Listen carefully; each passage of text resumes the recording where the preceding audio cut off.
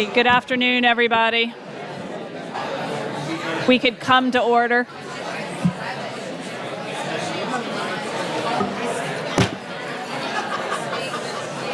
All right.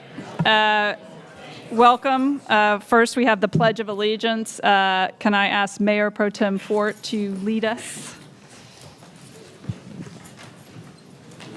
To the flag of the United States of America, and to the republic for which it stands, one nation, under God, indivisible, with liberty and justice for all.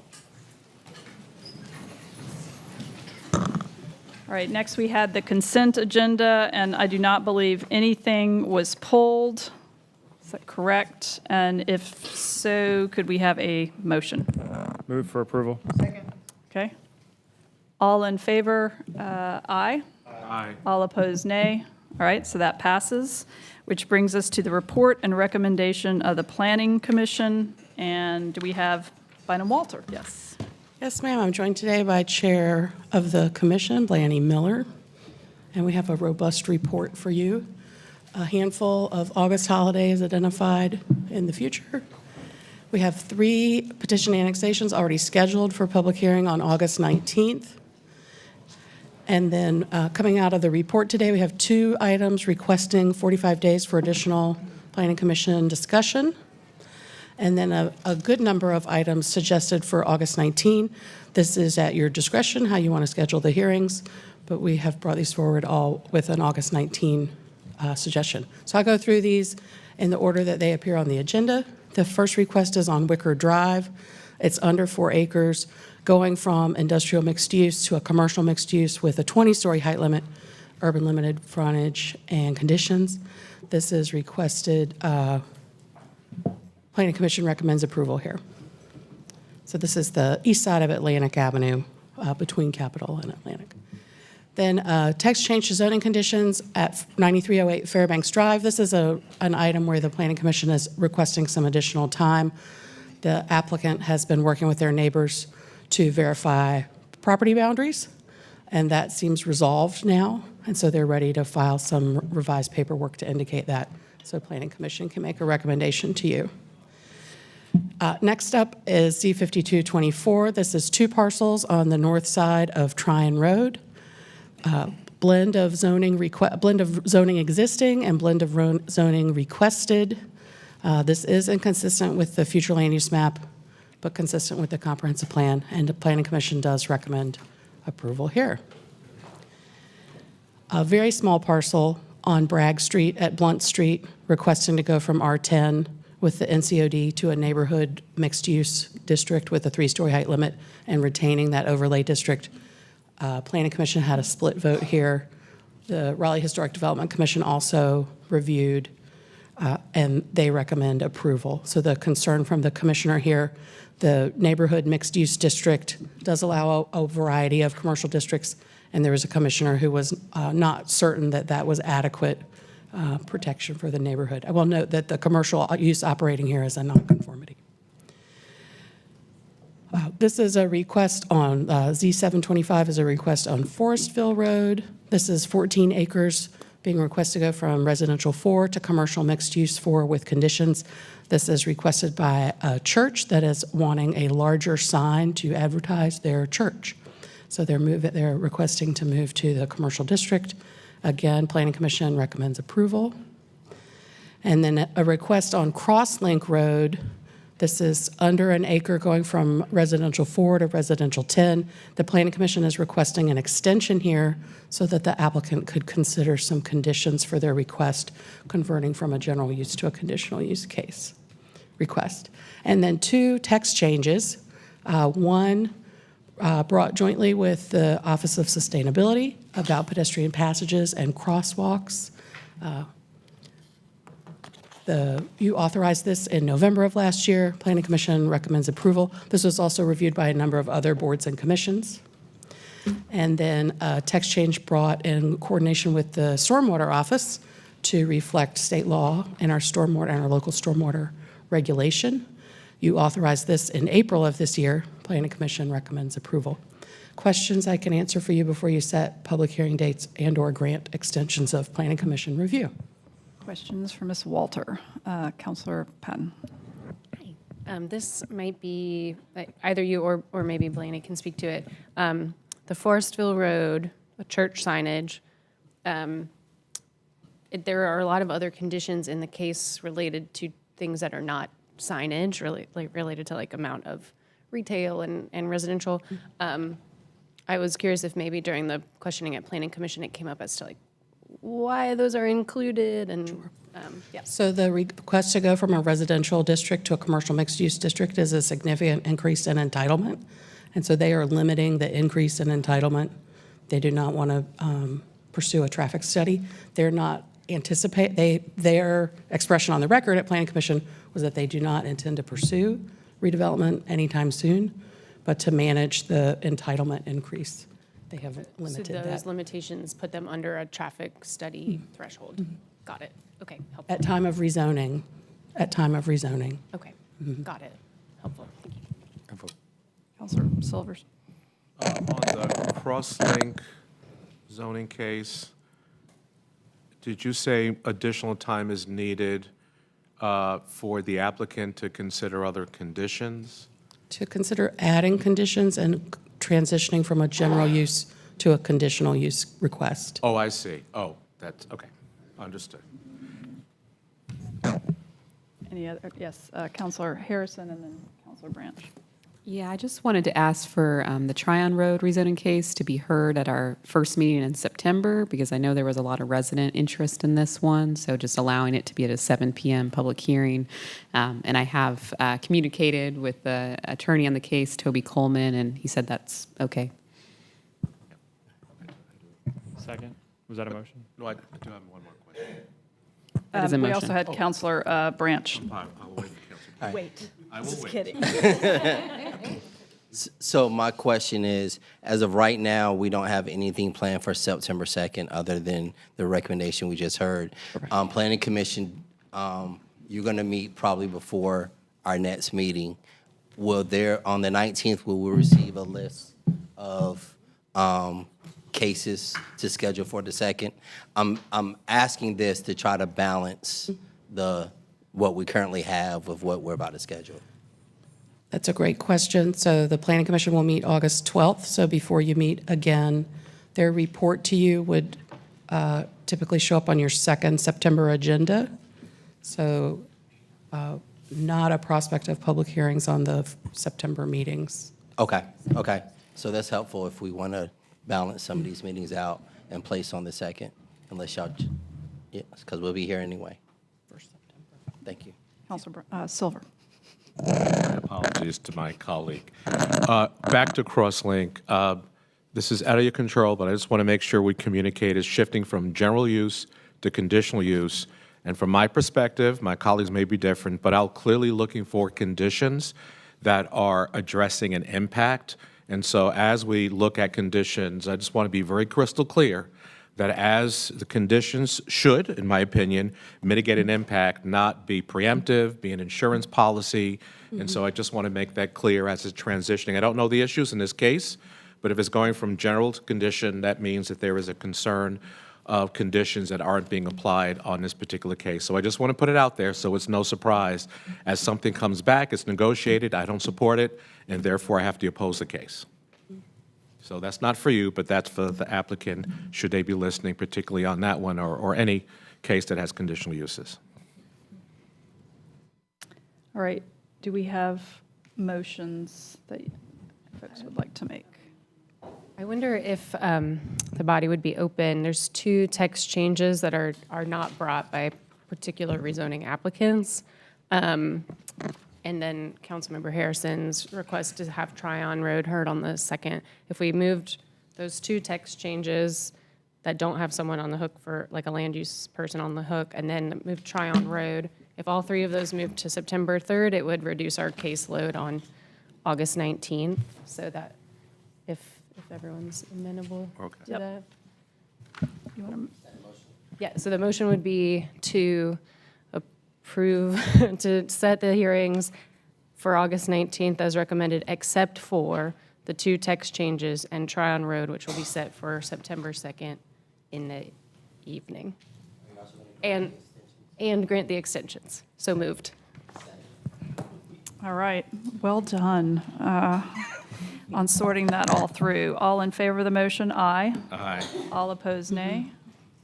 Thank Can you. I just take a minute to acknowledge my partner in crime, Chair Blaney Miller, who's stepping down as Chair of the Planning Commission. She'll continue on the commission, All right. but she's been a Thank you.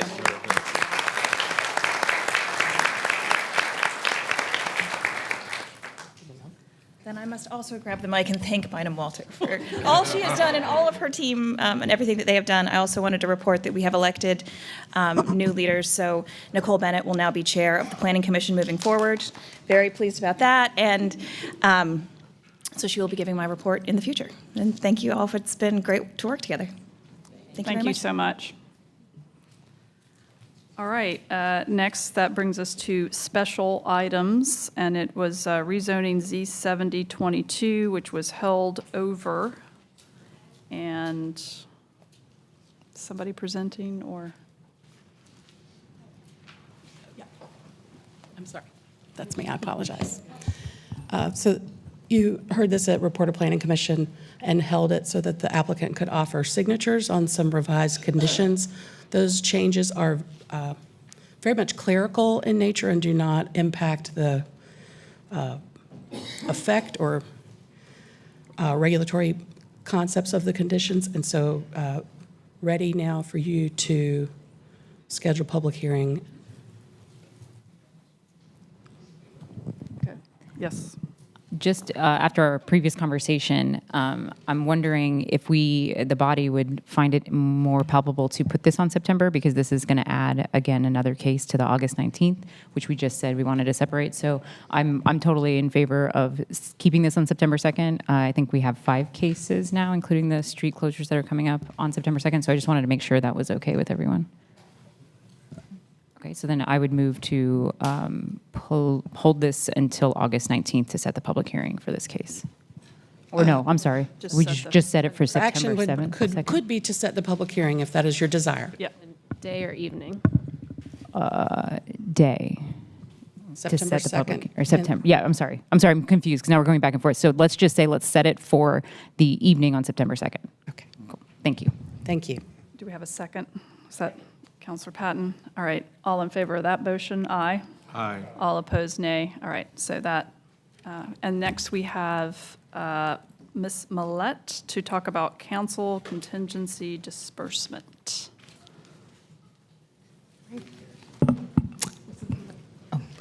Good afternoon, Mayor and Council. I'm excited to be before you all today to talk about council contingency recommendations, or as I like to say, this is your opportunity to be Oprah, right? You all asked me to come before you to talk about your rules around being Oprah. Just as a reminder, as this is the beginning of the fiscal year and you all are starting off with a new bucket of dollars, I'm going to talk about the process, go over your balances, and then you have 2 requests before you. So what are council contingency funds? Council contingency funds are discretionary funds, budget annually in the city of Raleigh for $150,000 for council's use to be used during your budget deliberations or throughout the fiscal year, and it does require a council vote. What are the restrictions that we put in place last fiscal year? It can only be used for a public purpose within the city's statutory authority. The agency's activities must be consistent with the city, state, and federal legal requirement, not to be used as a gift of public funds. Raleigh residents must benefit, not to be used for the requesting agency's personnel, and they cannot be a recipient of current grant funds from the city of Raleigh, and then the agency must be registered with the Secretary of State. What does the process look like? Agencies contact you all directly. At the direction of the council member, you work with your PA. They work with the agency to make sure they're registered as a vendor so they can receive payment. They must have a nonprofit status under state law. We must have their tax identification number, and then we add the item to council agenda for the meeting. After you all have approved the request, the agency submits an invoice laying out, making sure it aligns with the request that you all have submitted. They sign a contract, and then we disperse the funds. So here's your new balance. What you have before you in the agenda today are two requests. The mayor's requesting council contingency funds in the amount of $1,000 for A's for Kids. Councilmember Silver is requesting $7,500 for the North Raleigh Arts and Creative Theater. I will now ask for you all to take a motion on that vote. All right, all in favor of the motion, aye. Aye. All opposed? And that passes. Thank you for the educational refresh. You get a car. You get a car. Thank you. All right. Okay, next we've got the street closing, STC 05-2023 Woodside Drive. Amanda Jones. Good afternoon, Madam Mayor and council members. My name is Amanda Jones of Transportation. So we have 2 citizen-initiated street closing petitions to go over. So we do have an updated process, and the 2 closures are non-conforming with our Woodside Drive and Willow Street, and then we'll have the council action. So updates to the current process were presented during the April and May Transportation and Transit Committee due to multiple applications not conforming to the previous requirements. And the committee recommended an additional step with the process to get heard by council. So City Council adopted this recommendation in its June 3rd meeting. So the area in yellow is what we're adding. So we will now be taking this as a special item for these non-conforming petitions and giving you a presentation so you can act upon them. And here the 2 are. We got Woodside Drive. The area indicated in red is the closure area. It is to the west of 300 Dartmouth Road, and it is just on Dartmouth Road. So that closure area is 0.124 acre. Woodside Drive was dedicated on Book of Maps 1955, page 125, as part of the Farrier Hill subdivision. The applicant proposes $128,000 compensation for the closure, which is equal to the estimated increase of value to the applicant's property for the closure. And staff were not able to determine that the closure of the right-of-way was in alignment with the 2030 comprehensive plan and the public interest. So that's why it's here today. And our next one is Willow Street. So it's the complete right-of-way, which is just to the south of Conham Elementary and to the north of Edmond Street. So this closure is 0.16 acre. Willow Street was dedicated on Book of Maps 1920, page 232, as part of the subdivision of W.L. Johnson and E.B. Crow. The applicant was requesting permission to close Willow Street right-of-way without signature from the adjacent neighbor at 619 Edmond Street, who objects to the closure. Staff obtained an appraisal, which indicates the adjacent properties will increase in value by $163,000 through the street closure. And to close the street, council must find that the closure does not deprive any individual owning property in the vicinity of reasonable means of ingress and egress to their property. And the last part would be the council action. So we have 2 options here today, which would be council can adopt the resolution of intent to close either or both streets and schedule the hearings for September 2nd, or staff can discontinue the process of either application. Thank you so much for the presentation. Do we have questions for staff? Yes, Councilor Silver. Can you go back to the second one? Yes, sir.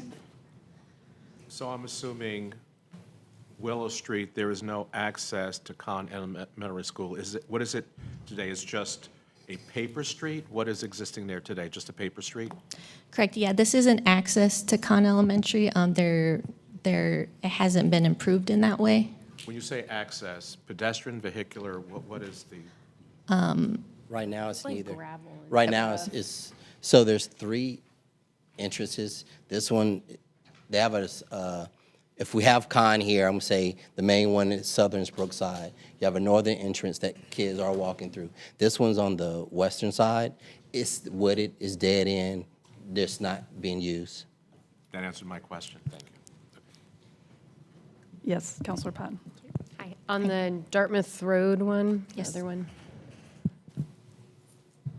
Can you speak to any desire that staff has to create a connection between Dartmouth and St. Albans? And is this a preferred location for a future connection? So this would not be due to the geography of the parcel to the south there. So it's unlikely that that would ever be improved to go to St. Albans. Thank you. I didn't have a question. I was just prepared with a motion. Okay. I was just going to note that one of these cases, well, both were heard in the Transportation and Transit Committee. Willow Street, there were folks who were there that were opposed. And we believe that advancing this to a public hearing would be the correct forum for folks to then sign up for and against. So ultimately, we'll make that decision at the public hearing. So I'm going to move both of them. Can I do them at the same time, City Attorney, or do I need to do them separate? Brandon's nodding yes, so I'm going to go with yes. Yeah. So I move to adopt a resolution of intent to close both of the streets, Woodside Drive and Willow Street, and authorize a public hearing for both on September 2nd, 2025 in the afternoon. Second. Evening? Evening. In the evening. Second. All right, thank you, and well said on the reasoning behind that. Any other questions? All right, all in favor of the motion, aye. Aye. All opposed, nay. We will see you on the 2nd of September.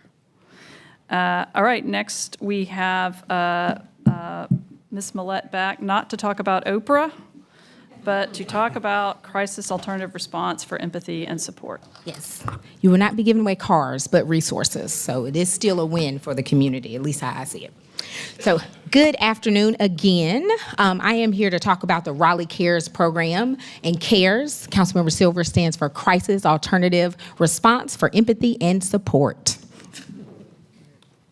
So we're going to go quickly over the program, talk about operational updates. I'm excited to introduce you all to the program managers for each of those components, and then we'll talk about next steps. So if you recall, we did a lot of research about a year and a half, as well as a really extensive community engagement with the community, and we landed on 4 components of our alternative response program. One being a care navigation program, which is housed out of our Housing and Neighborhoods group. We have mental health professionals and peer support specialists who do follow-up care in order to help people in the community that are at risk of losing housing in order to help reduce their exposure to mental health issues. We have a co-response team that we've actually had for almost 5 years out of the police department, which is made up of mental health professionals and police officers.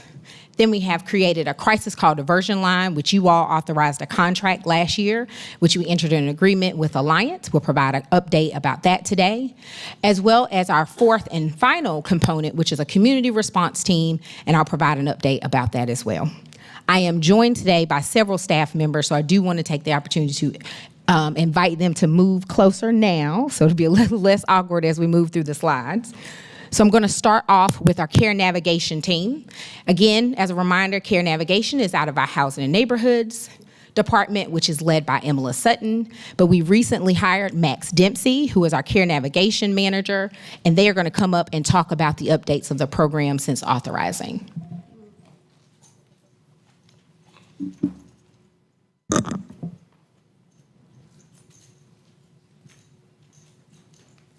Good afternoon, Mayor, Mayor Pro Tem, City Manager, and Council members. I'm Max Dempsey, the Care Navigation Manager for the Care Navigation team housed in the Housing and Neighborhoods Department at the city. I'm here to give an update on the progress of Care Navigation and speak a bit about the heart of what we do and why. Homelessness is a housing affordability problem. We know rising costs of rent and cost of living directly affects how many people in our community experience homelessness. The Housing and Neighborhoods Department is committed to finding solutions. One solution is the Care Navigation team. We source community partners and existing City of Raleigh infrastructure to combat homelessness and get our participants directly connected to other services at their request. Effective solutions target root cause, housing costs and support. In Care Navigation, this looks like intensive case management, while at the same time honoring the autonomy of our participants. Care Navigation provides connection to housing resources and follow-up care for people in crisis who have a housing instability concern. We've been strengthening relationships with community partners, because we know we are stronger as a community when we work together. Our community is healthier when everyone has access to housing. Care Navigation is committed to keeping or placing participants into homes that they can sustain. As we know, the more folks we can keep in housing, the stronger our community becomes. So updates. We're fully staffed. Our team has 3 members who share the workload. Our peer support specialist, Rebecca Neville, has already hit the ground running in the last month and is well on her way to housing more households.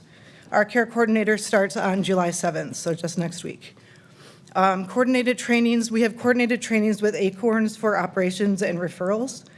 A partnership between Care Navigation and Acorns has grown while the CARES program has grown. We have had an all-staff, all-day workshop where we discussed our individual teams' roles and figured out what the referral process will look like. We also did a soft launch in May, and the full program will launch in July once Gelada, our technical vendor, is live. So outcomes, just briefly. So we've housed 2 individuals, and this is just since May. A total of 5 households have increased access to services. We were able to find resources to get a medically vulnerable woman into temporary shelter during the heat wave. Her and her husband are actively participating with us in the search for a home for them and their animals. And I'll leave you with one short story that amplifies the joy of doing this work. One gentleman we are helping is a wonderful guitarist. He told me he hasn't played for years because he didn't have the opportunity while living outside. He's been homeless for 10 years. The first week he was in his new apartment, he played me a song he had composed while in his new space, and it sounded wonderful. Thank you. Thank you, Max. Wanted to introduce you all to not just her team, and their story and their wonderful work they have done. Again, as we've said, that we know there's a direct connection between housing and mental stability. Can I just ask about Yes. the Bringing Neighbors Home program and the folks housed through that? So this is now a different program starting, Yep. and how did the 2 coordinate, or do they not coordinate? I'll let, actually, Emila come and answer that question for you.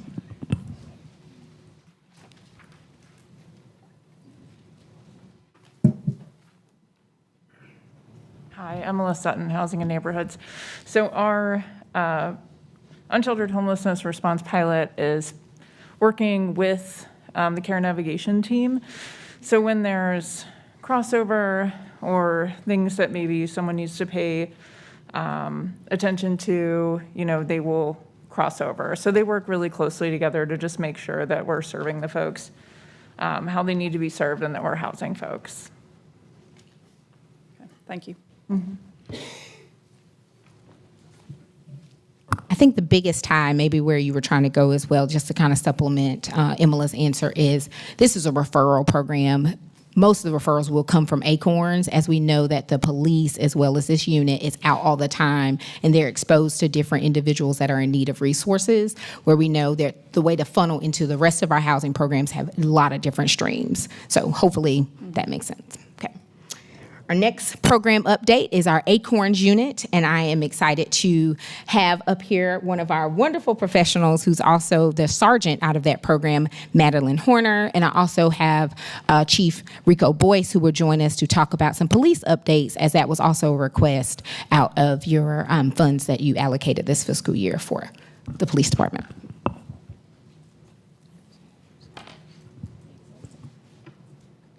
Good afternoon. It's wonderful to be here again. That's not the right button. All right. So a lot of exciting things have happened for Acorns in this last quarter. We launched our Gelada system, our database that the ARPA funds have assisted us in purchasing and doing. It went live yesterday, and we are actively backfilling all of the referrals that we've received since our inception, and inputting the new referrals as we go forward. So hopefully in the near future, we will have a lot of really good data updates for you guys. And I'll have some slides to show with what the database is actually starting to look like. How many referrals have you had, just ballpark? Since we started, we've had about 1,600 referrals. And those are unique referrals, not duplicates. Thank you. We are currently fully staffed with our social workers. That includes the social work supervisor. They're all completely onboarded, and we are really looking forward to being able to now expand into weekend and evening shifts and increase the scope of our services, in addition to being able to answer more live calls directly from the dispatch center, now that we have the staff to do that. We've continued our partnership with the VA and the Veteran Affairs group through the governor's office. Last year, from September to December, we made 30 unique veterans connections and participated in 30 veteran-specific outreach pop-ups. This is a screenshot from the training of the Gelada database where you can sort of see, we can run reports to see how many referrals we've had, what kind of services they have, and again, we're modeling this and the reports that we'll be able to pull from like the Durham Hearts group. So the data that they're being able to put on their city's dashboard, we should be able to put similar data on to our city's dashboard. This is what the face encounter would look like when we click on one of our referral individuals. We can identify what kind of encounter, what kind of services, how long it took us to work with that person, and track where the referrals have gone, whether or not they've been picked up by a service provider or if we need to make a new referral. And this is another example of what that will look like as we track all of the individual contacts that we get running through. We continue to partner with Alliance Health for the crisis intervention training. We host several classes every year. And the Acorns, we teach a section in the CIT class on responding to unsheltered individuals in addition to the overall mental health training that the CIT class provides. We were just notified that one of our officers received an award. So I did want the chief to be able to talk about that because as Madeline was referencing our crisis intervention training, if you all recall, your action that you took in November was to give us some more funding in order to continue the training across the police department, as we knew that was a request from the community. And we know sometimes that is a gap. We know the officers have a lot that they are faced with. And one of the things that we've seen across the nation is when they do have this crisis intervention training, they're able to de-escalate and we're able to move them towards resources and not necessarily enforcement all the time. So I did want the chief to be able to talk about one of his officers who received some recognition for this training. Good afternoon, Mayor, Council, Rico Boyce, Chief of Police. Yes, with the CIT training, one thing that I am very proud of is once officers receive the training, no matter where they go inside the department as far as a promotion, they still have that training that they can carry throughout their career. Here just recently, a couple of weeks ago, Detective Jeremy Pearson, who was initially on the Acorns unit, he got promoted as a detective, and now he's on our Family Violence Intervention unit, but he also still had this training. Well, he was recognized as the CIT Officer of the Year for Wake County. So that is very huge, that this is not just training that they can use for the moment. This is something that they can use throughout their career. And I'm very happy and very appreciative of Alliance and NAMI in recognizing him as the CIT Officer of the Year here in Wake County. So he's not here today, but just want to give him a shout out for the work that he's done. And like I say, he's a former Acorns officer that, like I say, now is a detective and he's still using this training. Repeat his name again, just. Jeremy Pearson? Okay. Yes. Thank you. Thank you.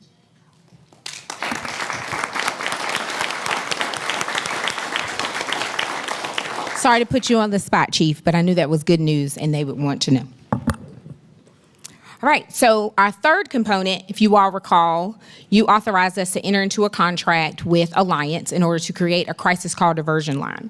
So I'm going to ask he's right behind me to the left, so sorry. Our director from our emergency call center, Mr. Dominic Nutter. He is also joined by Jacob Butcher, who is our assistant director and who will be over the program. Good afternoon, Mayor, council members, city manager. Dominic Nutter, Emergency Communications Director. Currently, we have developed a training outline for the counselors once they come on board so we can prepare them to ensure that we can properly welcome them into the team to ensure we can have a smooth output to ensure we can integrate them, to make sure everything works, to ensure the transition is smooth, because it's going to be new for them and new for us. So we want to make sure everything works well. The one thing that we understand is that right now, the vendor is still hiring people. So we did not begin on 1 July as we intended. So we're having a slight delay right now. So we are standing by right now. So we intend to kick off our crisis intervention training effective 1 August. So we're preparing that with our employees. So we are starting that on 1 August. We should be done by the middle of September with all our employees. It takes about a month and a half because with our number of employees, it should take about anywhere from 6 to 8 weeks to get everyone done. And we should be complete by then. And hopefully we'll have the counselors inside of our organization, and we should be ready to begin once we get them on board. Subject to your questions. Yeah, questions for Mr. Nutter?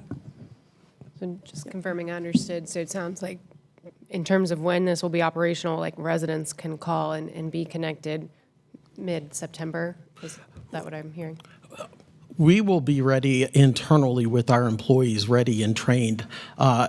From the time that the first counselor shows up, it should take them about, with our internal training with them, it should take about 2.5 weeks.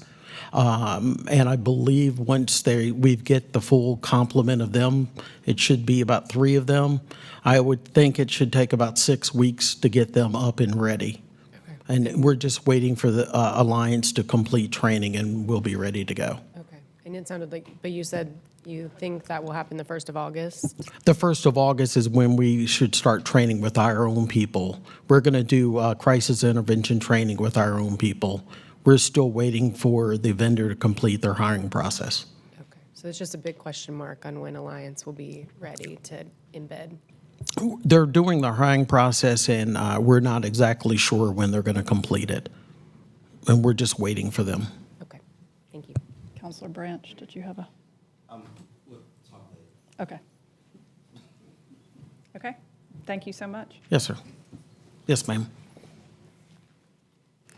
Yes, so there is a delay. Unfortunately, our contractor is having challenges with hiring, and so we are trying to allow them the space and the opportunity in order to get 3 licensed clinicians on board. They have re-advertised the role, so we're hoping that will help them. And so I don't get in trouble with the city attorney's office and employment pieces for our contractors. I'll leave it there.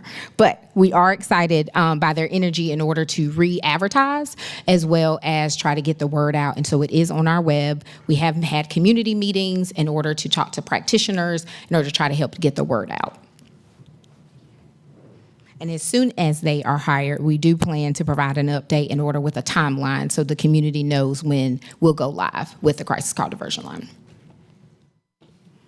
So our 4th component, which I know the community has been waiting to hear where we are. And so we are still, if you recall, that waiting kind of time clock there. We do have a proposed draft for what this program would look like as we are working through the mechanics with the Wake County partner as well as other licensed and different types of mental health providers. And so the components of this program is more than likely going to look like clinicians and peer support operating under a license.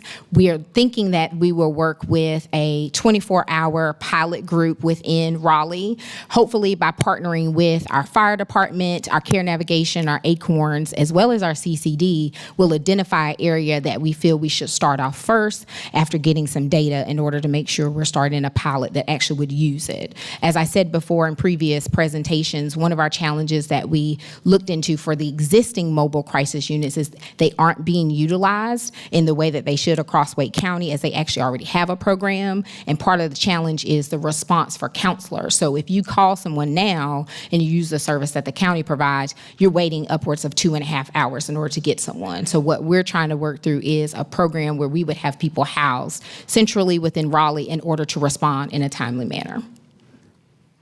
And we will provide an update when we get that agreement signed as well. So what are some of the other updates? You all authorized a position in the city manager's office. We have worked with HR, as you all are aware. We've gone through a comp study. So what we wanted to do in order to try to avoid some of those challenges with hiring is to wait until after the comp study in order to get a person in here at the proper hiring salary as well as a job description. We've done some benchmarking, and we think we have the proper position in order to go live as soon as the comp study is fully implemented. This position will be over the program development, their work on the coordination and the partnership between all of the programs that we have across the city, and they'll do oversight as well as evaluation, and they will be up here giving you all the updates when we have questions from the community, as well as building those relationships with the community and keeping up with our community partner meetings. We did recently have 2 community partner meetings where we provided some operational updates. We were joined by local service providers and community groups that are excited to get the word out when we go live with the CCD as well as the mobile crisis unit, but they are ecstatic over the work that we've done thus far with Acorns as well as the work out of our care navigation program. So what are some of the next steps? Obviously, continuing to implement our care navigation program. Once we are able to get the staff from our contractor on, we will implement our crisis call diversion line. The Gelada dashboard, we know was a community ask. We'll continue to push that out later this month, and we'll use that client software in order to connect our care navigation and do direct referrals from Acorns. We'll continue to design the mobile crisis pilot with Wake County. We'll also continue to build partnership and seek that feedback from those service providers and those individuals with lived experiences. And we'll continue our planning group meetings in order for program development and coordination and evaluation. I'm joined by all of the staff here today, but I want to say it didn't happen by just these individuals in the seats. It's also with community engagement, the city attorney's office, the Raleigh Fire Department, as well as everyone in the city manager's office. So I did just want to take that opportunity to thank everybody, even though they might not have come to the podium, couldn't have done it without them. We are available for questions. All right. Thank you so much for all the work and the update. Councilor Silver. Yes, thank you, Michelle. I had a question about the mobile crisis unit. You had mentioned mental and behavioral health. I don't know if you differentiate that between mental illness, and if the unit goes out, mental illness is something I think that could escalate to something worse. Yes. So just want to be able to understand, when is the unit, the mobile crisis unit, handle it, and then when is the police brought in?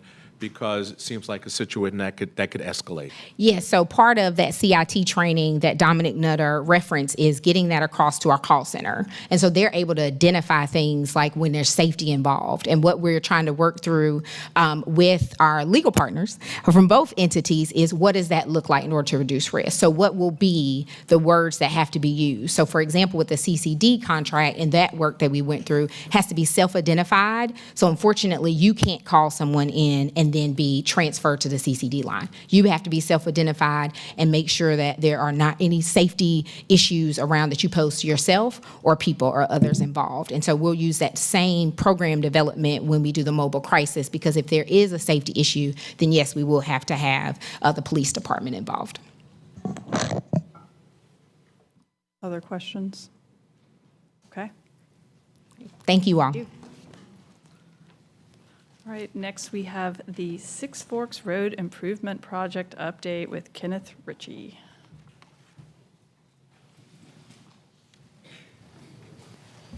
Good afternoon, Mayor and Council. Kenneth Ritchie with Transportation. It's a pleasure to be here with you this afternoon. I'm here with our partners from Engineering Services to provide a follow-up to the major projects update that we provided back in March, where we highlighted some continued challenges with the delivery of the Six Forks Road project. I'm going to run through a quick recap of the original scope, some of the project development timeline, and then we'll kind of get into considerations for next steps.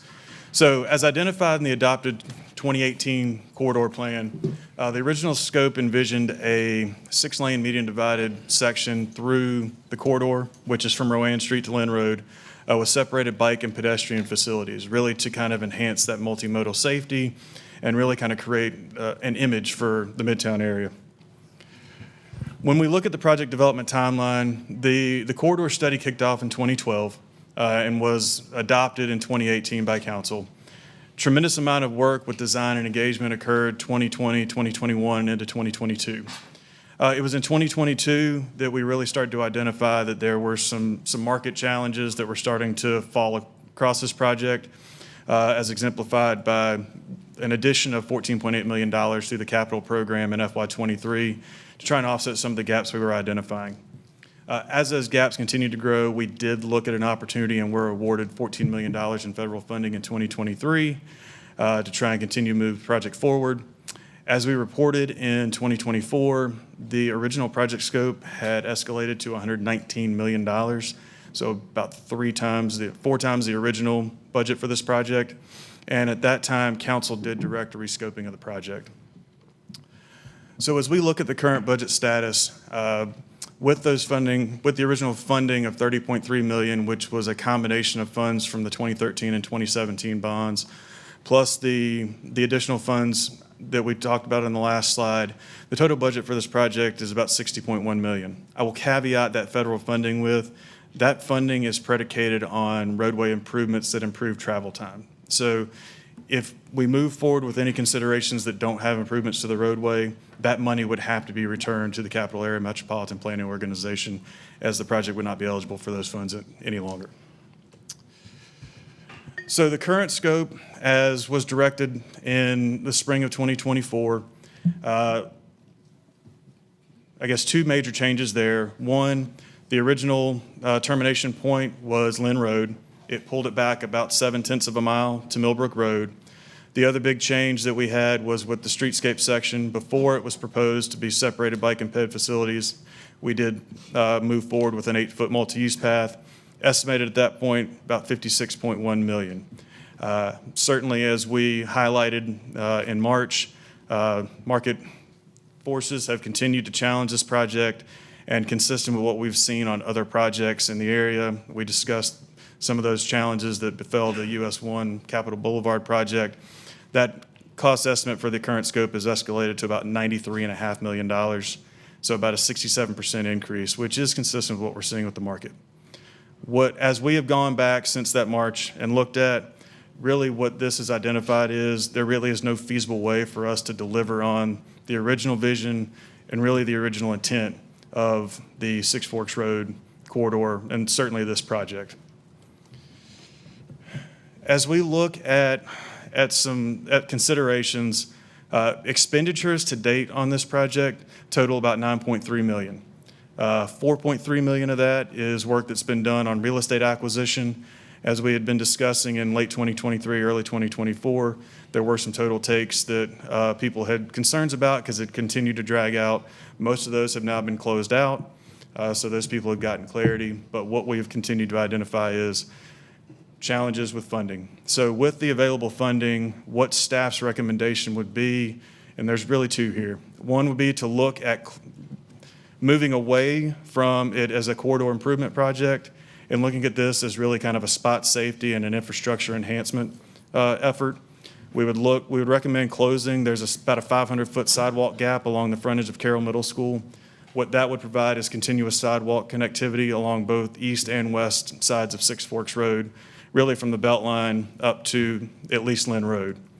With that, we would also look at improvements to the Millbrook intersection to make those crossings safer for pedestrians and cyclists, look at the proposed signal at North Glen, and look at the proposed signalized pedestrian crossing between Northbrook and Northwood, which y'all have seen throughout the community. Those are the high-activated crosswalks, or the Hawks, that we've seen. Really trying to enhance that connectivity across the corridor, because today really your 2 natural points are you cross at Rowan or you cross at Millbrook. So about a mile in between opportunities to cross the street. The other option, that estimates at about $7 million, so the total expenditure against the budget would be about between $16 and $17 million with that option, or certainly we could cancel the project in total, and our only expenditures on that would be the $9.3 million that we've already realized through the efforts that have gone on. With these 2 options, this does provide some available funding, and looking at some considerations for that funding. As you recall, with 2 recent projects that we brought before you for bid awards, we had to scale those scopes back to bring them within budget.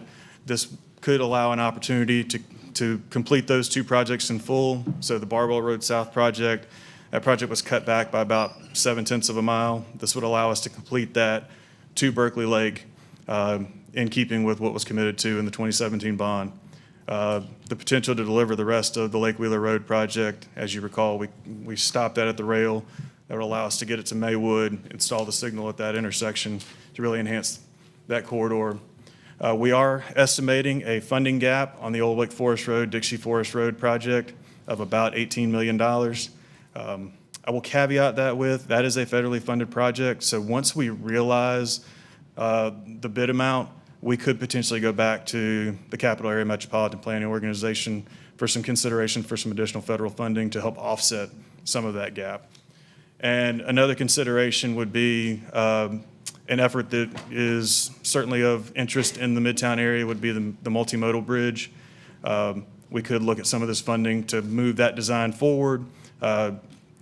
Given the scope of that, the size, knowing that we're crossing a major highway, it is going to likely require federal funding, so being able to move the design forward would position us to put forward a competitive bid for a federal application in the future. So requested action today would be to direct staff on how to proceed with potential improvements to Six Forks Road, and for any residual funding, provide feedback on priority considerations for staff to assess. And I will, just as a reminder, anything that moves forward with Six Forks that doesn't include the road widening, we will have to return that federal funding to the capital area MPO. And I'm happy to take any questions. Thank you, Mr. Ritchie. First, we have Councilor Lambert Melton. Thanks. For purpose of providing direction, one, I'm really glad to hear that some of the funds has gone towards the acquiring those properties that were going to be a whole taking. I think the biggest takeaway I received from the last time we had to go through this process was there were folks that were just in limbo, and that's just not what we want people to do, the position we want people to be in. So I'm glad that's taken care of. Obviously, I won't, beat a dead horse. This is very disappointing to have this in front of us again, but dealing in the reality of the situation, I would like for us to do the sidewalk gap on Carroll, in front of Carroll Middle School. I'd also like us to do these signalized pedestrian crossings at Northbrook and Northwood, the new signal at North Glen, and intersection improvements at Millbrook. I think that at least addresses the safety and connectivity concerns in the corridor. On the other possible funding considerations, I think if we can keep some of this money in the area, then that makes a lot of sense since it was supposed to be going here. And so designing the Midtown Multimodal Bridge, I think would be great, get that shovel ready for federal funding. And then I would like to see the entirety of the Lake Wheeler Road project completed to its full scope, as well as Barwell Road. And then if there's anything left over from that, it could go towards the Old Lake Forest Road. But my priorities would be plugging these gaps and safety concerns on the corridor, the multimodal bridge, and then the two roadway projects that we are planning to start construction on or are already constructing. Okay. Councilor Silver. I concur with everything my colleague just stated. Being newly elected to the district, this was a corridor project of extreme interest, but we can now see the escalation in costs, which makes it just impractical or impossible to do. Just want to add a question. In a previous meeting, is Six Forks a state facility or a city facility? So Six Forks is a state facility. It is, because I had talked about the potential of painted crosswalks. And is it scheduled to be paved anytime in the near future? So I know NCDOT has the section north of Millbrook on their repaving list. We will have to coordinate with them on what that would look like with potential change in direction on this project. Okay, from the standpoint of that southern section. Since it's a state facility, because I had expressed some concerns about crosswalks, but I'm pleased that there'll be safety improvements along the corridor we're talking about. The only thing that I would add is that I would strongly urge city manager to work on a public engagement process that involves capital projects. There's no question this is a city that values public engagement. But when capital projects are involved, the plan was in 2018, 2021, 2020 and 2021 was engagement. 2022 acquisition started. When it comes to capital projects, we understand planning, which is policy, but anything tied to funds, I think we really have to sit back and figure out, talking to community about the expectations of how long engagement is, because as things go on, this went from the 50 million range to the 90 million range. And so I'm not saying that was all engagement, but we have to be quicker from the time we have those capital funds committed to the actual construction, if we could narrow that down, my hope is that we can keep the estimate more in realistic terms than it doubling, almost doubling in size. So that's something I strongly suggest. We'd have to explain that to the public. They may have 1 or 2 opportunities to weigh in versus a year-long engagement, because that year can cost $10 million, and we have to kind of weigh, how do we get this important facility done, but also listening to the public. So that's something I'll put out there, not just for road projects, for all capital projects. I just would hope that we don't get put in this position because we have bad news to deliver for people who are expecting a very important project. Councilor Patton. Yeah, and kind of building on that, I want to make sure we don't land the full weight of any of the delays and cost escalations on the residents here. I do think when we last heard the major project and bond update, there was a big takeaway that for all of us, lesson learned, we're going to make sure that in any future bonds, we're closer to being shovel-ready before we put the package forward. But I do wonder, and Mr. Ritchie, I don't know if you can answer this, or maybe I think Councilmember Branch has been here since the inception. I do think some of the responsibility lays at the feet of the folks who sit in these seats. Were there any significant delays based on deliberations of previous councils? Did this spend time in committee or anything like that? So I wasn't here in the initial conception because I wasn't on council in 2012, but I did come on around 2015. I do know there were some delays in trying to get continued feedback and continued information between 2012 and 2018. And I think if you just look at that 6-year gap, our country changed a lot in that 6-year gap. So I think that caused, and then that led to more delays when we came back and said, hey, this is what we're looking at. And we asked, well, we need more feedback, and we need more feedback. I agree in feedback, but we have to also put some type of time limits on it and things. And I think part of it there was some disagreement within the community on what they wanted to see as well. So unfortunately, the math is the math, and we just don't have the dollars, and values have gone up. And I definitely support the recommendation by Councilor Lambert Milton and Councilman Silver. Yep, for sure. I just want to make sure, sometimes our own indecision and our own deliberative process, I think, can sometimes be the sticking point as well. And we've had a lot of turnover in who has represented this part of the community as well over the time frame. That's fair. I do have a handful of other questions. With the money with the consideration, if we just do the spot improvements and then kind of re-envision the use of the other funds, some of the projects were tabled, some of the projects from the bond were tabled. Is this enough money to reinvigorate, say, the Marsh Creek project? So we do not estimate that this is going to be enough money to deliver fully. Marsh Creek Trail, we estimated about $34 million to complete that project, and that likely would deplete all of these funds. Got it. Okay.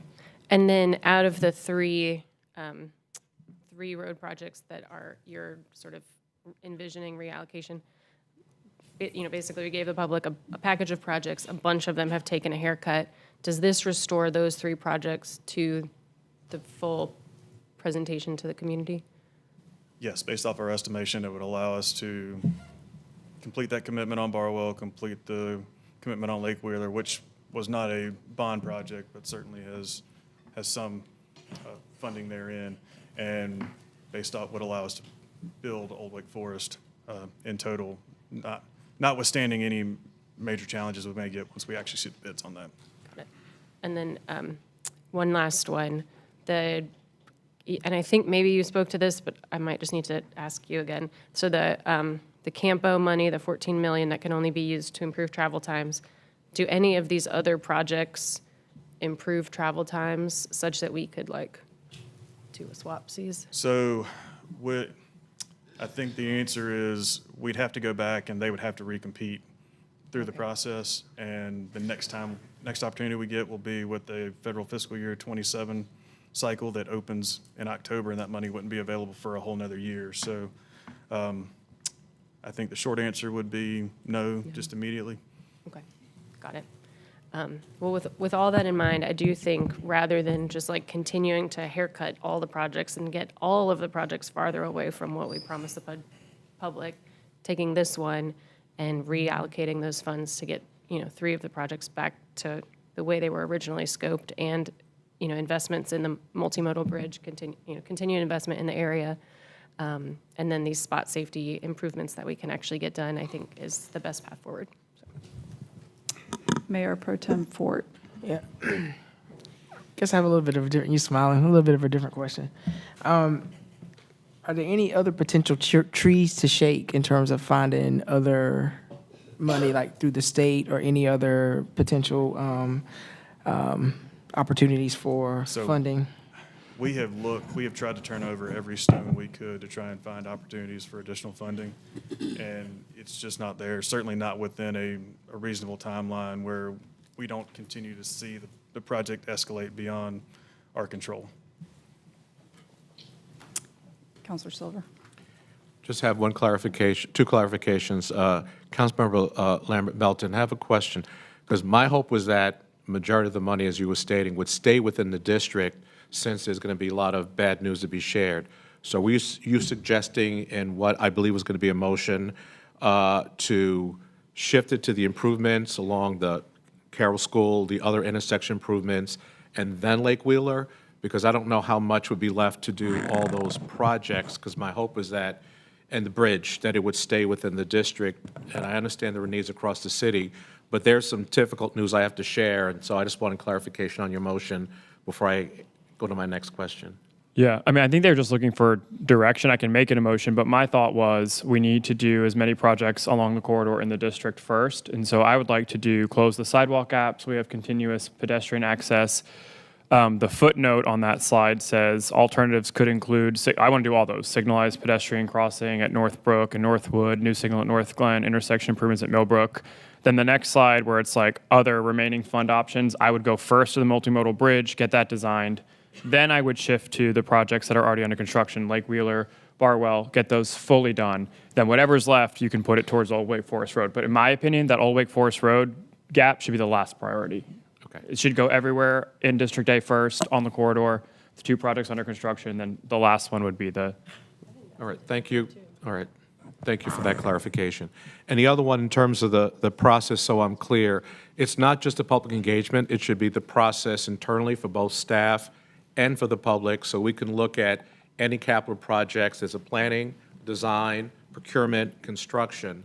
I think on the front end, the planning and the design should be carefully crafted where public engagement is, so across the board, for both staff and the public, there's a tighter time frame, particularly when there's funding available, so that we can ensure that those funds that we committed, you will not see that escalation, what now puts it out of the realm of getting constructed. So my comment is across the board for both staff internally and the public. Just have those expectations up front so people understand we're going to move very quickly to make sure this gets done.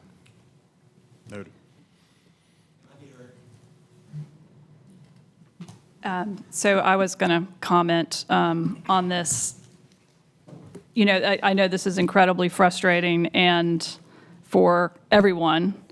And I guess I would also want to highlight, we've talked a lot about process, and it is extremely frustrating to hear 6 years for a corridor study, years of design. I mean, just, what are the ways we can do these things more efficiently? But I will also just highlight, I was land acquisition.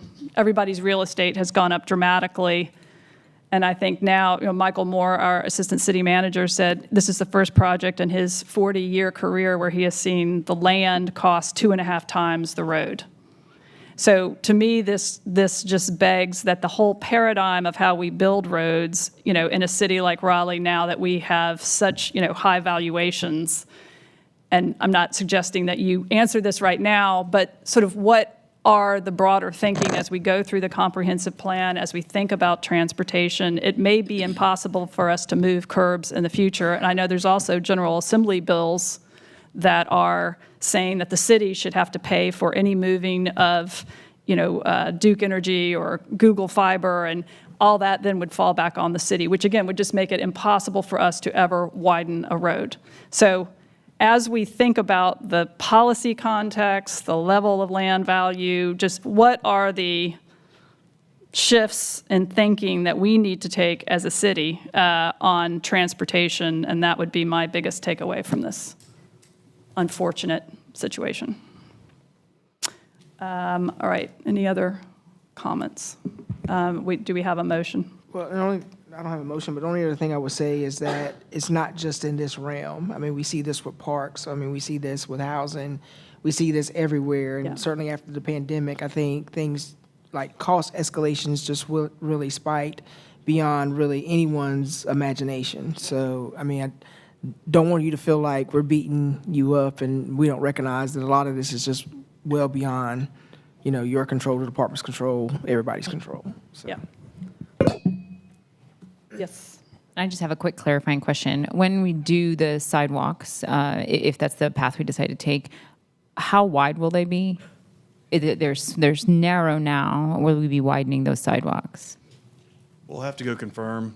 Typically, our standard for just sidewalk extension would be 6 feet. Part of what along that frontage of Carroll that we've got to be mindful of is they've got some champion oak trees along that frontage that we want to try and mitigate impacting. So that may play into the width, but certainly I think we'd be looking no less than 5 or 6 feet.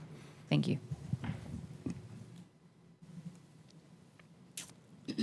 Do we have a motion? Do they need a motion? I mean, Yeah, we really can't allow you to speak right now because we don't have a comment. So moved to what I said earlier. Do I need to repeat all of it? Do you have it? You have a Cassidy? Staff recommendation. Okay. And I will second move that we approve the staff recommendation to fund the alternatives on slide 6, all of them, including the asterisk, and then to proceed with the remaining funds be allocated towards the considerations on slide 7, starting first with the multimodal bridge, then Lake Wheeler and Barwell Road, and the fourth priority would be the Old Wake Forest Road, Dixie Road project. Second. All right. Any other discussion? If not, all in favor of the motion, aye. Aye. All opposed, nay. And thank you. Thank you. All right. Next, we have an update on Citizen Advisory Councils from Nikki Jones, Assistant City Manager. Can I take just a moment? I just want to introduce and give a few comments before we get started. Excuse me. I want to begin by thanking our CAC chair and team who've been meeting with me and city staff over the past few months. Our conversations have been constructive, and I'm genuinely excited to share the progress staff is bringing forward based on those discussions. I also want to acknowledge the confusion and frustration surrounding today's meeting. I asked for this update to be included in our last council meeting for the sake of transparency. My goal was for the public to see the work that's been happening behind the scenes. Unfortunately, I came down with COVID on June 19th, and that knocked me out for a while.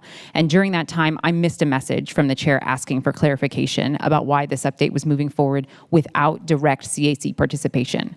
Once I understood the concern, I completely got the frustration. That's why I asked our CAC chair, Robert Rice, to join us today and share the CAC perspective. That inclusion should have been part of the plan from the beginning, and I appreciate everyone's patience. This also opened the door to a new idea, that the RCAC chair have regular check-ins with me and the mayor every 6 months. I think that's a great way to strengthen collaboration, and I've already reached out to the mayor and to hopefully get this on the books. Had I not gotten sick, I believe we could have cleared this up confusion before the agenda went out, but sometimes life has other plans. This process was never going to be easy or perfect, but I'm proud of how we've stayed committed to solving problems as they arise. Let me be clear. I'm deeply committed to uplifting the voices of residents across the city and to honoring the CAC network I was proud to help lead for 3 years. We're building something new together, and while there will be bumps in the road, I will always show up to address concerns and keep us moving forward. The silver lining in all of this is that we've strengthened our communication and reaffirmed the importance of both the liaison role and the RCAC chair's leadership. I truly appreciate all of the feedback, and I hope that we can take a moment to celebrate the hard work that both staff and our CACs have put in over the past few months. So thank you so much for all of your work as well, Nikki, and I just wanted to make sure we level set before we got started to get on the right foot. So Thank you so much. Yes, ma'am. Thank you. Good afternoon, Mayor, City Council, Nikki Jones, City Manager's Office. Today I'll be providing an update on Citizen Advisory Councils, specifically the progress we have made related to the February 6, 2024 motion. And that motion, in all of it, asked us to provide support to CACs in very specific ways. Briefly, this is a timeline. This represents about a year period prior to the motion. And what I'll add is, after that year, Deputy City Manager Tansy Hayward and myself have worked with Councilmember Jones, our CAC Chair, and others to kind of focus in on the assignment as we understood it related to the motion.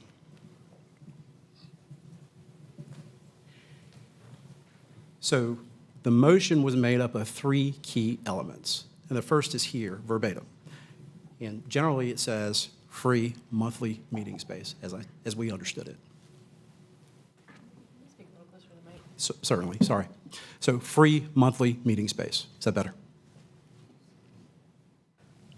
The second element, allow access to city-owned technology.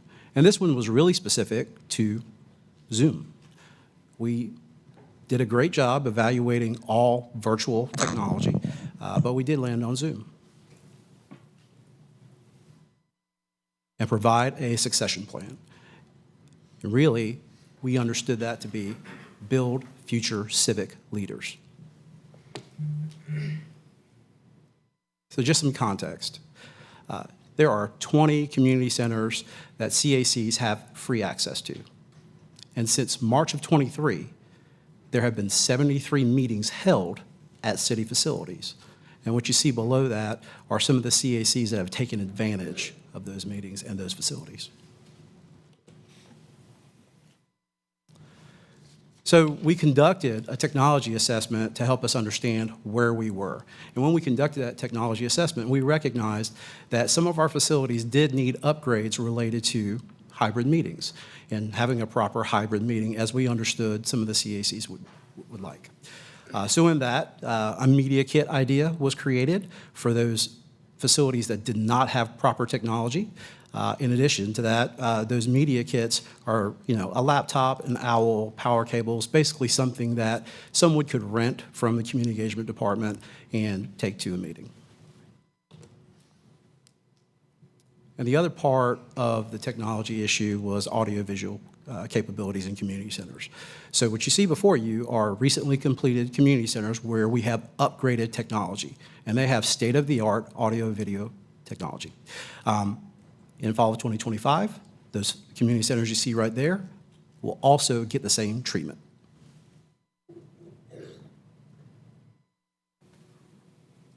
So for some time, we've been going back and forth on the proper solution.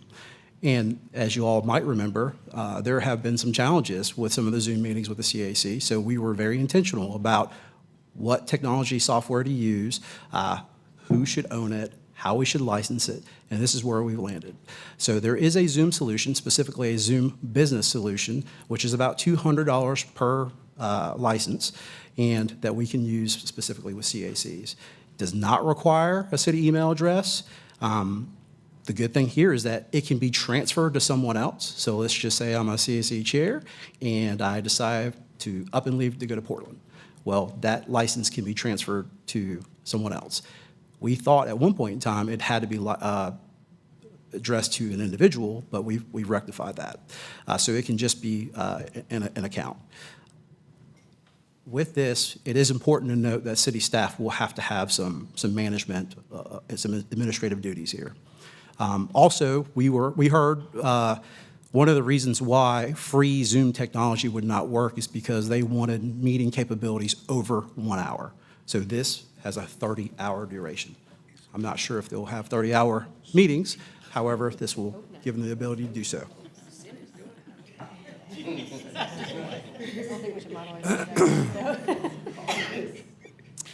So succession plan. With this, we understood that, building future civic leaders, finding those folks within the neighborhood college, the Citizen Leadership Academy, who wanted to be a part of CACs. So after having conversations, we landed on, having the ability for CAC folks to come to the Citizen Leadership Academy, the neighborhood college, to speak and kind of market themselves, if you will. In addition to that, we heard some desire from CAC leadership, or the RCAC, to have leadership training modules, specifically Robert's Rules of Order. Running a meeting, as you all know, is extremely important, and that was one of the desires. So earlier I said, the motion had 3 key elements, and that was the assignment as I understood it, as we understood it. In the conversations we had with the RCAC folks, there were additional items that they asked for. So we listened. We couldn't deliver on all the things, but there are some things that we thought we could deliver on. So the first thing you see here is generally 20,000 email addresses from past CACs. So, getting those email addresses, allowing them to send an email to see if those folks wanted to subscribe back to their CAC. That's an additional item. A website presence, okay? So we think we can do a website presence with the caveat of joining the engagement network. In addition to that, opportunities to share information to the neighborhood registry or existing residents. We thought we were okay with that. We think we're okay with that. We would just that'd be a staff responsibility. We would take the information from the CACs and then share that information.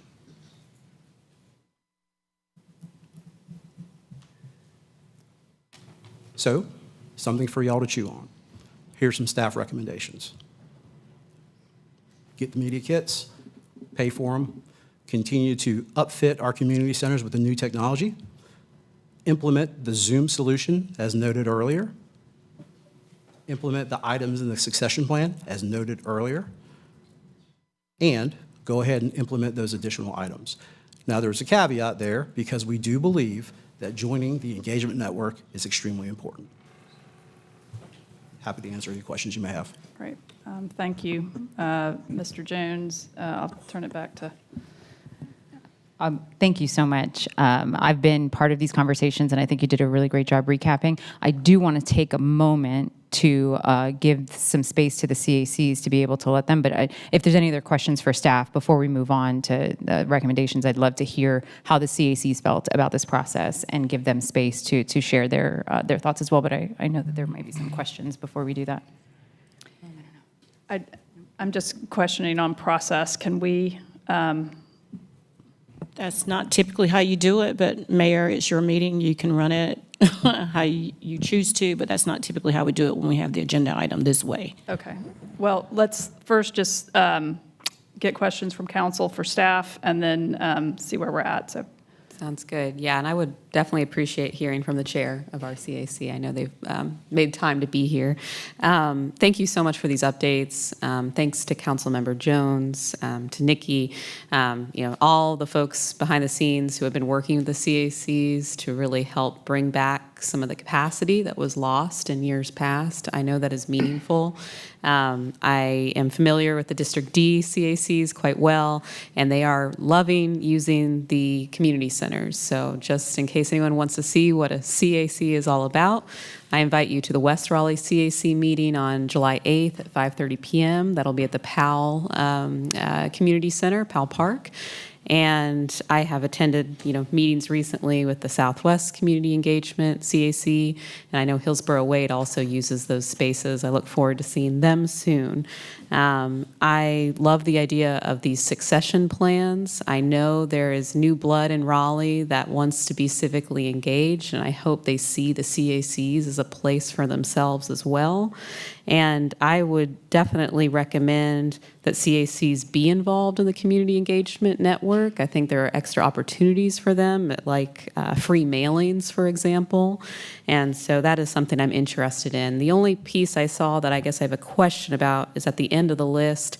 I don't know if the engagement network needs to happen prior to the implementation of these other items. I would say more concurrently. And then just a clarification on process before, because I know that was a question. When we last met, we had discussed doing this portion in August. So when I saw this today, that these are the recommendations that we're going to be voted on, that is not what we discussed in the meeting. So that's why I want to give them space to be here. That was part of the reason why I was making sure that they knew. I wasn't trying to exclude them. I thought this was just for information. So about process, and if this is something that we're going to choose to vote on, I think that they deserve a moment to share their perspective. So that's why deviating. And I also did text message ACM Jones yesterday, but I never heard back. So that's why I'm wanting to make sure that we get their voices heard. Okay, and I will just say on here, we have recommended action is just receive as information. So just so everybody is okay with that, we are just receiving these, and we understand that the CACs are also going to chew on these. So just, okay, so, but I will continue with questions. Councilor Patton. Yep. Hi, thanks. Couple questions. I too love the succession planning. North CAC has recently gone through a peaceful transfer of power, and so it can be done. And I'm glad to see that. I'm glad to build a system that allows that to happen. And so, just want to make sure I'm understanding. One thing I have heard in communities, separate from the 3 requests made, is the presence on the city website. If I'm understanding the additional items slide, it sounds like that's what that second bullet is, that they'll have a presence on the city website of some sort. If I could offer a point of clarity here, we generally do not let outside entities represent themselves on the website. That's why we suggest that the engagement network be the vehicle by which they do that, just as a point of clarity. Okay, so a resident would Google, would somehow land at the neighborhood community engagement network, and then they would see CACs, and it would click out to some dashboard. Got it. Yep. That would they would somehow be able to find, like, oh, I can go to Abbott's Creek on the 3rd Monday of the month. Absolutely, and theoretically, they'd just be able to type CACs and it'd take them to the engagement network page. Got it. Okay. As long anything that's helping residents go from like not knowing anything to being like, okay, I can go to Barwell Road next week and participate in this. And then I did want to ask questions about the technology option. We've in previous updates talked about this some as well. We know that some CACs have experienced some Zoom bombing in the past, and I wonder what our responsibility is. You know, if this is a city-owned Zoom account and then something untoward happens during the meeting, sort of where's the responsibility sharing there? Like what, if any, exposure or legal exposure are we creating for ourselves, et cetera? I'll try to answer the beginning of the question, then I'll defer to Madam Attorney. I know our IT department has looked into this, and then there are some security settings that we can put in place. Not to say that we can fix or mitigate all the risk, but I know there are some security settings that we can put in place. But as it relates to the legal exposure, Madam Attorney, I'll defer to you. Well, certainly we would work with the CACs to try to minimize any of those risks. And we understand, particularly using the business, the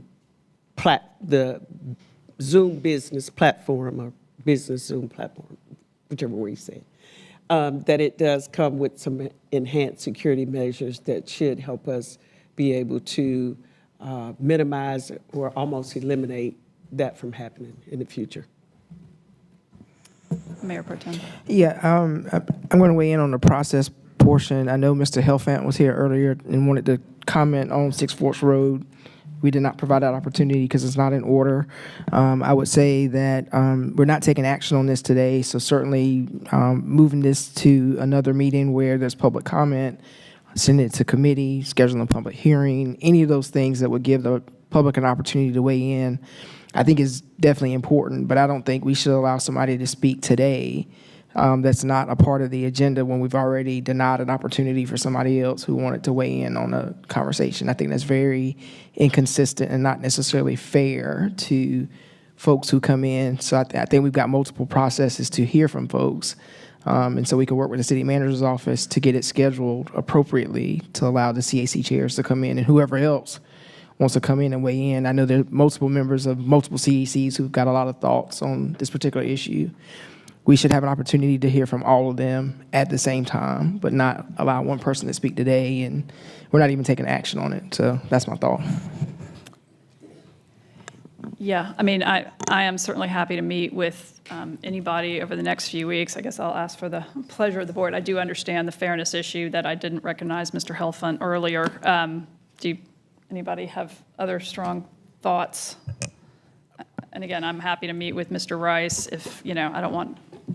Yeah, I mean, I just think it's all about just consistency from that standpoint.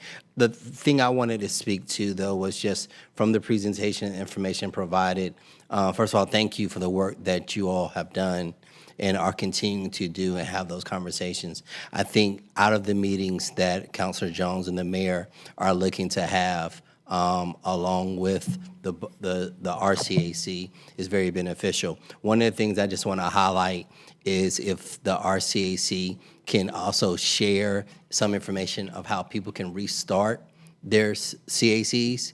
I know in particular, I've just emailed people when people have contacted me, but if we can just make it some way, and maybe there's something, and us working with them, we can at least share, hey, if you want to restart some of our, I don't want to say defunct, but I say resting CACs to get them active and going, I think is very beneficial. I have 7 listed here on the website that we do have up, but only 3 are active. So for me, that's very important on how we can we talk about getting people engaged, and we talk about what happens once they get engaged, but I think the issue we're having right now is getting them engaged. So whatever we can do there, I think is very beneficial. But again, I think out of fairness, I know Mr. Helfand, I saw him leave. I think we just need to be consistent with how we move around our agenda. Okay. All right, well, so then we are accepting this as information, and just to clarify process, and the CACs will have their own deliberations. Again, I think I and probably others are willing to meet. I'm happy to meet in July, so during this period with them in order to remain the consistency and not try to have that right now. And then we will come back in August with feedback from the CACs on this and then take action. Does that sound, I know Councilor Jones, you've been working hard on all this. Yeah, I will go, of course, with whatever the body says. I think my efforts to reach out to have this conversation that were not met with a response, and me saying come because this is our conversation and we were trying to hear from both sides. So I would still wish to allow Robert Rice to at least, it's not about getting the CACs, every individual's perspective. With the funnel of communication that we have created is a liaison and the chair, and I'm not asking for 10 people from CACs to speak. This is about the meetings that we have shared, what we have done, and our whole goal is to include CACs. So I would stick with that, but whatever the body decides, I understand that this is going out of the line of process, but I also I thought this was just informational, and then I got a note, right, or spoke to ACM Jones beforehand and thought there was going to be a vote today. So that's why I was pushing for that, but just wanted to put that out there. Okay. Well, let's just stick with the information for now. I will reach out to Mr. Rice and apologize for the confusion on process and talk with you, and then again can meet with folks in this interim period. I will be around. Thank you very much for your work. Certainly. Okay. Next, we have the report and recommendation of the city manager. Good afternoon, Mayor and Council, and I typically do the extra items at the end, but for the sake of the young adults that you see in front of you, I'm going to kind of reverse the order and recognize some special guests that we have here with us today. You will see before you in the blue T-shirts members of our Partnership Raleigh program, which is a program that was formerly housed in Housing and Neighborhoods. Now it is in community engagement. And they provide career exploration and paid internship opportunities to young adults in our community. We have two programs that we want to highlight today. First is the Pathways to Public Service Fellows, which is a 6-month cohort program for college juniors and seniors and some recent graduates who are interested in local government. So for those of us who have invested all of our times in this work, we are so excited to work with these young adults to make sure that they see the positive side of government so that they can too hopefully fill these seats when we retire one day. The second program is the Community Climate Intern Program, which is a collaboration between the Office of Sustainability, Raleigh Water, Solid Waste Services, and Engineering Services. And this is a 10-week program for college students, and they carry out the goals of our CCAP program. Today we have 15 fellows from the Public Service Fellows Program and 23 from the Community Climate Action Plan. So just want to give these young adults a round of applause. If you guys will stand up and be recognized.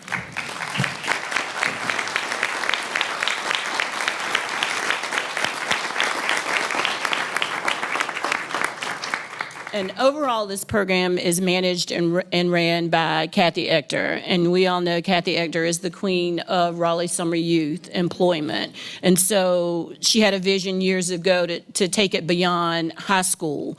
Once we get them in at 14 years of age or 15 years of age and they start working in our departments, now this is an additional opportunity to keep them on the hook to be local government employees of the future. So totally excited about these two programs. Happy to continue to support these programs. We told Kathy she can never retire. And I think one of the really fun facts about these programs is most of these employees end up in city departments. So not only do we put them out in the community, but most of them end up in here with us. So we're so grateful to have you all here with us today. It's a long meeting, and so I did want to give you the opportunity, if y'all needed to get out, to get out. So, but thank you for being here.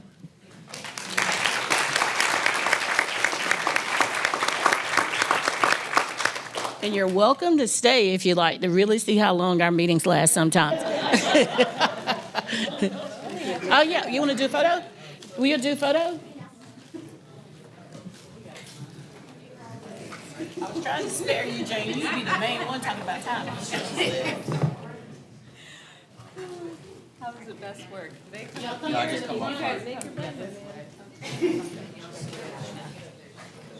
And there are some of us that are, shorter, so if you wouldn't mind allowing them to be in front, and some of us who are taller, got that gene.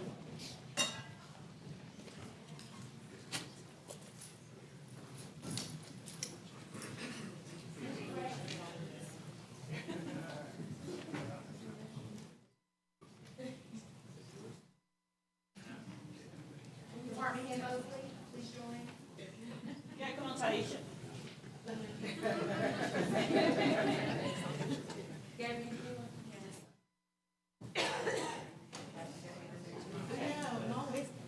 Can y'all squeeze in just a little bit? I feel like each other. Great.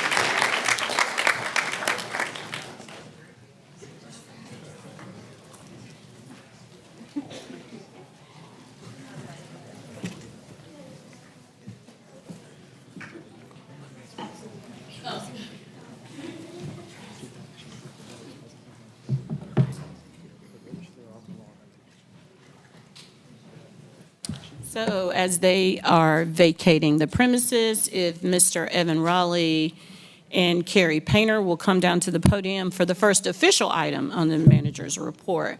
We have an update on the Convention Center Hotel restructuring opportunity. We have Evan, Raleigh, and Carrie for any questions that you might have. Good afternoon, Mayor, members of council. As the manager said, have some welcome news to share with you related to some changes that have transpired with our convention center project that I'm going to share with you and take you through that very briefly here. So just in terms of the items we're going to cover, just going to, for context for those that may be new to this, share just briefly some of the history related to the project. We'll talk about the amended deal terms and lay out the advantages, and then we'll ask for council's authorization to take some specific actions to continue to advance the project. So again, brief history. This all began in earnest in the summer of '22 when the city put out a request for information, request for interest on the property that has now become the site of the Omni, immediately in front of the Performing Arts Center. You all, for those that were here at the time, will recall that we selected Omni as our preferred development partner for that site back in September of 2023. And since that time, we have had substantial negotiations, constructing the deal, and the hundreds and hundreds of documents that go along with that deal since that time between our team and theirs. And you got an update in November. So we have continued, staff has had continued conversations with the development team. There was a change to the structure on their end recently that has created, frankly, some opportunity for us to enhance the deal, and that is what I'm going to share with you now. So as you will recall, the deal that you initially approved was for a 550-room hotel. That is, the Omni team has put on the table enhancing the room count to approximately 600 rooms. The original terms of the deal, in terms of how the land was going to be treated, it was a 99-year ground lease. Again, it's a city-owned property. I will note in that original deal structure that there was an option in the developer's favor to purchase the site after approximately 50 years. We are now, under the amended terms, proposing a fee simple sale, which creates some opportunities to leverage that land value in ways that we'll talk about in just a moment. Initially, there was no project completion guarantee. We are fortunate now to have a project completion guarantee on the table. The other really nice aspect of this change, initial deal called for 40 years for the room block agreement in terms of how long that be in place. For those that may not be familiar, the room block agreement basically is our guarantee of the city's ability to access those rooms that are going to be constructed in the hotel for the benefit of convention business and other groups that are coming to town. The amended terms add 10 years to that term, so it now stands at 50 years. The project team originally had a structure that involved tax-exempt financing. That's gone away. It's become an equity deal, which creates a lot more certainty in terms and lowers the risk profile of our project. The city investment originally was going to be $75 million, of course, from the hospitality or in a local funds. There was also a burden on the city to identify the cost of the remediation of the site, which through further exploration we realized was roughly $5.5 million. Again, the new terms still call for that same $75 million of investment from the hospitality fund. But as I mentioned, the benefit of now having sales proceeds to work with, we'll be able to offset the city's cost on the environmental remediation costs by crediting that against the acquisition cost of the land, which is a very fortunate thing. We'll also be able to cover some increased costs related to the public infrastructure items that we will own as part of this project. And then lastly, again, we were operating under a lease under the original terms, which meant there would be no upfront opportunity for revenue coming to the city. We do have an opportunity now to receive some proceeds on the land sale. Of course, the transaction will be fair market value, and we will net out whatever is left after the applicable credits are applied, as I've described kind of in that previous section. And we expect that to be a low seven-figure sum. So just in terms, quickly, the advantages, obviously we now get a much larger hotel that can help support increased business for our convention center and just generally. But aside from that, I'll just highlight a couple. You can see all the advantages there. The beauty of a land sale, as opposed to retaining that property in the city coffers, it provides the opportunity now for tax revenue, property tax revenue to be derived from that property, whereby obviously if it was held and maintained by the city, those tax generating opportunities don't happen. And then, of course, future revaluations on that land, we would expect the value to grow. And as a result, the property tax proceeds to increase as the years go forward. So I promise to be brief. So now we are back before you asking for you to authorize the 3 items noted on that slide. The first of which would allow for the disposition of the property to Omni for fee simple. And then the 2 other items just authorizing the city manager to take steps and actions that are necessary to advance the deal. So with that, I will pause and entertain any questions you have. All right, thank you so much. Councilor Patton. Yeah, thanks for this. So we were in the land lease agreement. We're not going to receive any property tax revenue. Now we will. With this, can for the benefit of the public, give us like some comps. I know we won't know the actual assessed value of this until it's built, but what are some comps on like how much property tax we might see? I don't know. I couldn't tell you that offhand. I can tell you that we did do an appraisal for the site. It's roughly $19.5 or $20 million. So you can do the math on our tax rate to know what that would generate from tax revenue from the city's perspective. But that's roughly the value of the property we're talking about. Got it. And then for the benefit of the public, I think like the thought sometimes when we pitch things to the public is like, if we own the land, we have all this control over it to make sure that it goes the way we want it to go. What other things are still in, what other guardrails are still in place to make sure we're going to get the product that we have promised the public? So I'd point to the master development agreement. So I'll say there are many, many documents of support that are behind the scenes on this transaction, one of which is the key document, which sort of spells out the terms of the city's relationship with the developer. That's identified in the master development agreement, which spells out exactly what the city is committed to and what the developer is committed to delivering to us. So that's a key document that both parties sign and are held to.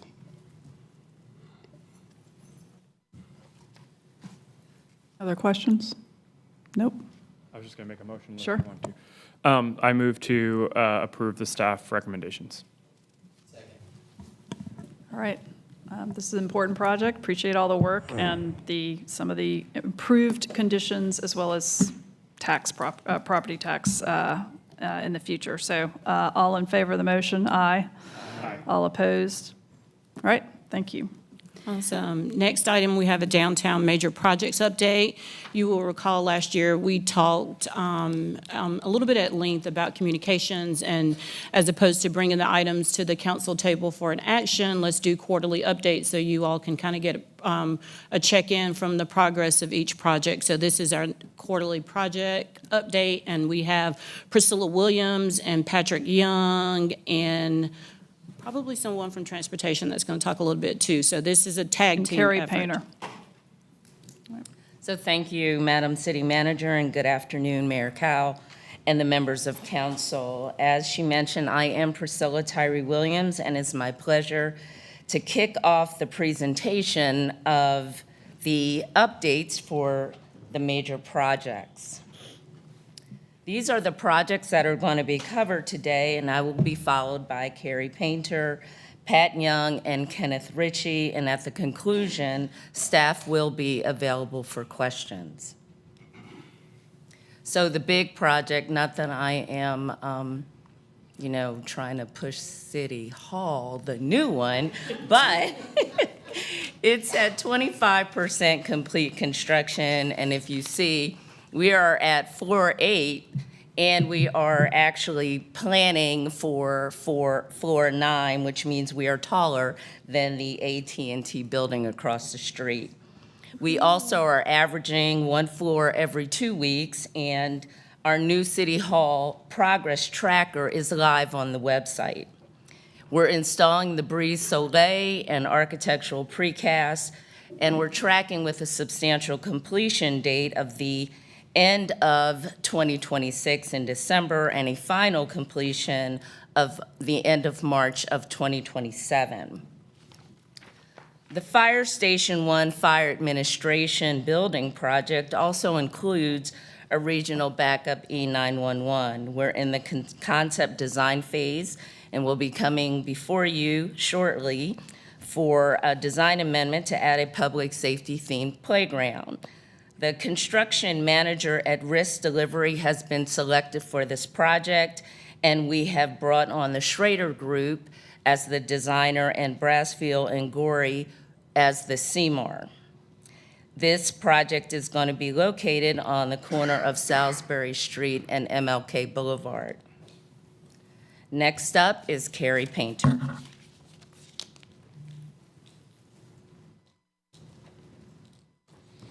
Good afternoon, Mayor and Council. Carrie Painter from the Raleigh Complex.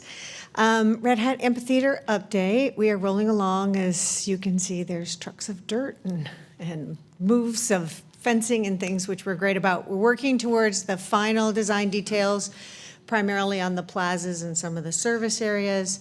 Utility work is underway now. South Street is, the utilities are being laid in it and in some of the streets surrounding us. We are still anticipating a 2027 season opening. The Convention Center, I am thrilled to say last week, we were, after many designs, finally delivered a schematic design that is in budget, that is going to be fantastic. And so we are moving to design development phase as of yesterday.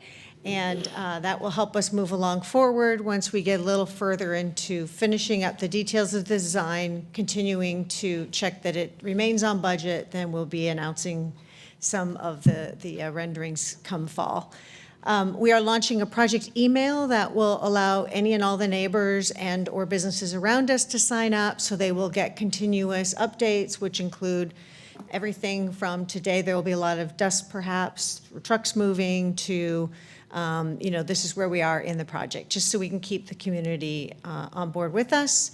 We're anticipating a 2029 opening, and I'm going to shamelessly take a moment to pause and congratulate that we're working on a award-winning convention center, because yesterday they launched that there are 5 Venue Excellence Awards by the International Association of Venue Managers each year worldwide, and we actually scored 2 of them, which has never happened. So the Convention Center and the Martin Marietta Center were both awarded yesterday and will receive their big award in July. So we're pleased to say we're working on an award-winning new Convention Center expansion.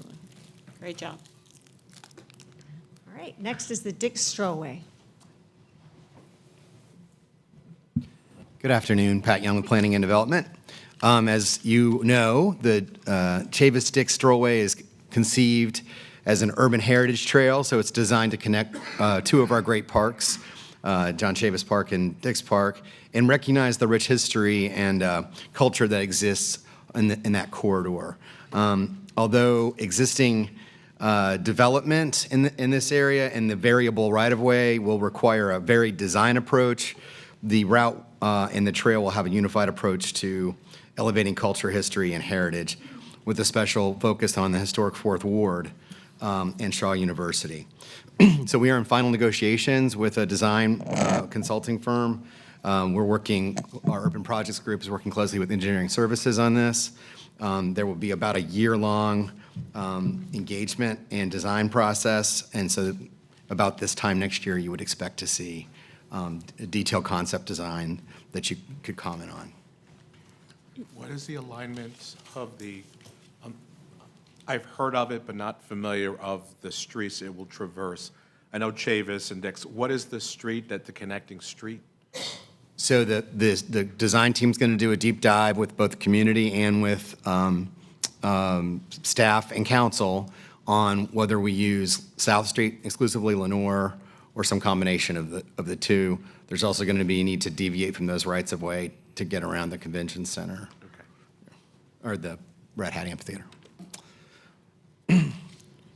So you'll recall that the city received a federal grant in 2024, and the available funding will allow us to design and complete a portion of the strollway. There's not funding for the entirety of the strollway.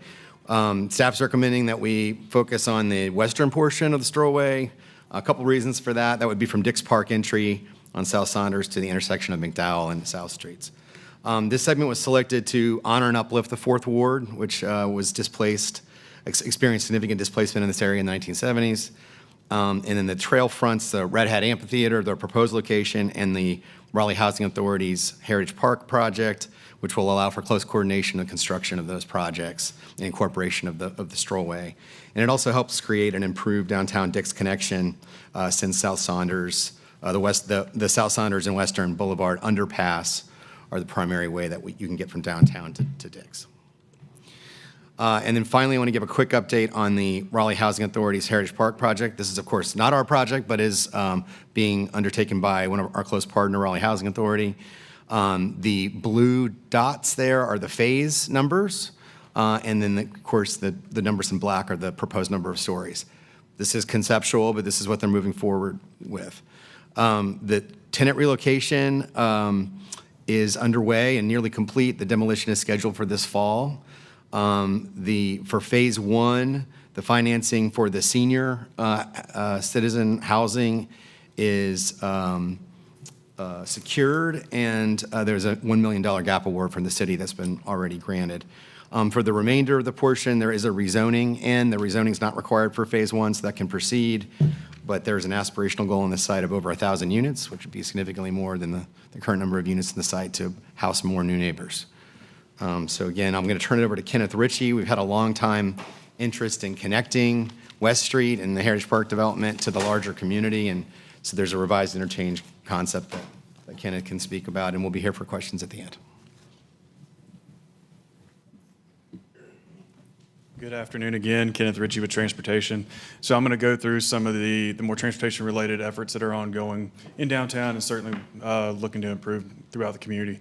So with the revised interchange concept, really looking at trying to square off kind of this existing interchange, make it a much more urban style kind of concept, somewhat akin to what we did there on the northern side of downtown with Peace and Capitol. A little bit different concept that we're looking at here based off ongoing conversations with DOT, but really looking at trying to tighten a lot of this to try and slow speeds. We really want to make sure, as we are with a lot of our efforts, downtown is safe for all users, and that really kind of starts here in this area. And does integrate well with our BRT. And with this concept, there is a pretty significant stormwater system that runs through this area as well as sewer. This concept will not require a lot of that costly utility relocation that some of the other concepts that we looked at would likely have required.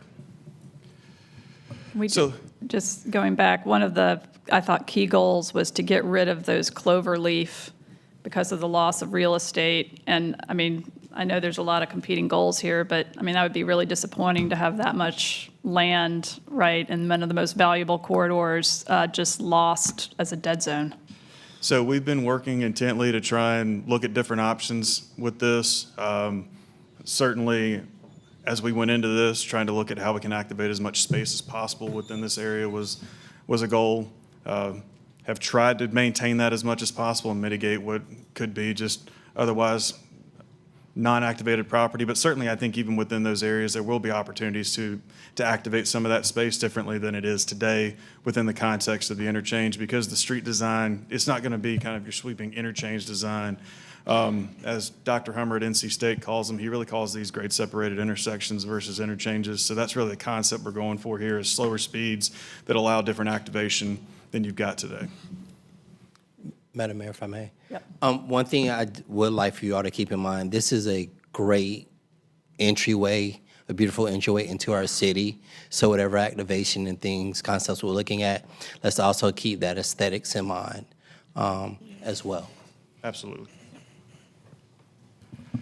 So then looking at some of the efforts that are ongoing from a transportation perspective, and a big shout out to the staff in transportation, there's a lot of work going on within downtown to really focus on how we provide a safe experience and really commit to and promote the vibrancy in downtown.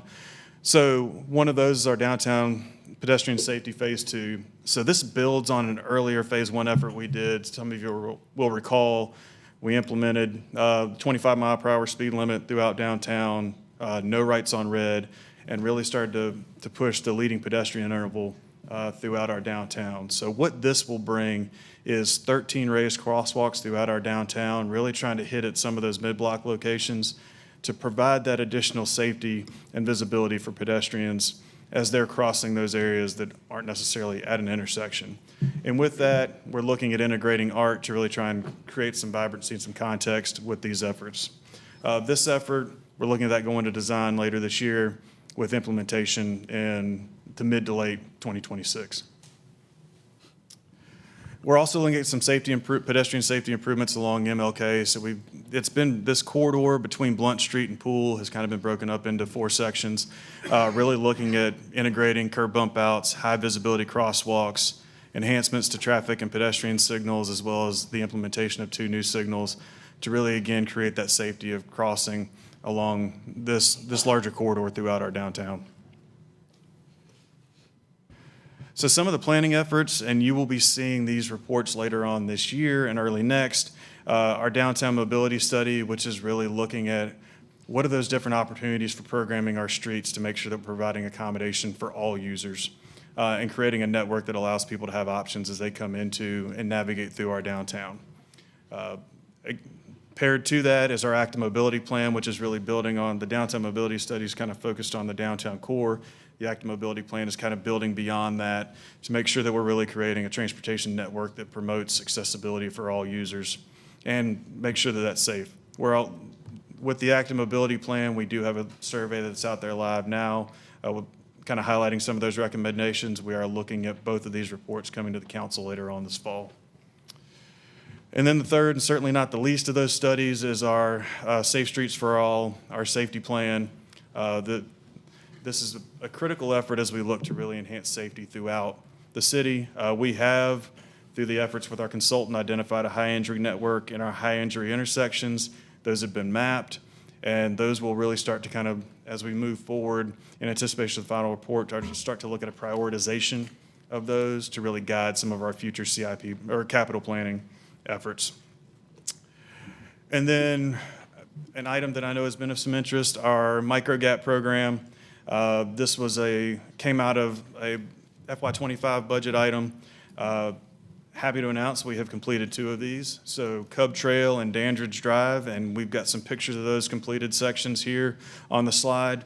And upcoming later this year will be gaps on Nancy Ann Drive and Woods Place, and really looking at how we can start to take some of these missing links in the system, get those done so we can really provide that kind of priority connectivity that we need within the network.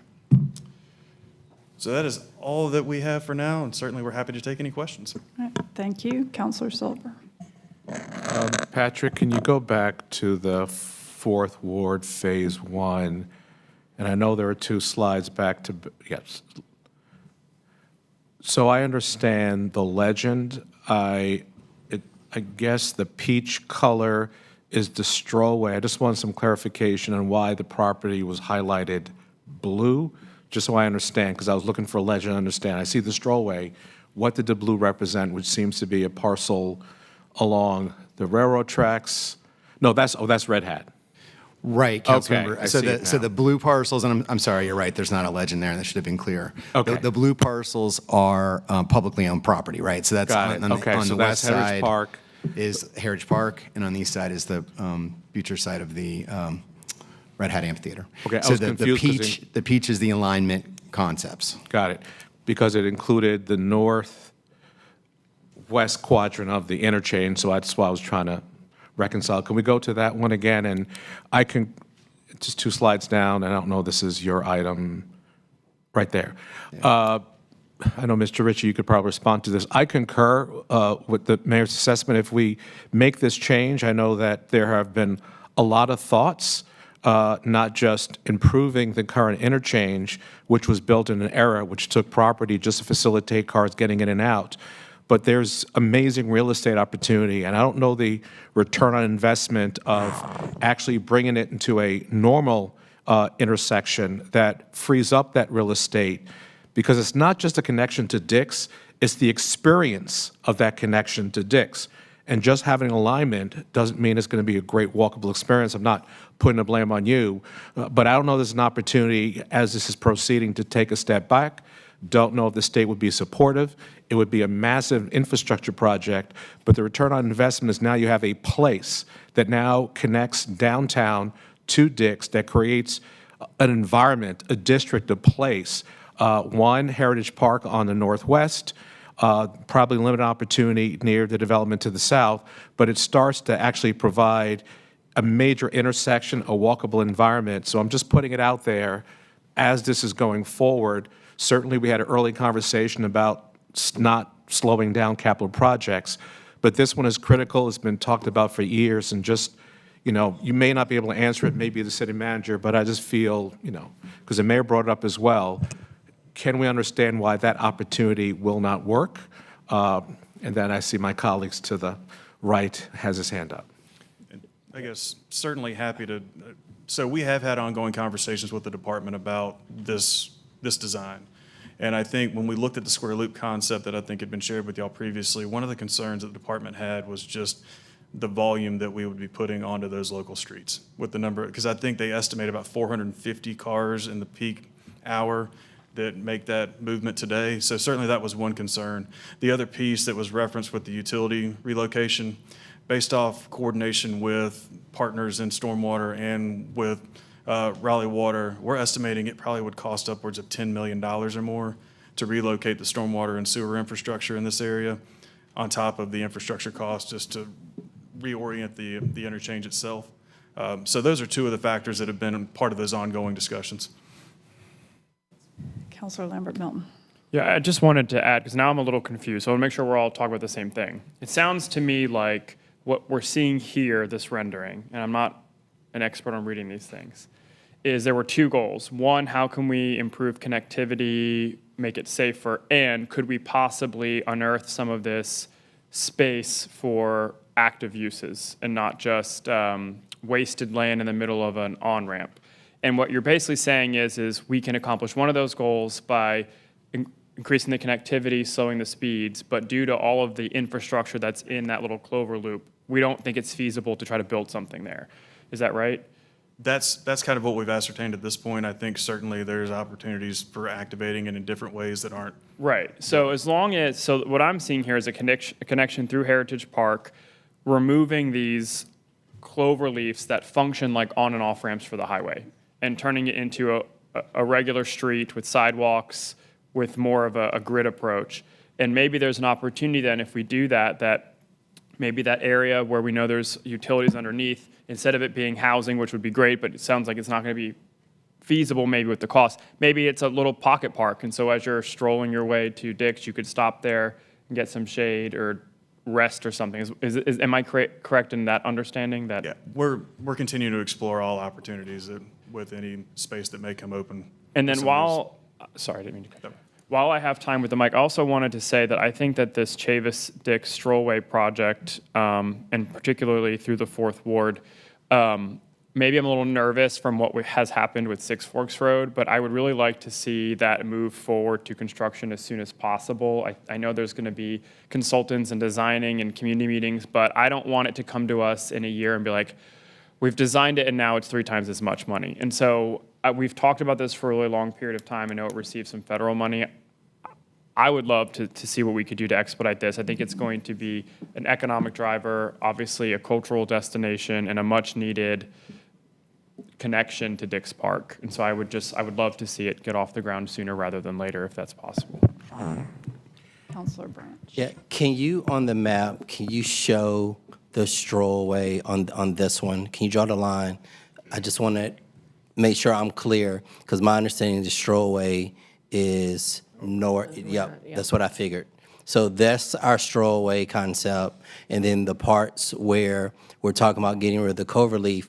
My question there is, who owns that land? Because my understanding is, I know that's 70 that comes through there.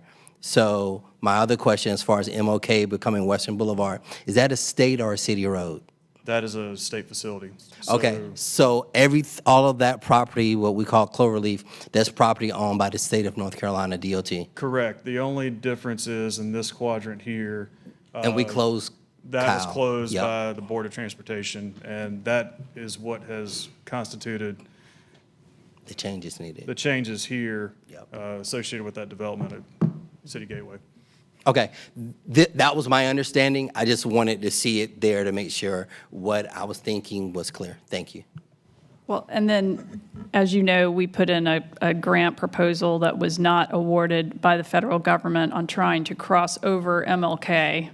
And it just seems like if we're doing all of this work and we're thinking about all of this, we should also be thinking about that pedestrian, the shortest as the crow flies connection between downtown coming over MLK as we design this so that we're not doing that as an afterthought. That is certainly something that we're very cognizant of with Mm-hmm. this, is really making sure that any of these are really playing into that larger goal of how we create that interconnectivity really throughout.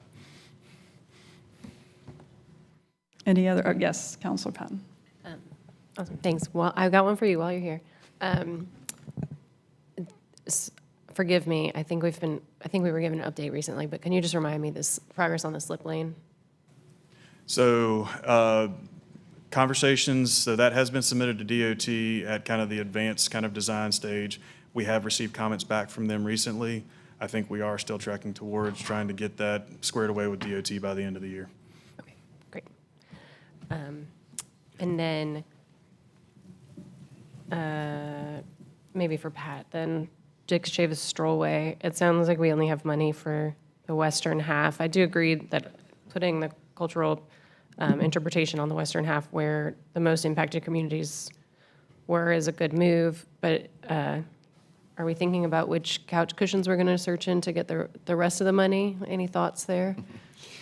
Yeah, so part of the work with the consulting group will be to identify as wide a range as possible partnerships and sources as possible, so that when we come back with a more firm design, we'll bring you opportunities and ideas about how we would do that. Okay, thank you. And then just one last comment, it's not a question. I think this City Hall progress tracker is really great. And I think the more we can do that, it's very easy to understand, like, for anyone who hasn't looked it up, it's like a little thermometer, but it's in the shape of City Hall. And so the more we can do that, the more we communicate easily to the public where these projects are and build public trust in our ability to do big things. So just wanted to put a star on that. Councilor Silver. Yeah, I just want to say for the record, I'm strongly encouraged we at least be more clear. That interchange has been eyed as an opportunity for 2 decades. I just want to make sure if that's going to go away, because we have very few opportunities to really create, a great downtown. That interchange is one of them. I'm also familiar that I thought I saw earlier sketches from Heritage Park as they hired a consultant about dealing with that edge as well. So it just seems that I appreciate the entire update is very helpful. I think you wanted to hear from council, but to me, this one area is one that's critical. And if that's the move we're going to go, in my mind, I just want to know that we've explored it. For a variety of reasons, it won't work. But to me, it's one of those major opportunities to really help our downtown. So to me, that's just one of a concern, because I'm just rationalizing the interchange to provide more connectivity.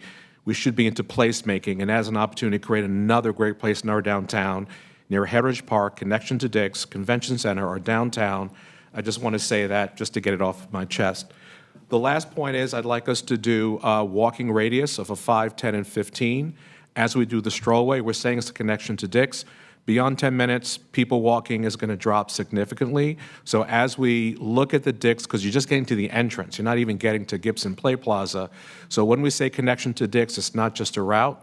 We have to put the 5, the 10, and the 15-minute walking radius so we know from where someone's walking, will they walk? And generally, beyond 10 minutes, someone would rather drive than walk. So I just want to put that into our reality as we begin to fit this all in, which is why when I was looking at the interchange, by creating a place reduces that walk, because it's not just a path, it's an experience that gets you from point A to point B. So with that, I'll yield and I'll allow us to move on. But thank you for the update. Everyone who presented, thank you for bringing us up to speed. I appreciate Well, it. I won't let us move. I'm gonna piggyback Okay. on your comment just to say, I know the 10 million for that, and I think there's a major stormwater and sewer right along the roadway there. You know, and 10 million is a big number. But you think about if Heritage Park was able to, you know, reappropriate that land, it seems like you'd get at least $10 million worth of living units, you know, expanded density, as well as just all the placemaking and sort of things that you're talking about. So 10 million doesn't seem like a compelling reason to keep those clover leaves, and you know. But again, we could have further conversation. Yes. I just want to second what I've been hearing. You know, if there is an opportunity to pursue this, it's worth at least looking at the options. So I agree. All right. Anybody else, or we move on to the next item? Okay, thank you all. Great update. And the last item today is another long-awaited item for council's consideration, and that is the fire master plan. So today we have Chief Herbert Griffin here to tee this item up, and we will go from there. Good afternoon, Mayor Cal, Council, Madam City Manager. Yeah, like she said, this has been a long time coming, but for me, it's a true blessing that it's complete now. First, I would like to thank the departments who assisted in development of this comprehensive plan. The Raleigh Fire Master Plan was approved by Council April 2024. It was a 12-month process to evaluate the unprecedented growth our city is experiencing. With a 1.16 annual population increase and a 17% increase in fire and EMS call volume since 2024, the Fire Master Plan strategically evaluated the department's current capabilities, our future service demands, and mutual aid partnerships to help reduce growth pressures while maintaining NFPA 1710, which is the National Fire Protection Association compliance standards utilized by the fire agencies in North America. The Fire Master Plan employed a multifaceted evidence-based methodology that included 4 phases. It looked at stakeholder engagement, performance diagnostics, predictive modeling, and strategic recommendations. Now, to provide the results of the comprehensive study, I would like to welcome Dark Horse Emergency in partnership with North Carolina Fire Chiefs Consultant.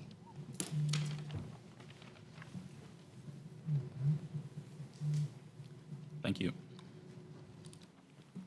So what we'd like to talk about today first, I want to provide a bit more context on the study and give an executive. Speak in the mic. You may have to get closer Speak to in the mic. Sorry, is that better? Yeah. Yes. First, I'd like to give some background on the project and give an executive summary of our recommendations. I won't go too in-depth because I think Chief Griffin gave a really good explanation there. Following that, I want to take a bit of a step back and talk about what is fueling those recommendations, particularly how Raleigh Fire Department is currently performing and how we expect it will perform into the future, and then dive into more detail on the recommendations themselves. So some context, as we know, Raleigh is one of the fastest growing communities in North America with a quickly growing population and voluntary annexations fueling an expanding service area for the fire department. It highlights a need for proactive planning, which is why we're here today. We conducted a data-driven analysis that underpins a lot of the recommendations that we have in order to improve and maintain a high level of service for the community here by Raleigh Fire Department. As mentioned, this took a 3-pronged approach.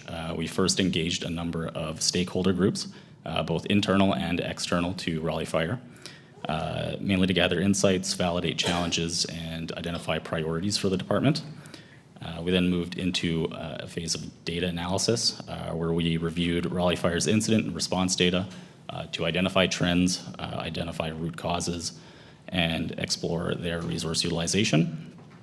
And then tied that all into a predictive model that looked into the future to predict incident demand and test various scenarios and how Raleigh Fire is expected to perform as the city grows. My name's Greg Grayson. I'm with NC Fire Chief Consulting. We appreciate the opportunity to talk with you today. We serve as the League of Municipalities Fire Consulting Provider as well as the Association of County Commissioners. It's been our honor to work with Chief Griffin, his staff, and Dark Horse on this initiative. As Chief Griffin said earlier, there was stakeholder engagement and involvement, both internal within the fire department and within Raleigh City government. We were able to meet with key stakeholders. You'll see some of the groups over on the left-hand side to get a really good understanding, because many of your departments support the fire department in their day-to-day operation. And we had the opportunity to hear from many of your staff. They were very professional, engaged, and involved. And if you look over on the right-hand side, you'll see some of the topics that we were able to gather information on.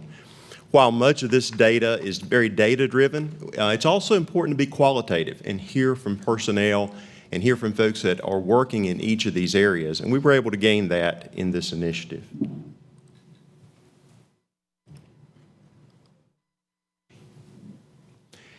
I'm going to share with you some of the summary of recommendations. You will receive a voluminous report. It has lots of information and lots of data.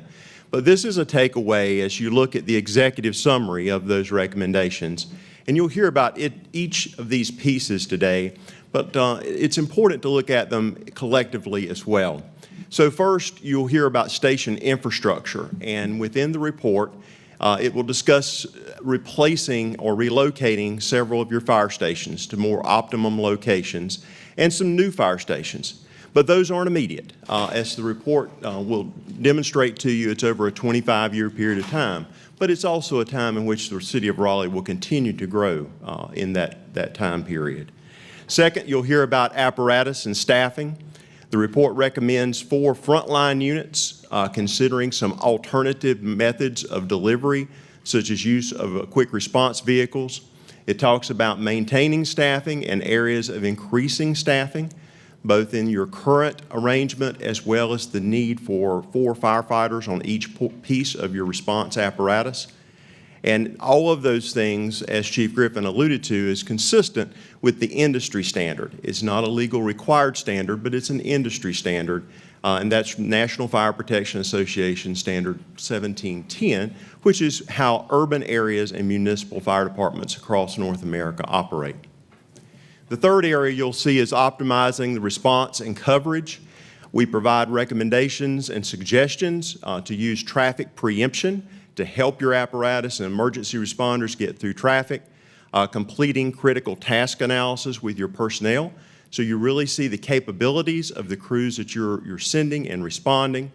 We also identify some ways that you can increase your automatic aid agreements around the city of Raleigh. You have mutual aid. Mutual aid means I need help and I call for help. Automatic aid agreements is that other agencies are sent automatically and initially. And we help identify those for you where that may be considerations you want to look at moving forward. The next section is standards and accreditation. In that section, we talk some about the standard of cover or standard of coverage, which is really just the level of service that you provide to your residents in Raleigh, and how that works in a continuous improvement environment around accreditation. And the last section here is risk reduction and training.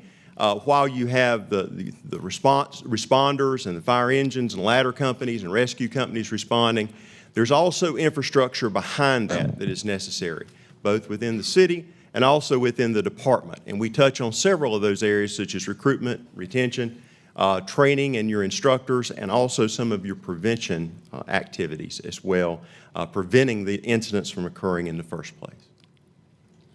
We'll take a look at several of the current state information and data points, because it's important for you to have a grasp of where your city is now based upon the data. Dark Horse has done an extremely good job in looking at a significant amount of data, and they truly have state-of-the-art tools to be able to do that. So when we look at where you are today in your current state, we look at several pieces.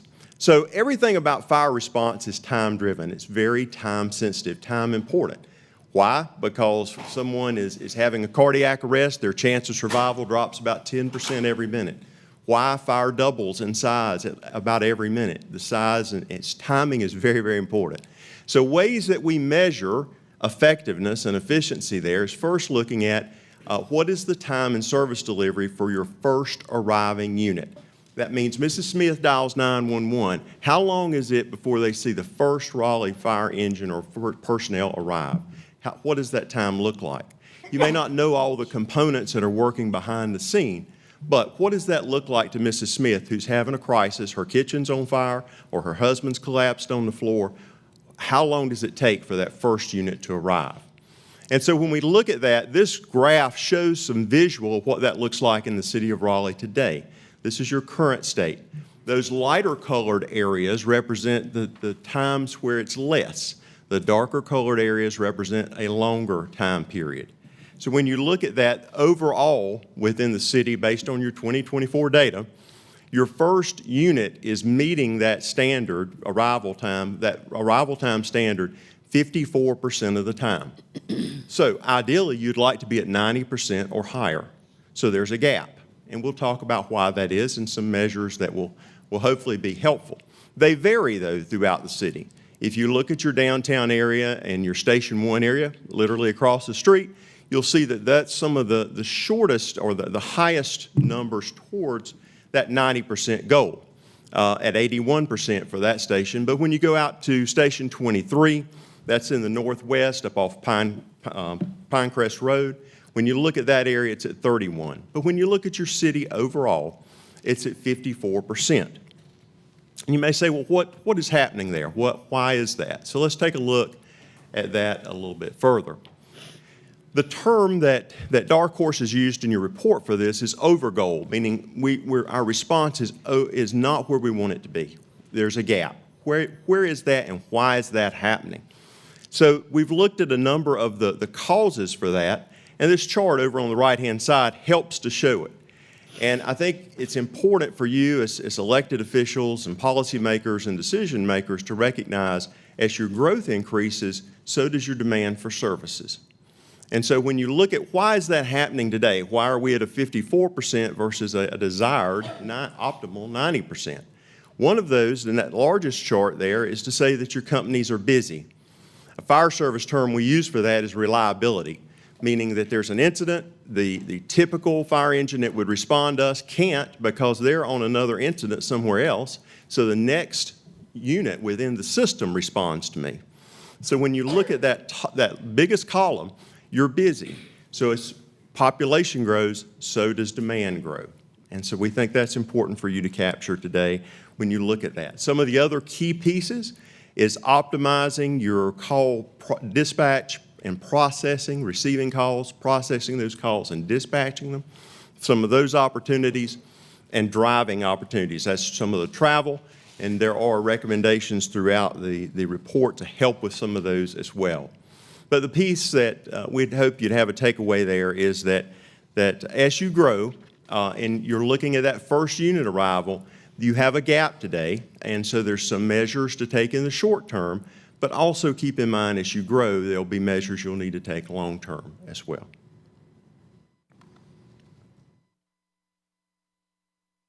The second way of measuring, we mentioned this first unit arrival, that's the Mrs. Smith time. The second one is very important, it's just as well. And it's the term is an ERF. And what that means is an effective response force. That means placing enough firefighters on an incident to safely operate and do the job that they need to do. Firefighting is very labor intensive, and so it takes a lot of people to do that. And so when we look at your measure within the city, on assembling that necessary team of people.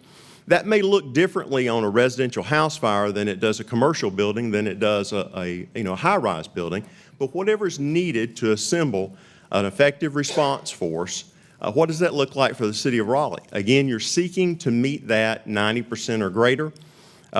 Based on the current data, you're meeting that 48% of the time. So again, two key measures. What's that first unit arrival look like? And what does the entire team arriving that's necessary to do the work, what does that look like moving ahead as well? Okay. So let's take a look into the future. Those pieces were all around where you are currently. So as we look into the future, based upon the data that the city has provided, you have substantial growth coming. You've had substantial growth. I lived in the Raleigh-Wake area about 14 years myself. I served with Wake County before becoming a municipal chief. And so you've grown a lot since I lived in this immediate area. And you will continue to grow a lot. When we look at the numbers with the population growth, as I said before, so will happen with your call volume that your fire department's responsible for responding and helping people. This chart will show you how that's projected to grow over 25 years.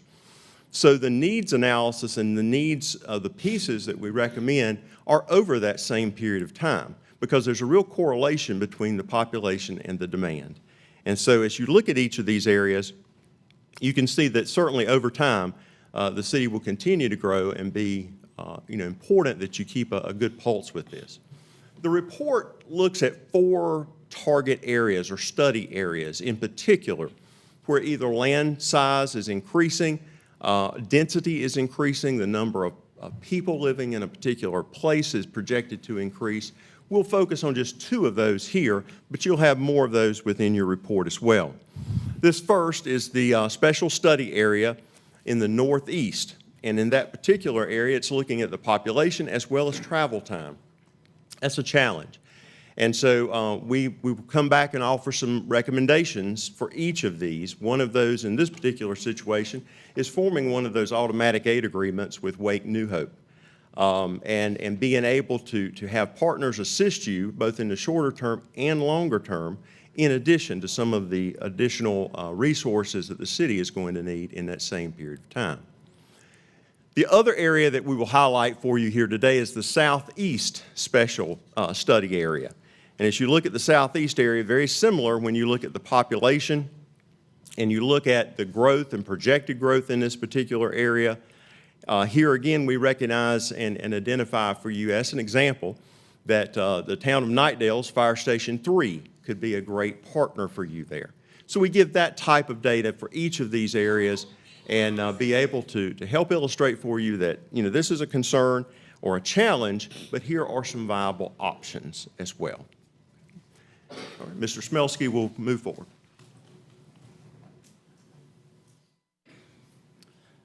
So now I'd like to talk about some of our recommendations, mainly to do with the station plan moving forward. First, talking about station replacement. A number of Raleigh fire stations are reaching the end of their useful life or are at the end of their useful life. And those stations are presented here in the order of their priority. So Station 23 needing the most immediate attention and Station 17 being lower down on the list. We conducted a station location optimization analysis to look at all of the locations of these stations and determine, do these stations need to be rebuilt on their current land? Is that position optimal from a response perspective, or should they be repositioned somewhere else in the city to improve their coverage? And this table describes those recommendations. We're recommending that 3 of the stations, 23, 9, and 8, are relocated, not very far from their current locations, but repositioned to cover some existing gaps. And stations 10 and 17 to be rebuilt as close to or as close to their current locations or on their existing lots. The station 23 is located in Raleigh's northwest. This station should be moved slightly south to around Country Trail and Pinecrest Road.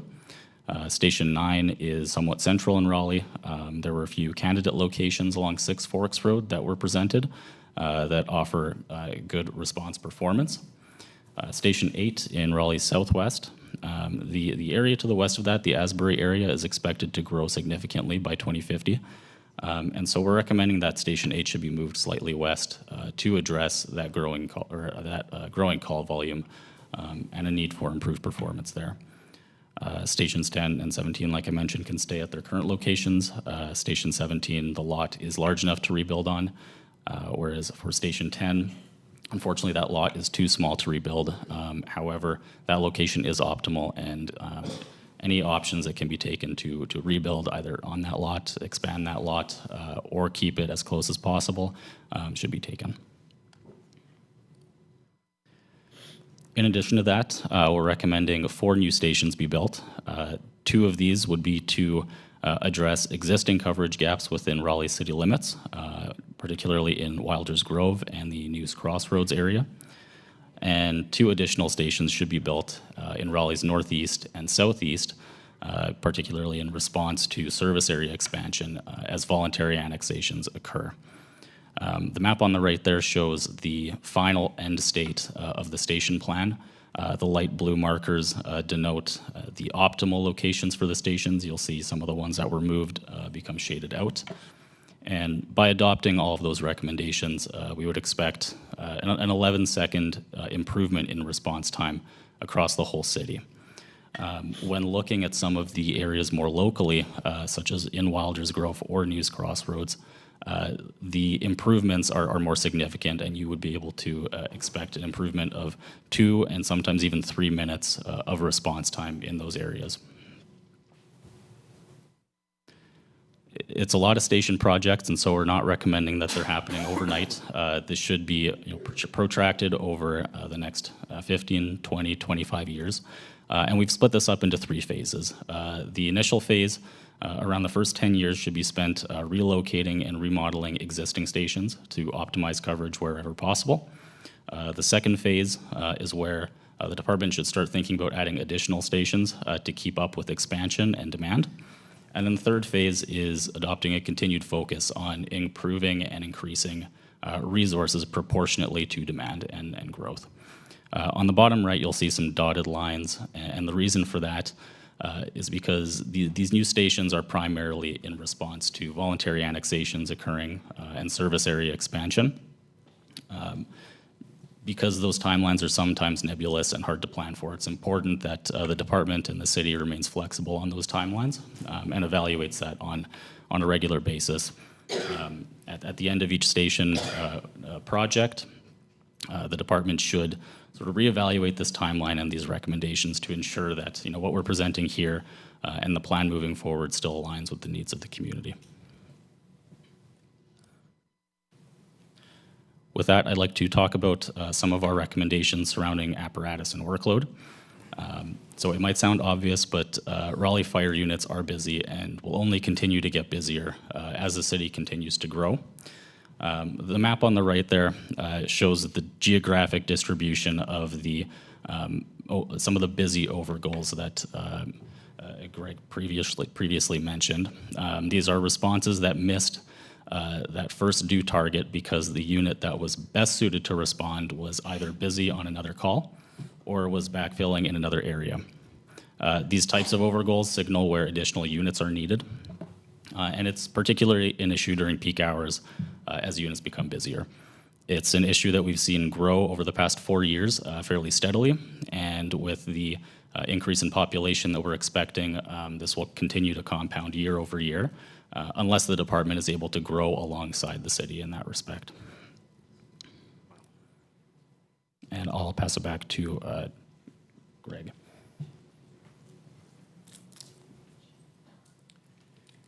So this is to give you some insight on your ladder trucks and the need for ladder trucks and ladder service.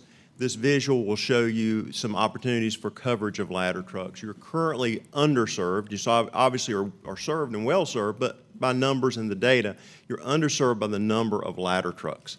And this helps depict that, and it's outlined within the analysis that increasing that number of ladder trucks help you get that number of people that's needed for a fire incident on scene more quickly.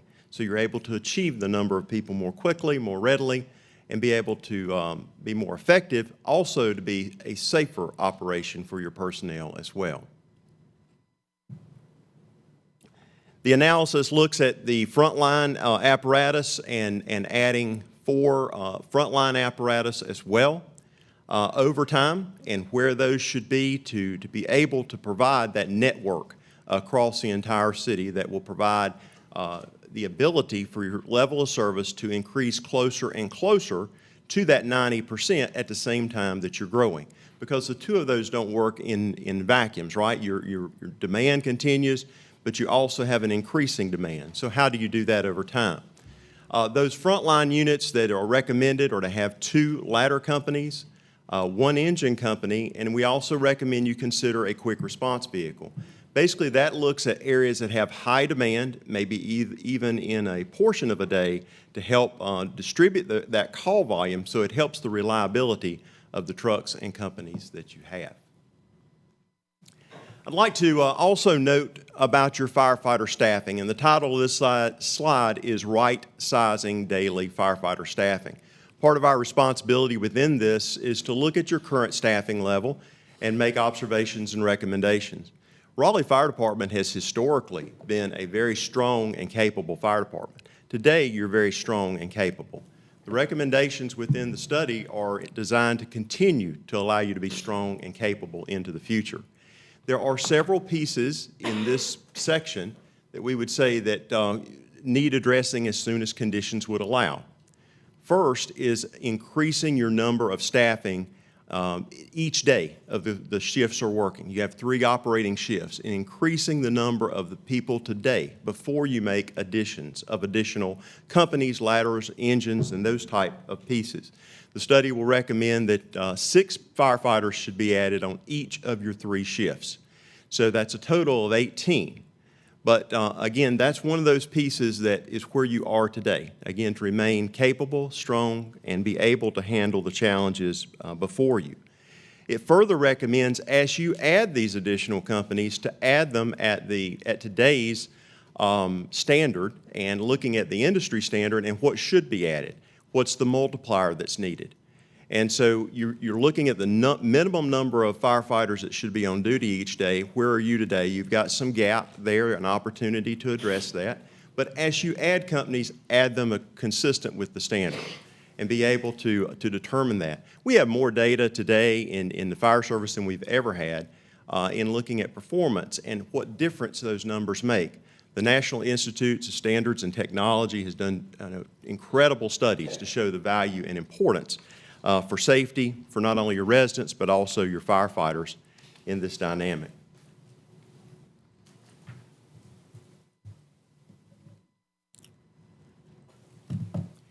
Also, as you move forward, staffing all of your companies with 4 firefighters. The standard recognizes 4 firefighters. And it really relates back to those NIST studies that I mentioned a moment ago. What is the most effective number of people to complete tasks? And you'll notice earlier I mentioned something called critical task analysis. How long does it take you to do these tasks? And you'll be able to see what the capabilities of your personnel are, but also what number is needed. That's been looked at nationally, and we recommend looking at that also specifically with Raleigh. But as you work on moving your fire service delivery system forward, the 4 firefighters per engine over the next 6 years, we think is a realistic goal and something that will provide improved service as well as safety to your firefighters. There's a number of recommendations, and as I said earlier, there's a pretty voluminous data collection and analysis that you'll receive in written form. But we do want to talk about some of the things that are more immediate in nature. What are some of the things that really rise to the top that have some immediacy to it? And this particular section looks at opportunities with your call answering and call processing. We look at where you are today, where it's the standard, what's the gap? And we have looked at that and make a recommendation to set a goal of improving that by 30 seconds. Now, does that bring you to the 90th percentile? Maybe not, but setting that goal is part of the continuous improvement approach. Here's a goal we have. Let's work on achieving that. And there's many pieces that go into that. We think that is a piece. When you remember the column a few minutes ago, some of those were not in place because of the time it took to process and answer and dispatch calls. So we think setting a 30-second improvement goal is very realistic and achievable. We also think working with Wake County, the medical director, to reevaluate your medical responses that you're responding to. Are you really making a difference and impact? And if you are, great. If you're not, reevaluate those. That's going to require some collaboration with EMS and the medical director, but we think that's worthwhile. The drivability piece, Raleigh's not currently using emergency signal preemption. Many cities across our state effectively do and have been for many years. As you grow, as your traffic becomes more dynamic, more congested, that's a tactic that we think has place, especially in corridors. When you are able to get control of a signal and be able to safely get apparatus through that signal and get it to the person, Mrs. Smith, who's dialing 911, when you're able to get that to her more quickly. We also noted some of the non-traditional response types. That's that quick response vehicle that I mentioned a moment ago.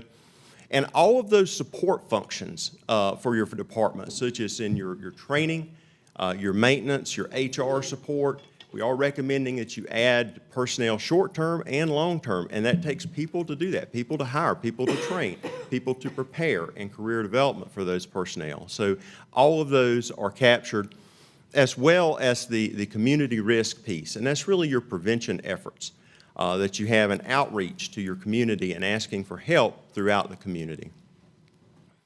We identify several mid to long-term goals as well. Looking at your current level of service, setting some of those achievable benchmarks that you can move your system forward with, and advancing and improving your standard of cover. A great model to follow with that is accreditation.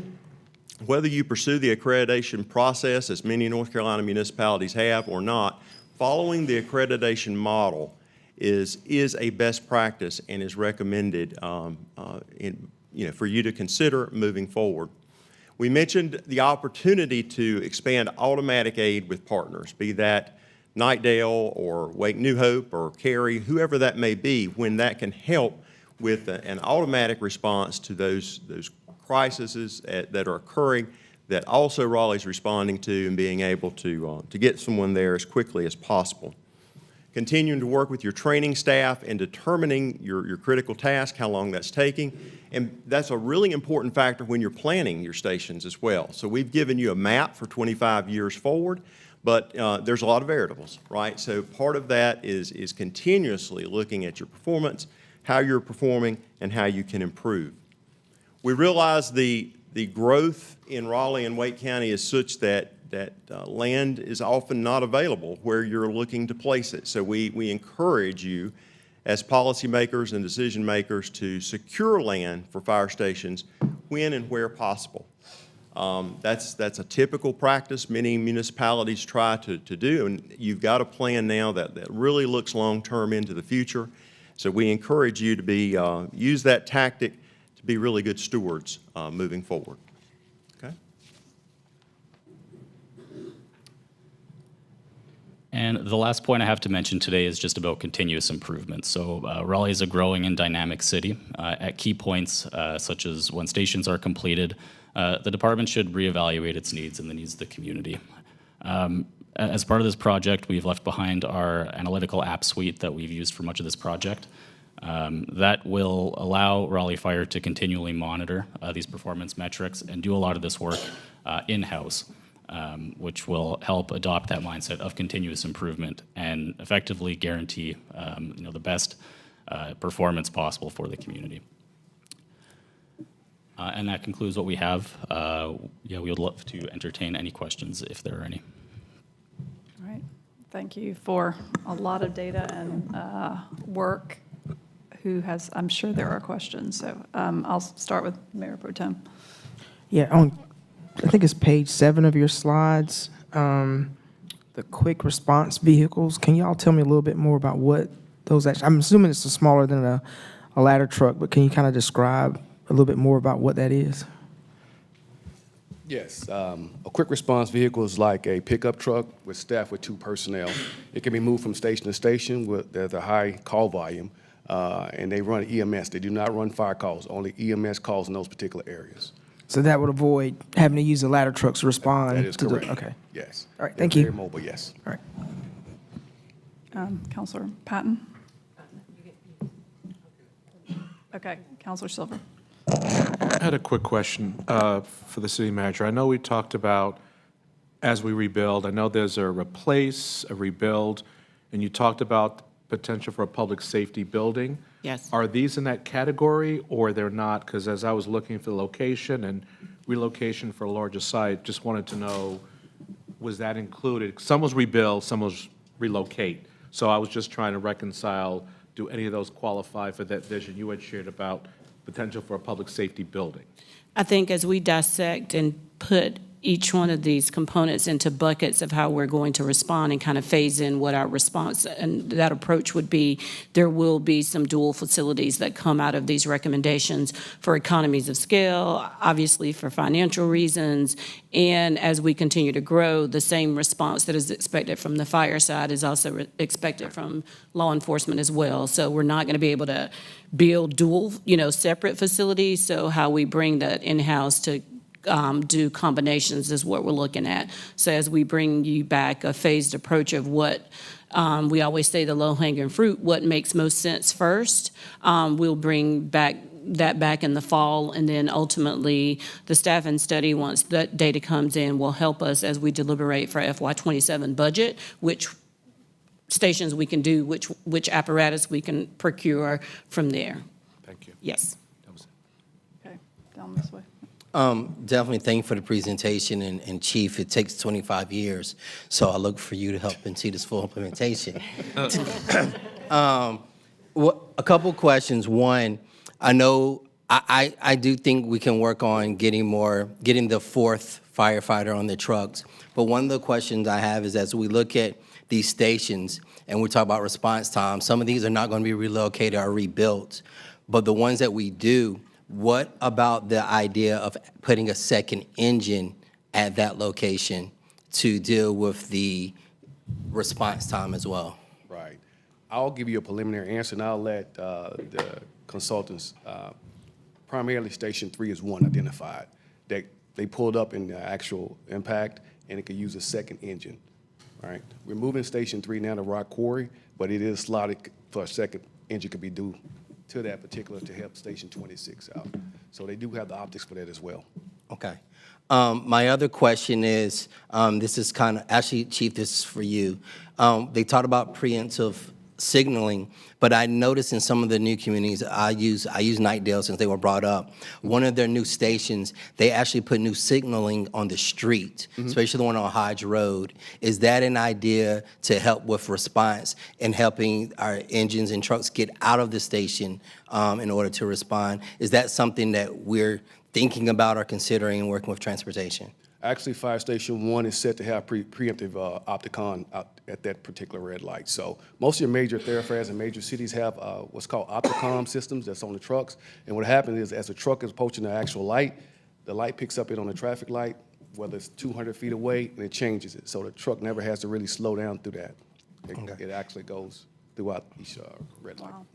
Thank you. And my last question is, we did this fire study, and 25 years is a long time. So my question is, what should be the interval of an updated fire study? Because our city's going to change in the next 5 years. 540 is going to dramatically change our city when it's completed in 2028. That's in 2.5 years. So how often should we actually do an evaluation of doing a study such as this?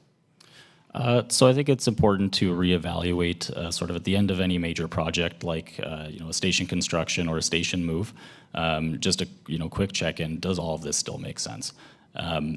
Over time, as we learn more about how Raleigh will grow as a city, as we learn more about the specifics, we'll get a better idea of sort of a natural point where it makes sense to reevaluate things. A forecast in terms of performance and incident volume and population is just that. It's a forecast, and we actually expect these things to change as we learn more. And so when, because the department will be self-evaluating and embracing that continuous improvement, it will be evident when those plans begin to deviate from what the community needs at the time. So there isn't a set interval, I would say. I would say at the very least maybe every 5 years of like a formal reevaluation, but otherwise on an ongoing basis. Okay, thank you. Councilmember, can I quickly add to Pat Young with Planning and Development? Certainly our goal, and we talked to the chief about this, is using this great data that the consultants brought us, incorporating it with land use and growth data and really kind of have a dynamic tracking of those impacts so that there's early visibility. So just wanted to take a moment to say that and to thank the group for delivering such a great product. Yep. Councilor Patton. Sure. Yeah, I mean, thank you all for all your work that went into this. I think we commissioned this study 2+ years ago, so I'm glad to finally see the results of it, and all this data is really helpful. To build off Councilmember Branch's point about the care and keeping, it's comforting to know you've left us with the software and tools that will allow us to manage this in-house. And Chief, want to make sure we have like a staff member who will be assigned to the care and keep, like there's someone who's going to be able to input and update all this data as appropriate? Yes, we have 2 staff members that train on this actual Darkross software. Awesome, perfect. And then one thing that wasn't, I don't think as clearly spelled out in the executive summary, but I was comforted to see here, we've been presented with this data that says 65% of the calls are EMS calls. So figuring out how we reevaluate that with our partners at Wake EMS to make sure we're only going where we're needed, and then also send in smaller trucks so that we can get around the city a little more easily. I think I'm glad to hear that along with these, I guess they're called automatic aid agreements, getting those in place, because certainly in my district, I acknowledge the same truth that was spelled out here, that there's going to be times when Nightdale responding or Wake New Hope responding is just a better use of everyone's time and resources. So I was really glad to see those. In general, I just was really grateful that there were sort of like performance metrics that were called out, staffing improvements, and infrastructure, like new construction, new apparatus. I just felt like this was very comprehensive in terms of all the things that need to be done. So I'm just really grateful to see it all. Thank you. Right. Any other? Yes, Councilor Jones. Thank you so much for this. I think my question is going to be for the consultant. I'd just like some clarity when we talk about staffing. So on the slides that you brought up, there was a 3.6, I don't remember the exact number, and I'm wondering what metrics we're using, because when I pull up the NFPA, which is another standard that you use, that is not what they have. They have per 1,000 people, it's 1.54 to 1.81. So how does that measure up to what you put, and why are those different? Okay. So a couple pieces that I would say to you is you have to look at if the 4-person staffing is clearly articulated in the 1710 industry standard. In order to achieve that, though, if I had four firefighters on engine 1, I have to have 4 for A shift, 4 for B, and 4 for C. So that makes a total of 12. But you also have to kind of supercharge that, because you want to make sure your firefighters have an opportunity to be on vacation, away for training, sick leave when that needs to occur, or vacancies that occur within your system. So the industry standard that is used is typically going to be that you have 15 firefighters assigned in order to accomplish a 4-person staffing on an engine. So 4-person staffing is under the 1710 standard. How do you do that? You can accomplish that in many ways. We would say to you that having that buffer, I believe the measure is 3.75, basically having 15 people for a minimum of 12 is what most cities use to make that calculation with. It's more effective to do that than paying overtime for personnel to be able to fill those positions. So the goal is getting 4 people, a contiguous crew, together performing a task. How do you do that? The most typical way that's done is ensuring you have that 4-person crew at all times. But to do that, you have to have an overstaff to be able to accommodate FMLA, sick leave, annual leave, vacation, training away, and all of those types of pieces that are just realistic in the fire service. Yeah, I think I understand that. I just don't understand the differences to the metrics. And what would it be if we were to do 1,000, if we were going to measure it as the NFPA does at 1,000 people, residents, and that's what, we're talking about population. We're saying our population is growing. Why wouldn't we use the population metric to make sure we understand what our capacity actually is? Sure. Mr. Smelski, you may want to add something to that. Let me just clarify another piece that's when you say the 1,000 people. So anytime you have a density of 1,000 people or more, that's considered an urban environment. So that urban demand and need in an urban environment may look different than a suburban environment. Suburban's going to be between 500 and 1,000, and that rural environment is less than 500 people. It's just density pieces. So some of that depends upon the areas that you serve. You serve urban areas, you serve suburban areas. You have both, obviously, within the city of Raleigh. So, Mr. Smelsky, would you add anything to that? Yeah, just on the distinction between the two metrics, the number of firefighters per 1,000 people is sort of an indicator of how the fire department will need to scale along with population. It's sort of a number of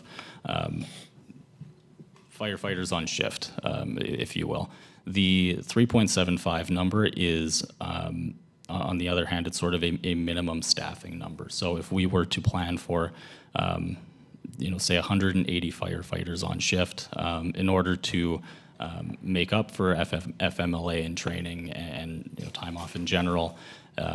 It's effectively hiring that extra 0.75 firefighter for every single position across 3 shifts. So yeah, looking at sort of minimum staffing levels versus how they should scale. Is that Thank you. I probably will just need further and beyond this conversation, maybe scheduling some time to better understand, because that's what really stuck out to me. And I think staffing in general to everybody, but I was really looking at this because I know that for the last few years, our highest amount of overtime is spent in fire. And so when I know that and I look and then we say 18, I'm like, really? Is 18 people going to solve us and bring us from essentially an F for both standards? I mean, you put a 54% and a 48%, and it just makes me go, 18 is really going to bring us to what? And I know we're not going to get to 90, and that would take a lot of money to do that.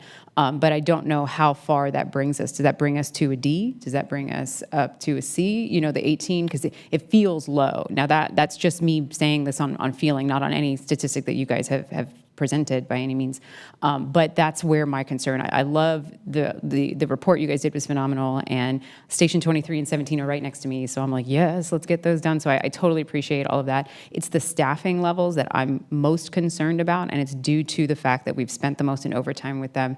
I know that we've had some. I feel like our retention is the issue, because we hire, and then people will last.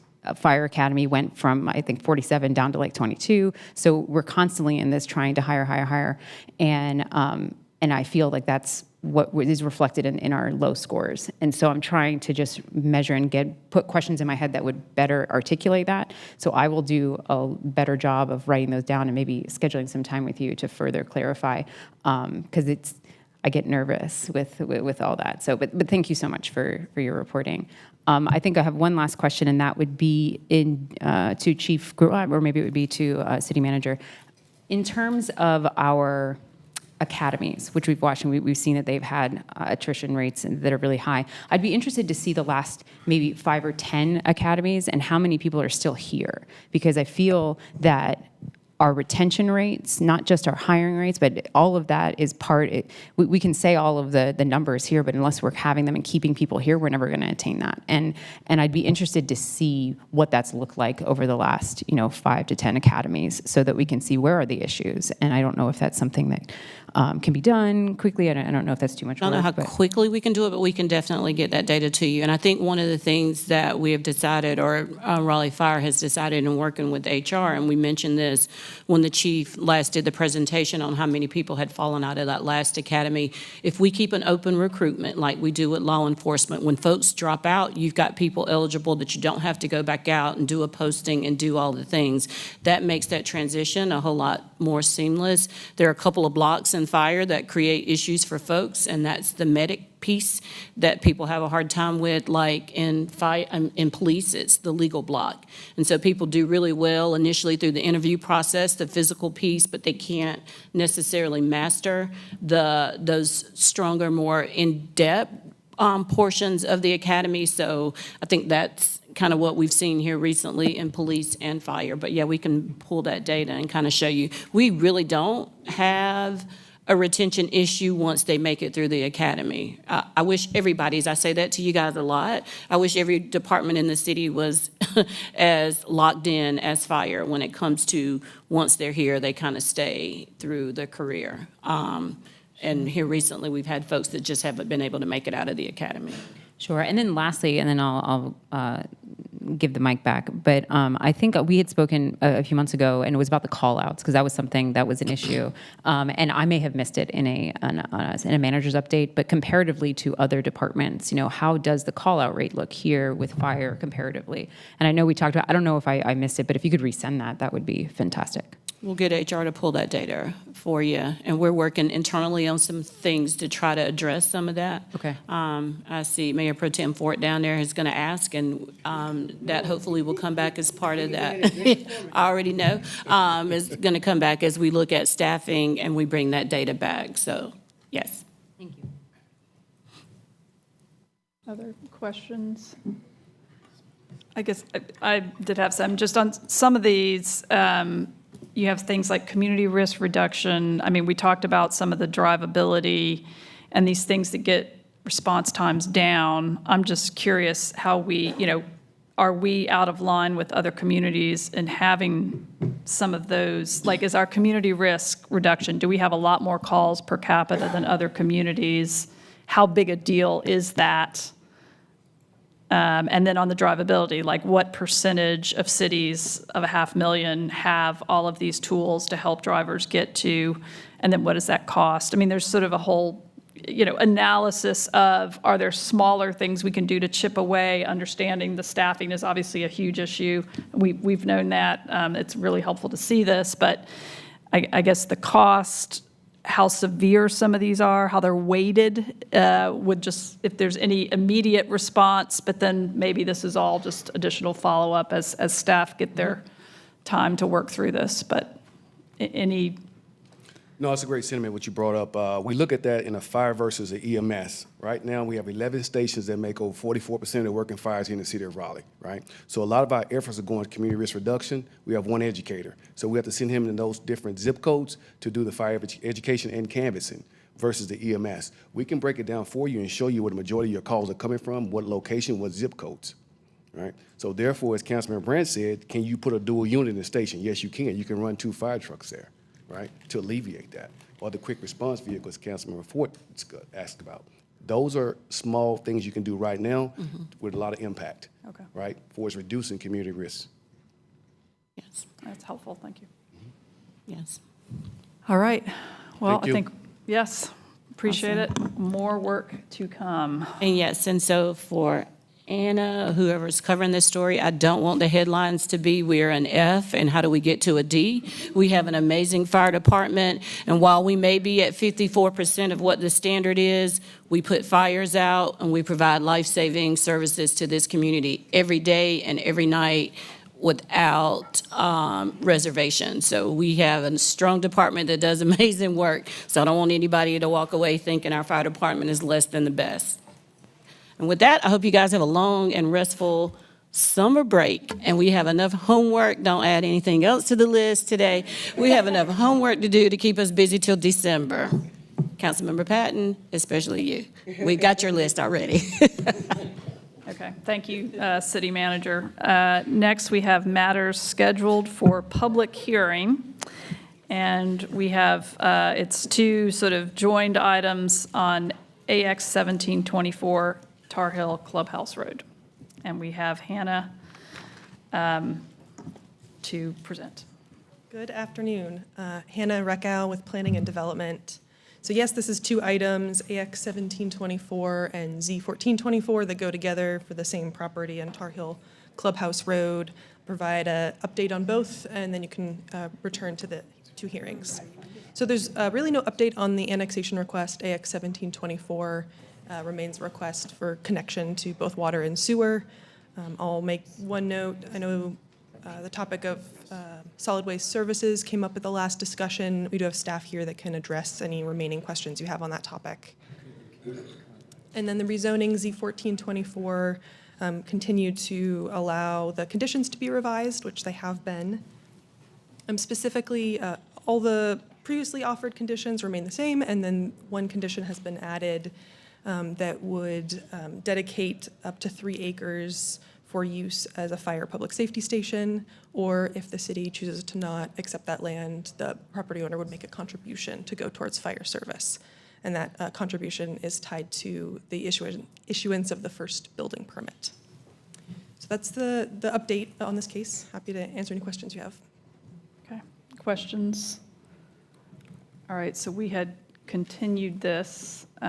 We do have folks who have signed up. So if it's continued, I don't need to bang the gavel. I can call, it was Marie Farmer, Matthew Carpenter, Jeremy Keeney, and Bill Robinson. Yeah. Okay, so if there was no time remaining, I mean, how about just a couple minutes? Is that? Yes, Mayor Cowell, we'll keep our comments very brief. As staff had noted, we had previously asked for a continuance to address the only outstanding issue that we had not addressed with our conditions yet, which was the fire response times in the area. And so as staff explained, we have added a new condition for the reservation of 3 acres.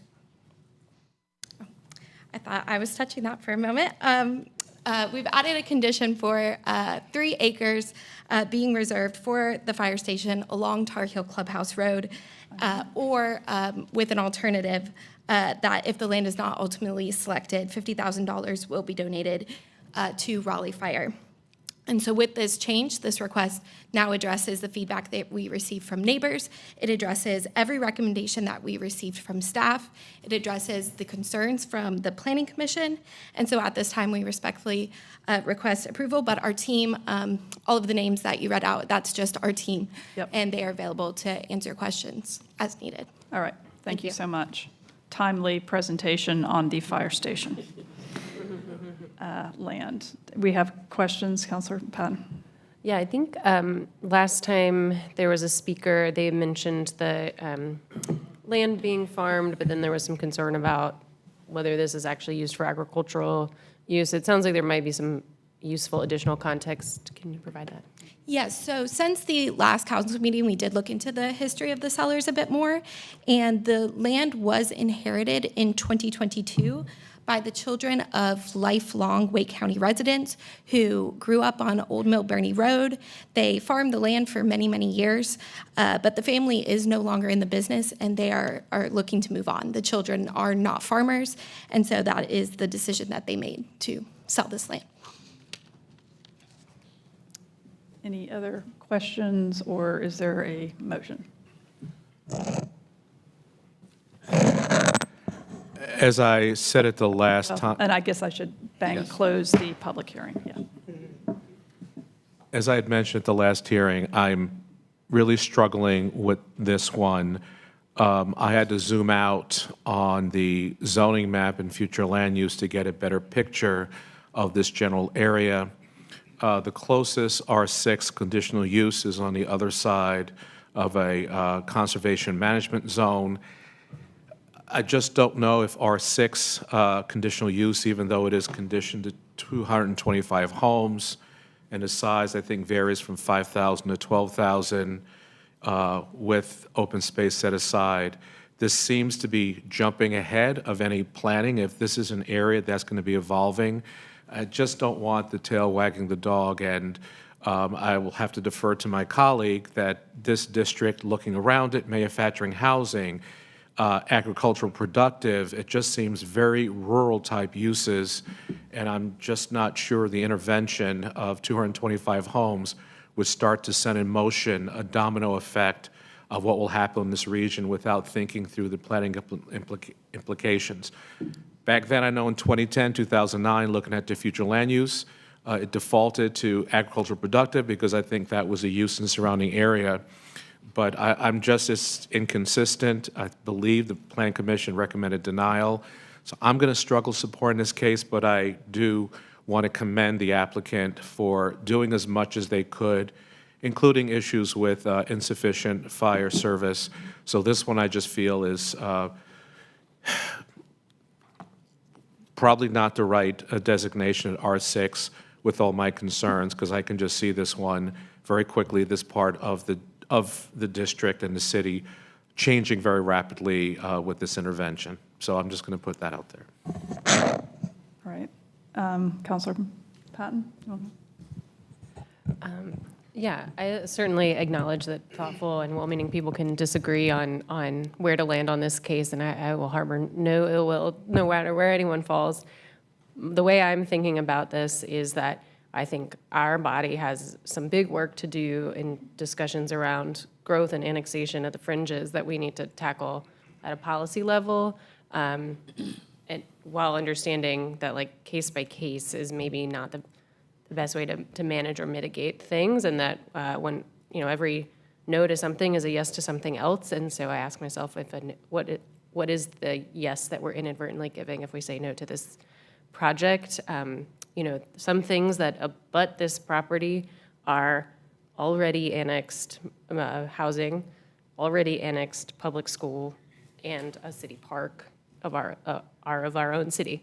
So there's these public amenities in this area that we have already invested in, and I think that for me, primarily fire service constraints were the number one concern. I do think the limitation in the units brings it down to like a 3 unit per acre average, which I think kind of roughly splits the difference on the the rural designation, but while still I think the conditions allow a more targeted preservation of the natural spaces that are left in a way that if we just said you have to be rural, it would be less dense, but we wouldn't be protecting nearly as much of the natural space that's available. So I think that, I think we have big policy work to do as a body, but I think as an individual case, they've really done everything that's needed to mitigate my concerns, particularly since there's already been public investments in this area. So with all that said, I will move to adopt the annexation on this case effective immediately. Second. Okay. Is there any other discussion on annexation? All right. All in favor of that motion, aye. Aye. All opposed? Nay. Okay. So 2 noes. All right. And then I'll move to adopt the proposed consistency statement dated July 1st, 2025, contained in the agenda materials, and approve the zoning amendment with the adoption and effective dates described in the agenda item under recommended action. This approval is also deemed an amendment to the future land use map to the extent described in the adopted consistency statement. Second. Okay. Any other discussion on the rezoning case? If not, all in favor, aye. Aye. Aye. All opposed? And 2 noes. Okay. All right. Thank you very much. And next, we have the report and recommendation of the Special Committee on Council Advisory Boards and Commissions. And we have Assistant City Manager Evan Raleigh. Good afternoon again, Mayor and members of Council.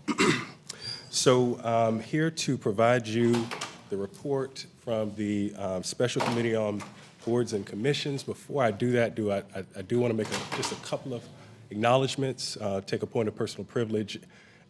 Certainly appreciate the hard work. I'm here recommending and reporting out, but the hard work of the staff that contributed. We got a lot done in a span of 3 meetings, thanks in large part due to the city clerk, staff, staff from community engagement, our liaisons. Certainly Ms. Taisha Mosley, want to acknowledge her for her effort in support of the committee's work. So with that said, I will take you through the presentation. So there are 3 areas that we'll cover. Just to kind of quickly remind folks where we were, what the charge to this committee was, how it was established. We'll summarize the recommendations of the committee, and then share with you a few items that the committee is recommending for council's consideration. So again, just to remind anybody that may not be familiar with the work of this committee, it was back at the March 18th meeting of council, the committee was established and was charged with reviewing all matters related to the current functioning of the city's advisory boards and commissions, looking at the structure of bylaws, composition, any other things that were related to the composition or structure of those advisory commissions. So I will begin with a review of the recommendations. So the first recommendation of the committee was around standardizing the bylaws. So as you all know, every committee has a set of bylaws. Over time, of course, as councils come and go, committee members come and go, those bylaws get amended over time. And we ended up in a situation where bylaws from board to board could vary somewhat significantly. So the committee took up this question and has made a recommendation for a standardized set of bylaws which are attached, I believe, in your agenda materials. And those bylaws, really, again, the key there, the goal there is to establish consistent practices when you move between the boards, ensure that there's adherence, obviously, to city and state policies, and again, just bring consistency in the way that those boards and advisory boards and commissions operate. So just to kind of give you a sense of what items are specifically contained in those in that standard bylaw template. Obviously, the way that work plans are prepared and presented, the nature of the activities that the boards and commissions would undertake, the way in which resignations of members are treated, the removal of members, the establishment of quorum, really the way that these boards and commissions function from a structural perspective is addressed. And I will say, we have reserved a section in those bylaws recognizing that there are some unique things in terms of the way certain boards function. We do want to make room for, those boards to maintain some of that uniqueness should the situation require. And so there's a section in the standard bylaw template that does reserve that opportunity for boards and commissions to build in some of those unique aspects to their operation or their function for council to consider and adopt should council choose to do so. So the second area of recommendations that the special committee has made relates to the guidance to the city council liaison to the various boards and commissions. So the committee is also recommending the adoption of, again, a sort of document that lays out in quite specific detail the roles and responsibilities of council liaisons. This is just an example generally of what those liaison guidance offers. It's, things that council liaisons should avoid, things that they should do, shouldn't do, addresses the attendance expectations of council liaisons to the various boards and commissions. And again, just further examples of the types of things that guidance speaks to that, again, avoiding personal perspectives, not essentially, council members not acting as additional members or ex officio members of the boards and commissions, really focusing on providing, a medium for two-way communication between the board and council, not providing procedural direction, but really not interjecting personal opinions not endorsed by council. So the next area that the committee reviewed and is prepared to make recommendations on relates to the naming of certain boards and commissions. So there were two specific boards and that the committee has recommended a name change for. First, the Fair Housing Hearing Board was recommended to be, that name to be changed to the Fair Housing Advisory Board to better reflect the general nature of what that group does. The second group that was recommended for a name change was what's currently the Raleigh Transit Authority. The recommendation was that that board become the Transit and Mobility Advisory Commission. And I think probably the biggest area of recommendations comes in this section related to the structure and composition of the various boards and commissions. So this is a table, I hope it's not too busy, but essentially on the left represent the boards that the committee recommended remain standalone, or not standalone, I should say the parent board. The column in the middle are the boards that were previously independent that are recommended to be folded in to that parent board. And on the far right side, you see the size, when you bring all of those boards together under that parent board, what the size, the membership size of that new parent board would be. So I'll just quickly run through these again. Parent board, for the first example, the committee endorsed collapsing the Historic Cemeteries Advisory Board into the Historical Resources and Museum Advisory Board, which would become the new parent board.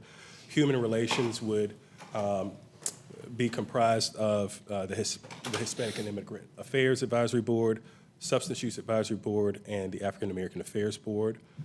There's an asterisk there simply because that board has not yet been seated, but in this proposal would become a subcommittee of the Human Relations Commission. And then finally, that retitled Transit and Mobility Advisory Commission would be comprised of obviously what was the Transit Authority Board, BPAC, the Bike Pedestrian Advisory Commission, and the Mayor's Council for Persons with Disabilities.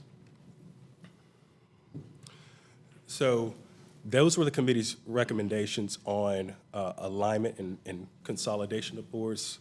The committee also took up the question of composition, which I kind of spoke to a moment ago, but I'll do it in more detail here. So the recommendation, again, is for multiple boards and commissions to merge to form the boards that I just laid out.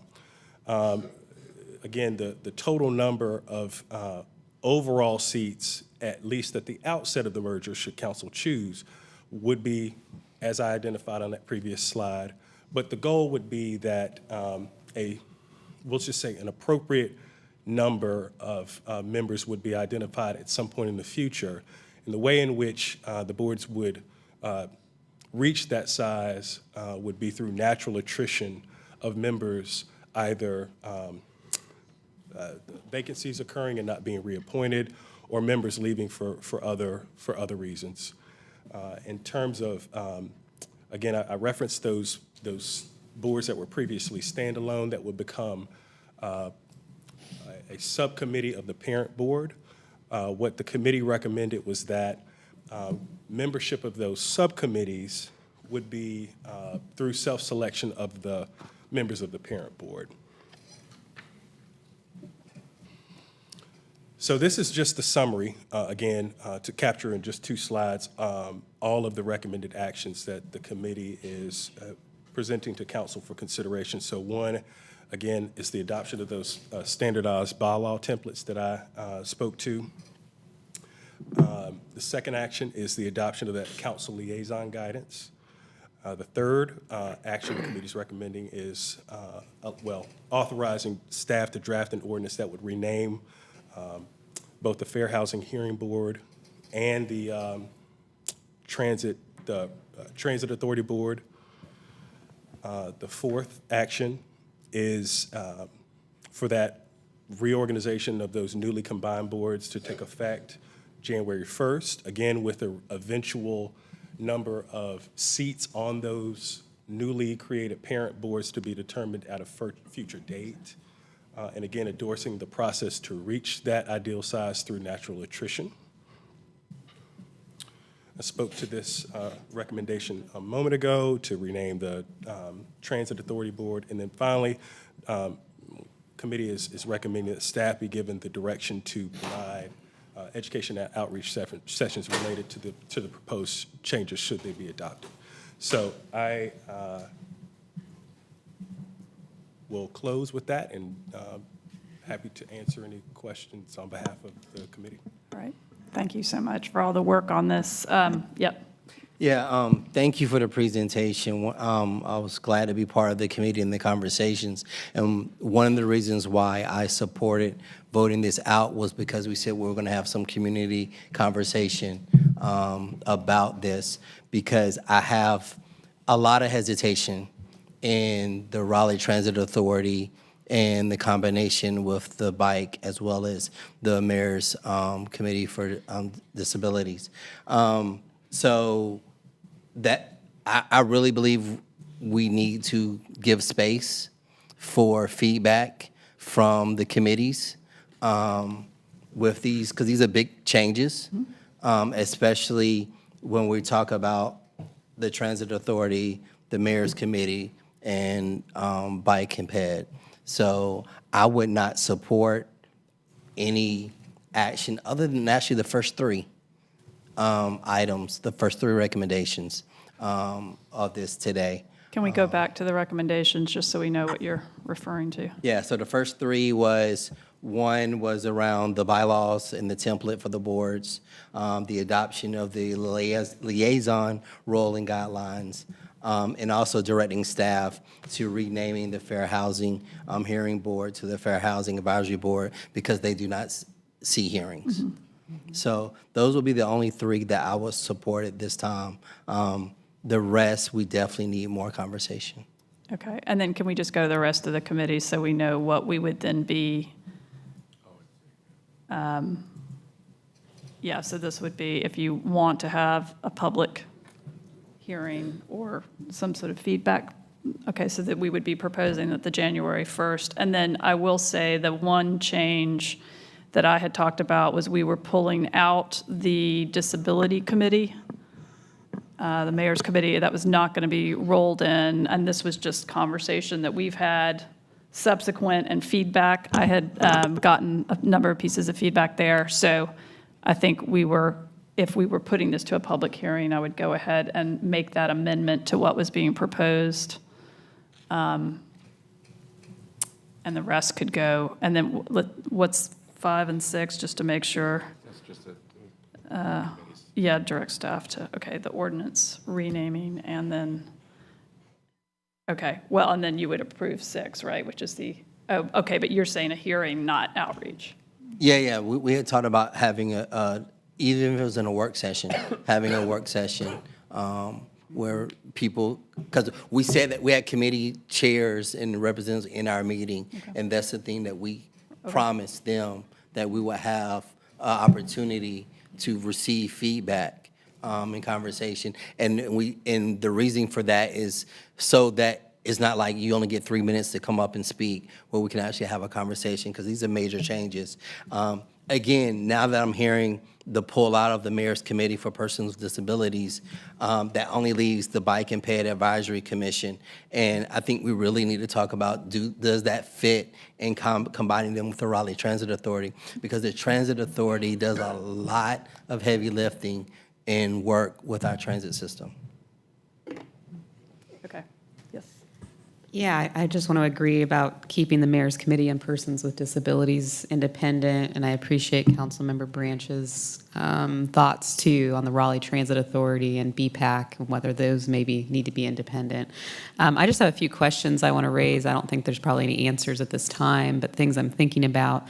If these mergers, go forward, who would be the chair of these new combined boards? How will that be determined?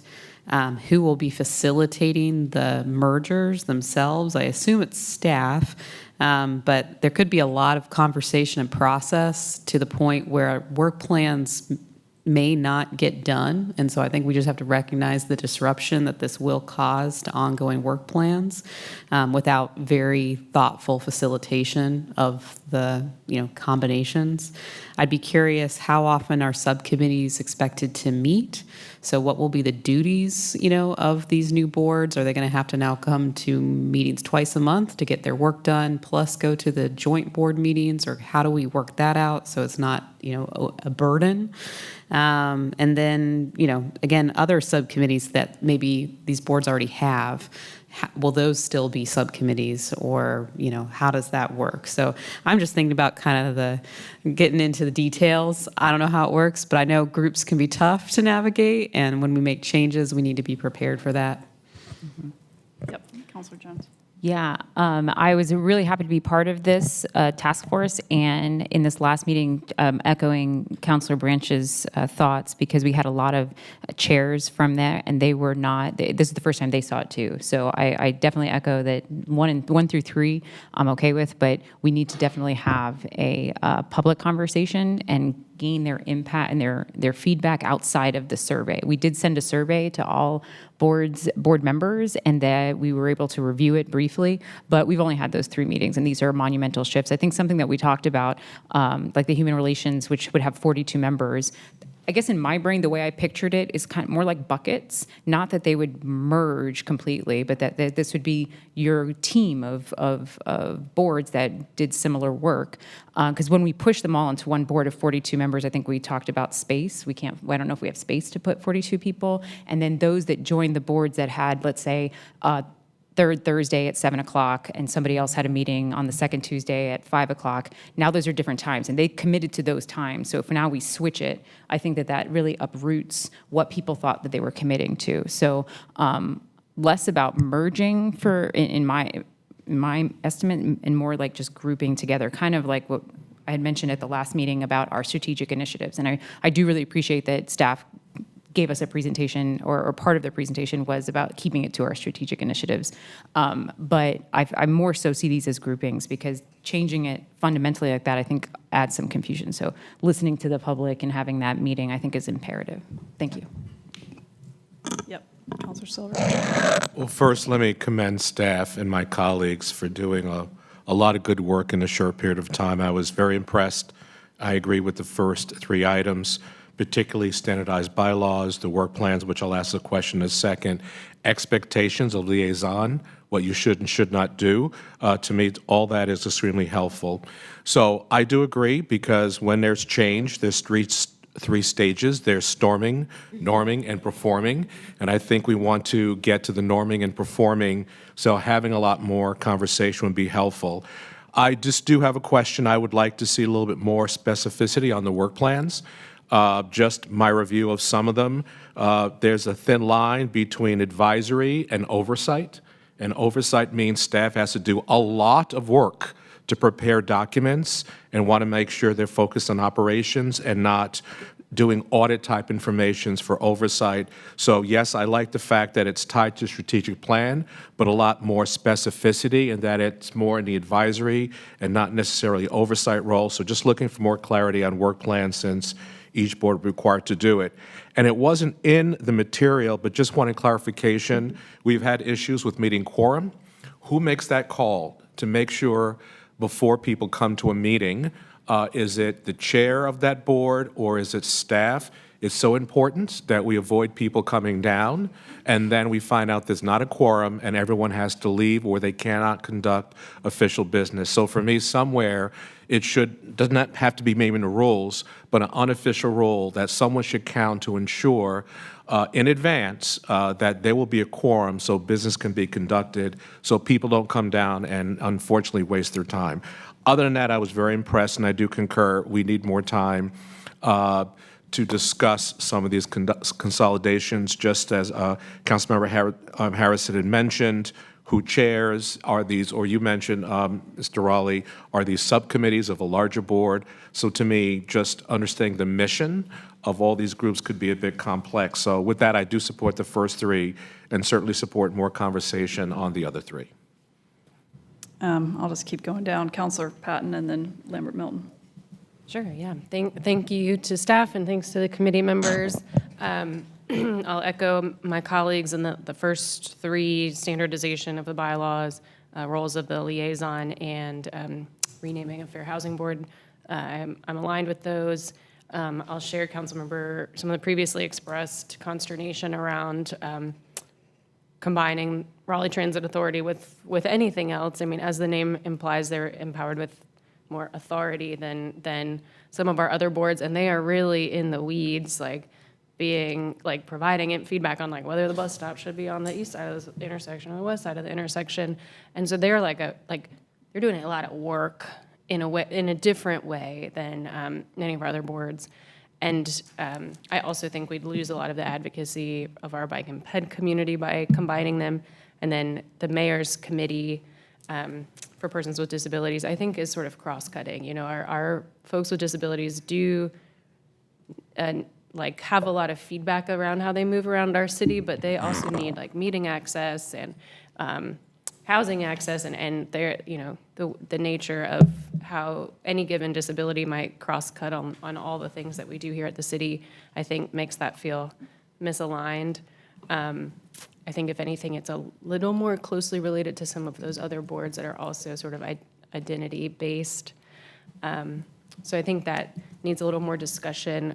One thing, and maybe committee members can respond, one thing I haven't seen is sort of the main goal or like the problem we're trying to solve the most, and I think that would help us target like what we're trying to do. So if the issue is, the primary issue that we're trying to do is reduce staff time on this part of their work, then that's going to lead to one set of responses. If it's to improve commission member satisfaction, then that's a different set of responses.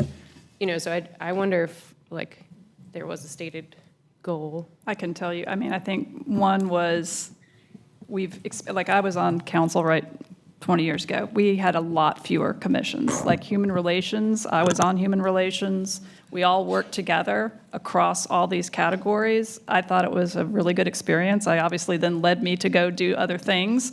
And so one was quorum.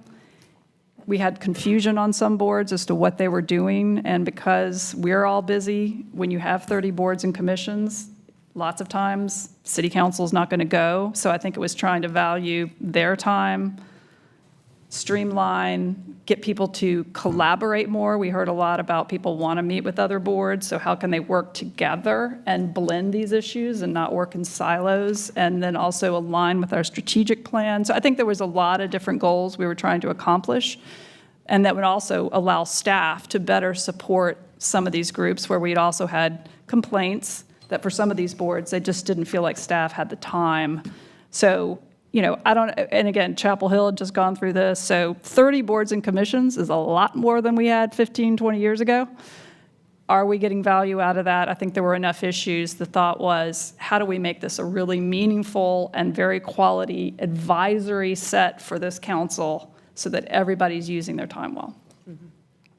And then thank you for that. The one last thing I'll add is the piece of feedback I get a lot directly from commissioners can sort of orbit around the idea of events. And I think maybe to your exact point of making sure we're aligned with our strategic plan, it might be worthy of consideration that we, instead of like some boards do events and then it's like each of these boards is just providing almost like a white paper, like every quarter, their guidance, their thoughts to us on various elements of the strategic plan. So, one quarter they're giving us their feedback on housing, and one quarter they give us their feedback on public safety as sort of informed by their, topic. But rather than there being a mix of boards that do a lot of events and boards that review plans and this and that, like maybe the nature of their work gets more standardized rather than compressed. Thank you. I will add, it was helpful to hear from the mayor the intended outcome. I think, and this may sound harsher than I mean it to, but we need to remember that all these boards and commissions, maybe not all of them, there's a few that are statutory and a matter of construct. They were all created by city councils over time to serve specific purposes. And I think what the mayor has said is coming back in with fresh eyes. This has really ballooned into a way that it feels unmanageable perhaps, or there's redundancy in the work. And if that is the goal, then I think it is our responsibility as the council to say we are going to trim some of these boards back. And we need to just make that the clear direction. Because I think if we go out and ask, hey, what do you think about this? I'm going to assume we're going to hear a lot of, we don't like it, we don't want to do it. And these are volunteer positions, they're not paid. But these aren't positions that folks stay in forever. Everybody's up for reappointment every 2 years or so, depending on the board. People are term limited. And so I would say, to get through the 3 stages that Councilmember Silver said, I think it's our responsibility to say, these are the ones that we think we need to either cut or condense and set that direction and provide ourselves and the volunteers who are serving sort of an on-off ramp. And so I will also say that if we're having quorum issues, creating one board that has 42 members is really not going to help with that, because they're going to have a lot harder time to meet quorum now. And so I think we should almost just set the direction, and even if it's a matter of a couple of years before these boards start to wind down or get combined as members naturally roll off, that can be fine. But I don't think we need to group think this project, because my opinion is going to be what we're going to hear from folks who are serving now is they don't want the system to change. And so if we know it needs to change, we need to signal that, do it, and figure out a way that we can be respectful of people's time, but wind it down at our direction. Well, and just, I know, Mayor Pro Tem, I would say one of the other strong recommendations we had was natural attrition. We know all these people have volunteered. We do not want to remove people from boards. So while there's a target number, and that also, while we're in the midst of this conversation, I think we wanted to freeze appointments to the ones where we were thinking about combining. So as an example, I did not vote on anybody for Human Relations today because I knew, right, this is not clear, and I'm not going to add to that 42 number, which I think would really be maybe, 5 or 6 months before we had all these rolling sort of folks that just were, naturally completing their terms. So I do think there's a long-term goal here with, I certainly want to respect people who have volunteered. And then, but anyway, so that was just on that point. We did not want this to be removal of anyone from any boards. Yeah. Well, and the other part of it, excuse me, I'm not sure if it was completely clear, as some of these boards are folded into a larger board, they would be sort of like subcommittees. And so you wouldn't necessarily have the issue about quorum and some of the other stuff, because it would be subcommittees kind of meeting and then reporting up to the larger body. But to your point, folks would be rolling off and it would get more condensed. The other thing that I wanted to say, kind of addressing your point, Councilmember Patton, I think across the boards, there are different responsibilities. So quasi-judicial boards probably wouldn't be providing us with, documentation or papers. Yeah. But some of these other boards that do events, I think for community members, those events have become signature and pretty important, and in some spaces pretty impactful. So I think we have to be sort of careful about saying that we wouldn't want them to do events and things along those lines, because I think for some communities, those events are signature and have a lot of meaning and historic meaning and things along those lines as well. So just something to keep in consideration. Okay. Well, I think we've all had our commentary. So it sounds like there is folks here, we want to have either some sort of hearing and then I heard work session. I think we want to support 1, 2, and 3. Is that? Yeah. Yeah, but one thing I want to say, I think part of the conversation about having the public comment was because of the conversation we had at the time was combining the Mayor's Committee of Disabilities with the Transit Authority and BPAC. I think that group right there was what was so controversial. And I saw all the emails ready to come in and people signed up to speak on Tuesday. Tonight, if we had told them that we were not going to have a public meeting, but if the version that I'm hearing now is not to do that, then I think we can even look at the BPAC part. I will say if we just drop option 5, recommendation 5, the rest of them possibly could go forward. And 5 says direct staff to draft an ordinance. Yeah, I don't have. It says direct staff to draft an ordinance renaming the Raleigh Transit Authority to the Transit and Mobility Advisory Commission. If we do not do that last part and we move forward with the rest, maybe there's an opportunity to do that, because I agree with those groups that we talked about that align with the Human Relations Committee. That's where I think they should fall. And then when we talk about the Historic Resource Museum Advisory Board, combining those two bodies, we've already had a conversation about combining them for the last year and a half. So if we decide not to do recommendation 5, I think there is a path forward as far as getting option 4, which is, can you scroll up for me? Which is to authorize the reorganization of the 4 mission boards and commissions by January 1st and so forth. And then option 6, as you just saw, the education and moving forward. The controversial piece was that Mayor's Committee and the Transit Authority, because I never saw a true alignment of those committees. And I'll add on to that. I'm still not in favor of option 4, just because those same committee member or those same board members that were there who are not part of transit but were part of human relations or community engagement they want to weigh in as well. And that's not there. It's not just about that one. It's the merging of all of those into a 42-member board for human relations, where I think that's overwhelming and it needs a little bit more conversation. So for me, I couldn't support 4. Well, can we also just, I know you've clustered things in these, but I think, are we okay with the historic combination, right? We could vote on that if we haven't voted on that. I would also, not to confuse everything, but the Mayor's Commission on Persons with Disabilities, if we could think about just changing that name, having the appointments come from the full council, not just the mayor, so it doesn't need to be the Mayor's Commission, and then I don't understand board versus commission, advisory, whatever the new name. I would also suggest that when we come back, we don't have to do it today on the fly. Why don't we just go ahead and rename that and put it more in alignment with the other boards that have full council appointment? And again, I don't know whether there was anything else we can act on. I understand your point, Councilor Jones, that you want to have the hearing on the transit, BPAC, and then the human relations, that all of those we want to have the work session. So you're just saying you want to pull transit and BPAC? Correct. I second that. Okay.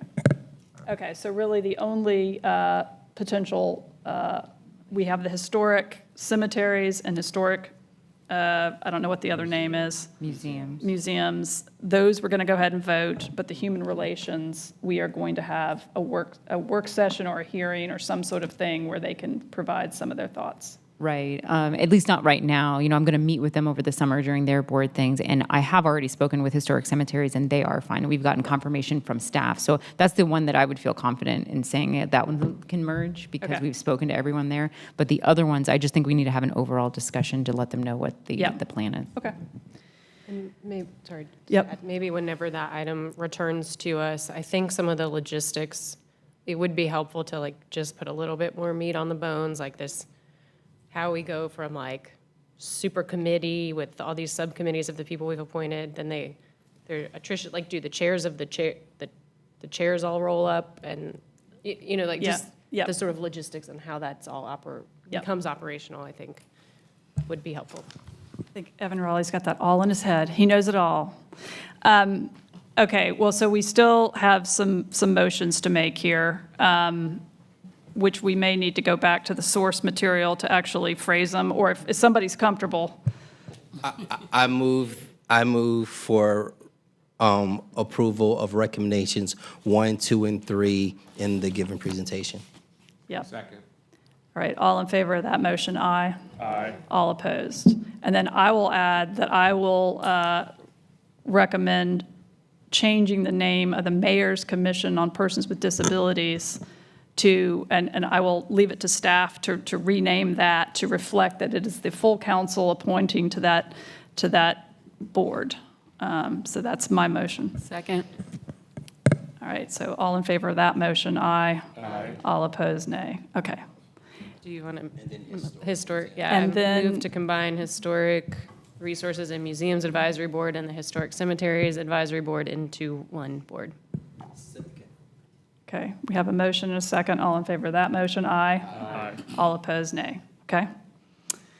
And then the remaining is there anything else on 4, 5, or 6 that we're doing?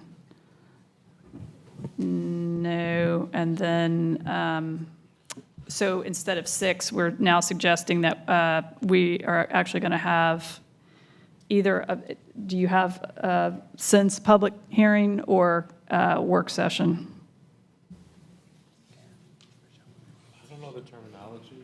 City manager was the preferred. Or committee. Let us. Because you know the agenda, that's why. I know. Let us kind of take the feedback we've gotten today, and we will try to separate it out in a way that's meaningful and get back a recommendation to you guys over the break. not a meeting over the break. We're just going to get the information to you how we're going to set up the actual meeting, whether it is an actual work session, whether it's another agenda item, whether it's a committee, all the things. Does that work? Yes. Okay. Okay. I'm really sorry. I know we have a long day. One last thing, and this might be more directed toward the clerk, although I think there will be cross-departmental efforts.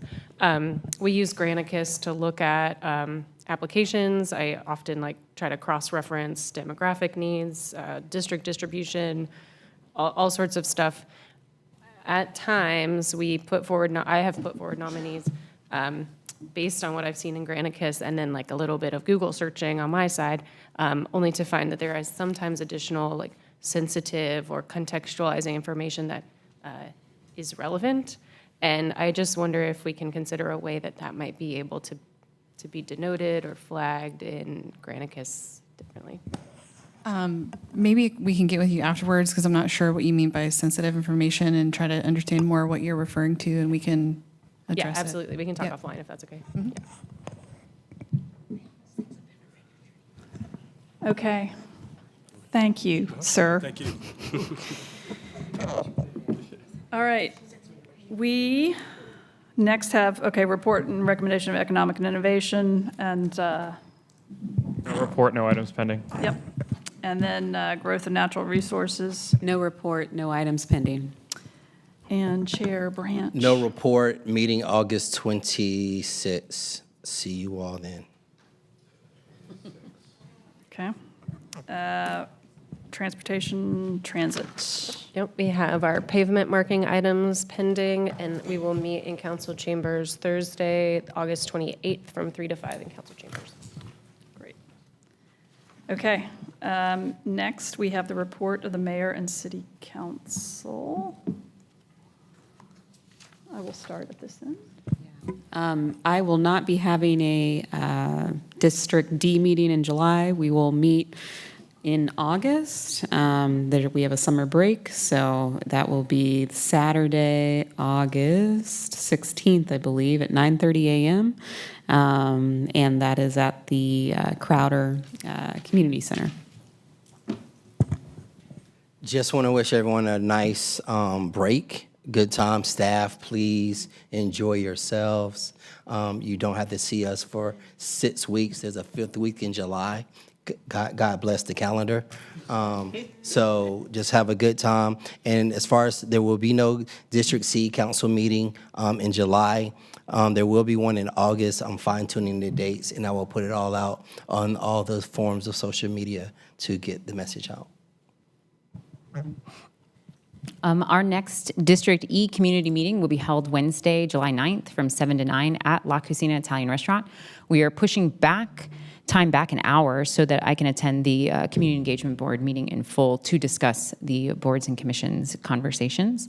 Our Decoding Democracy Book Club will meet Saturday, July 12th from 9:30 to 11:30 at Oberlin Regional Library. We will be discussing Article 3 of Raleigh's Charter.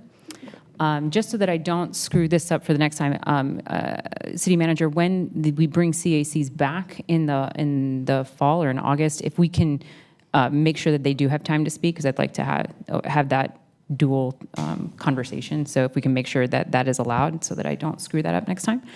And then lastly, my oldest daughter graduated from 5th grade last week, and we are so proud. She is nervous about going to middle school, and so I wanted to share some advice that I gave her as she walks into this next chapter of life. When you walk into rooms where whispers grow loud, remember, not every voice means you're meant to respond. Some people speak just to hear themselves speak, not to listen, not to learn. Not every knock needs you to open the door, and not every glare deserves your gaze. You owe kindness, yes, but not your peace, and never your power. Choose when to answer, choose when to walk on. That's not weakness, that's wisdom. That's how we hold both grace and ground. Thank you. Great. I just have a procedural matter. We have a rule at City Hall, Section 124009, that specifies if we ever want to have a reception with consumption of beer and wine in City Hall, We need prior approval from City Council. This is coming up partially. We were going to have a portrait unveiling. This has been rescheduled, but I just want to ask this council to authorize the city manager to permit these activities in the lobby for the remainder of the current fiscal year. So moved. Second. All right. Any other discussion? Can't wait to see Club Marshall. We can do it in parts. We just can't do it in Marshall. this building. All right. All in favor of that motion? Aye. Aye. All opposed? All right. We're set up. Okay. Well, last Friday was an occasion. I said I retired, but I semi-retired from my daily practice on Friday, as well as celebrating a birthday, so it was a big day. But thank you. I'm going to take heart to your comments as I walk into spaces, so thank you, Councilmember Jones. All I report is that I will have a District A meeting on August 28th at Millbrook Exchange Park from 6 to 7. Look forward to seeing everyone there, and I will do another reminder when we return, since it'll be before that meeting. That's all I have to report.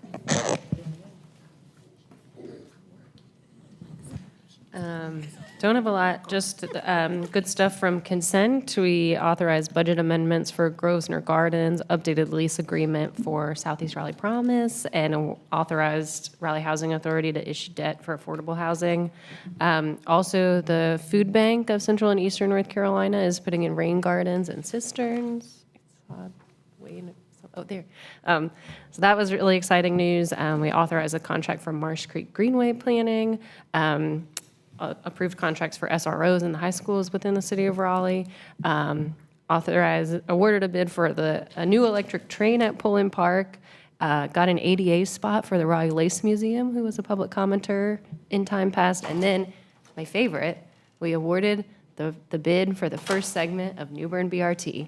So, huzzah, what a great way to go on break. Thanks, y'all. No report. Couple things. Congratulations to Miss Octavia Rainey, who's in the audience. When they had the Fair Housing Hearing Board Conference last week, she was one of the award recipients, as well as a number of other folks in the community who've done a really, really good job on housing. So since she's here, I want to give her flowers. Congratulations. And congratulations to the group for a great conference. Councilmember Lambert Milton's been a little shy. We hung out for several Pride events this month and moved around the city for a couple of those things as well. So I wanted to report that out. And also wanted to congratulate the mayor and the governor on the great jobs announcement that you made earlier last week. I mean, that was really impactful for us to know we're going to have several hundred jobs coming over the $100,000 mark in the city of Raleigh. Is impressive. So congratulations on that. Okay. Next, we have appointments. Good afternoon. First is Centennial Authority. John Harden received 2 votes, Latanta McCrimmon 6, so Ms. McCrimmon would be appointed. Next is Civil Service Commission, 1 regular vacancy. That is for the management of private business or industry slot. Seth Wood received 8 votes, so would be appointed. Human Relations Commission, we have the 2 alternate vacancies. Stacy Lynn Webb received 7 votes, and Daphne Moore received 6 votes.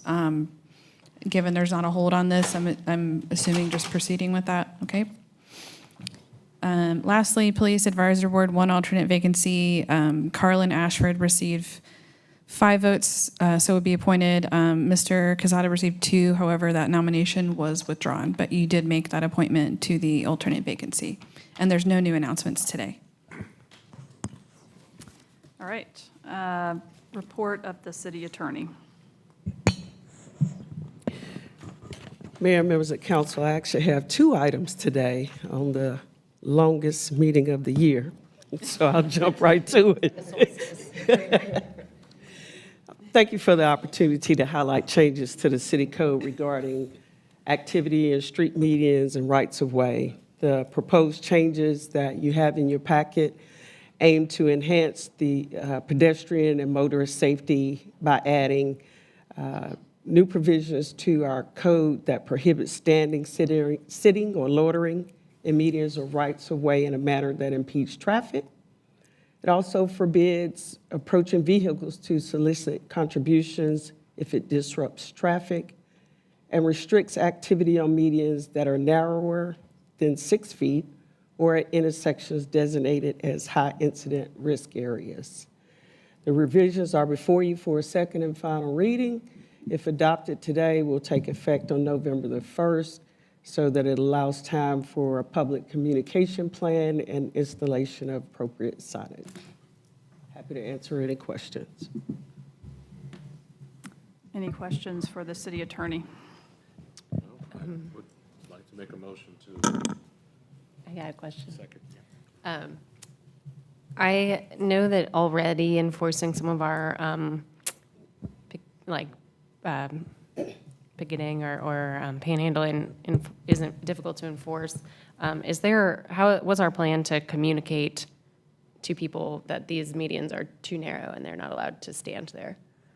Well, we will be placing signage on those, what we call high incident risk area medians, but also the reason that we are not, that we are proposing the November 1st date is so that we can do communication about the changes as well as placing the signage. Okay. Do we have any chance we already know, like, a few places where we're going to start? I always think about Capitol and Calvary, deadliest intersection in the city. We do, but I don't want to state those until we definitely have them in place. But yes, those are some of the ones that we're looking at. All right. I move that we, on the second reading, enact the ordinance as stated by the city attorney. Second. Yep. Any other conversation? Move on. Okay. All in favor of the motion, aye. Aye. All opposed, nay. All right. So that passes. Thank you, Mayor and Council. So to our second item, Council previously referred an item to the Safe, Vibrant, and Healthy Community Committee regarding noise and amplified sound. Following the presentation of the Sociable City report, staff reached out to several peer cities to benchmark how they regulate noise and amplified sound within their communities. We have with us today Ms. Whitney Schoenfield, who will present the findings from that benchmarking effort, after which Senior Deputy Dottie Kibler and I will be available to answer any questions regarding our current ordinance and receive direction from council. With that, Whitney. All right. I am not a city attorney, but I am happy to work alongside the city attorney's office on this subject. So good afternoon, Mayor and members of council. Once again, I'm Whitney Schoenfeld with Special Events. Our team has spent a significant amount of time researching and engaging with cities across the country about how they manage commercial establishments who use outdoor amplified sound. What we found is that Raleigh is not alone in managing outdoor sound from our nightlife and entertainment venues, especially located near residential areas. We've done our best to take what we've learned from conversations and local ordinances, and today we're sharing that benchmarking data with you. As a reminder of how we got here, the city authorized we contracted with the Responsible Hospitality Institute to conduct a sociable city assessment, which measured our nightlife and social economies within the Glenwood South and Fayetteville Street districts. Those findings were presented during your May work session and again talked about at the Safe, Vibrant, and Healthy Communities Committee meeting also in May. One of the many recommended action items is to revisit the noise ordinance specific to commercial sound.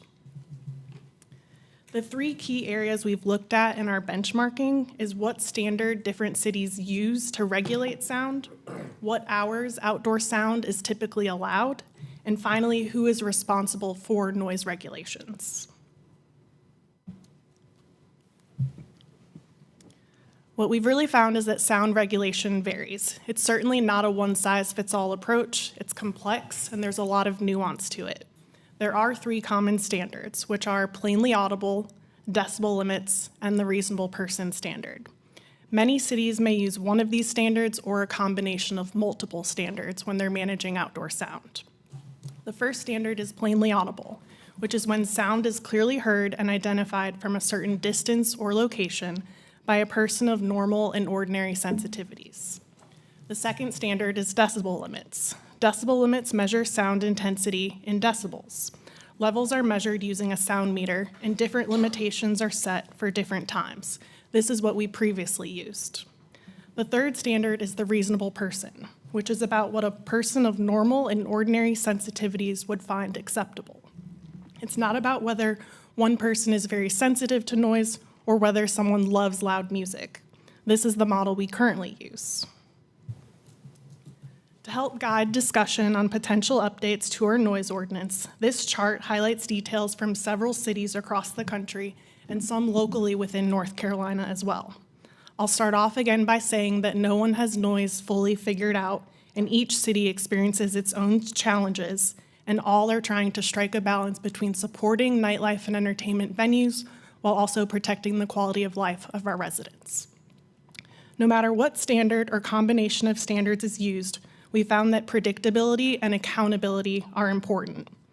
It's really difficult to capture the unique nuances of each of these cities into this chart while keeping it clear and easy to understand. Several cities have also shared with us that they're also looking to revisit their own policies regarding noise regulations. So let's go through the chart. In regards to standards, some form of decibel limits are used by 18 cities listed on this chart, making it the most common approach of this specific group. Plainly audible is used in 7 cities. The reasonable person standard is used here in Raleigh and San Diego. And venue-specific and district-specific decibel limits are used in Austin, Texas. From attending a recent conference, we learned that Raleigh allows outdoor sound significantly later than most cities. Very few cities allow outdoor amplified sound past midnight on the weekends. Of this group, 10 p.m. is the most common end time when sound ends or is significantly reduced. 11 p.m. is used by Charlotte, Charleston, Durham, Greensboro, and Nashville. 12 a.m. is seen in cities such as Atlanta and in parts of Austin. Only in higher intensity entertainment districts in Austin and Orlando is music allowed until 2 a.m. And it's important to note that residential is limited in these areas. The earliest timeframes for ending or reducing outdoor sound are in Savannah, Philadelphia, and Dallas. The cutoff in Dallas is actually at sunset. I will say in most of these cities, ambient or background music is still allowed after these listed times, just at a lower volume or decibel limit. And keep in mind, these weekend hours only apply to outdoor amplified sound. Venues may continue operations of live or recorded entertainment, they just need to do so indoors. In terms of enforcement, police departments are involved with enforcement in nearly every city. Code enforcement or public health works police in some cities like Chicago, Denver, and Philadelphia. Austin is supported by a specialized group, which is a dedicated sound enforcement team within development services. Related to Austin, that's the city we found the most takeaways from. Here are 2 examples of portions of their outdoor music venue permit that includes a sound impact plan. They also have a professional sound consultant on staff that reviews all of these permit requests. The example on the left is for a full-scale live music venue in their downtown Red River Cultural District, which is the primary live district of Austin, live music district of Austin. The example on the right is a downtown mixed-use entertainment district with both entertainment and residential. You can see a description of the surrounding area to indicate whether the venue is in close proximity to residential. You can also see designated operating hours for outdoor amplified sound, which is again based on the district and the establishment and how close it is to residential. Factoring in distance to properties zoned and used as residential is a criteria that impacts the operating hours of sound in Austin. That's our benchmarking data, so based on what's been shared today, we will certainly take any guidance from council as we determine next steps to possibly revisit the noise ordinance. Thank you, Whitney. Questions? Just a clarification in terms of what time, what is the time you were saying for Raleigh to take things indoors? You said, was it 11 o'clock, you said? No, we're 2 a.m. Oh, We are 2 a.m. way outside the norm. You said the average was 10 p.m., some as early as 7, so no, did you say the average was at midnight? I'm just trying to... Yeah, the most common end time was 10 p.m. There's some mid-sized cities that used 11 p.m., a couple And midnight. We're 2 a.m. So technically, we do not have an end time. Don't It have one. typically ends at 2 p.m. because that's when alcohol sales I mean, cut 2 off. p.m., 2 a.m. Sorry, 2 a.m. But also, just to be clear, we don't technically have an end time. We just, things tend to shut down at 2. Correct, because of the alcohol sales. We do, again, Right. have the reasonable person standard, so our nighttime hours begin at 11 p.m., so sound shouldn't be heard from a certain distance at that time, but the outdoor amplified sound can technically continue as long as it's abiding by the reasonable person standard.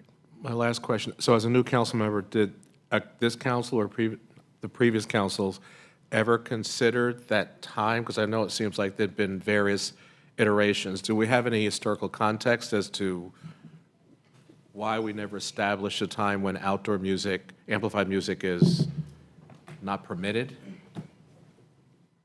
No, I believe that was an item that was discussed with the prior city attorney in I a closed see. session. Got it. Okay, thank you. Go ahead. But the current noise ordinance does change at 11, right? There's an amount, there's a distance requirement. It's 350 during the day and 250. It's 300 feet during the day, 150 feet after 11 p.m. 150 feet after 11. So you have to be a lot closer to the volume has to be lower because the distance at which you have to stand away and say, oh, I can hear that, is much closer. So there is, it does have to get quieter at 11. Correct. By the current ordinance. Not indoors. Right. Quieter, but not indoors. Okay, got it. All right, do you have other questions? Not a question. I mean, I think for me, from a time standpoint, let me ask this question. Amphitheaters, are they exempt from this? They are. Stadiums, arenas, and amphitheaters are exempt from the current noise ordinance. Okay. I have no more questions. Yeah, I just wanted to note those examples from Austin I thought were instructive. Could you go back to, I really like how specific they are. I like that it looks like the sound meters have to be perhaps owned by the businesses, so it's not up to an officer to have a decibel reader on hand. They can just go in and look, and it should be there, and if it's not there, then I'm guessing they're, in violation.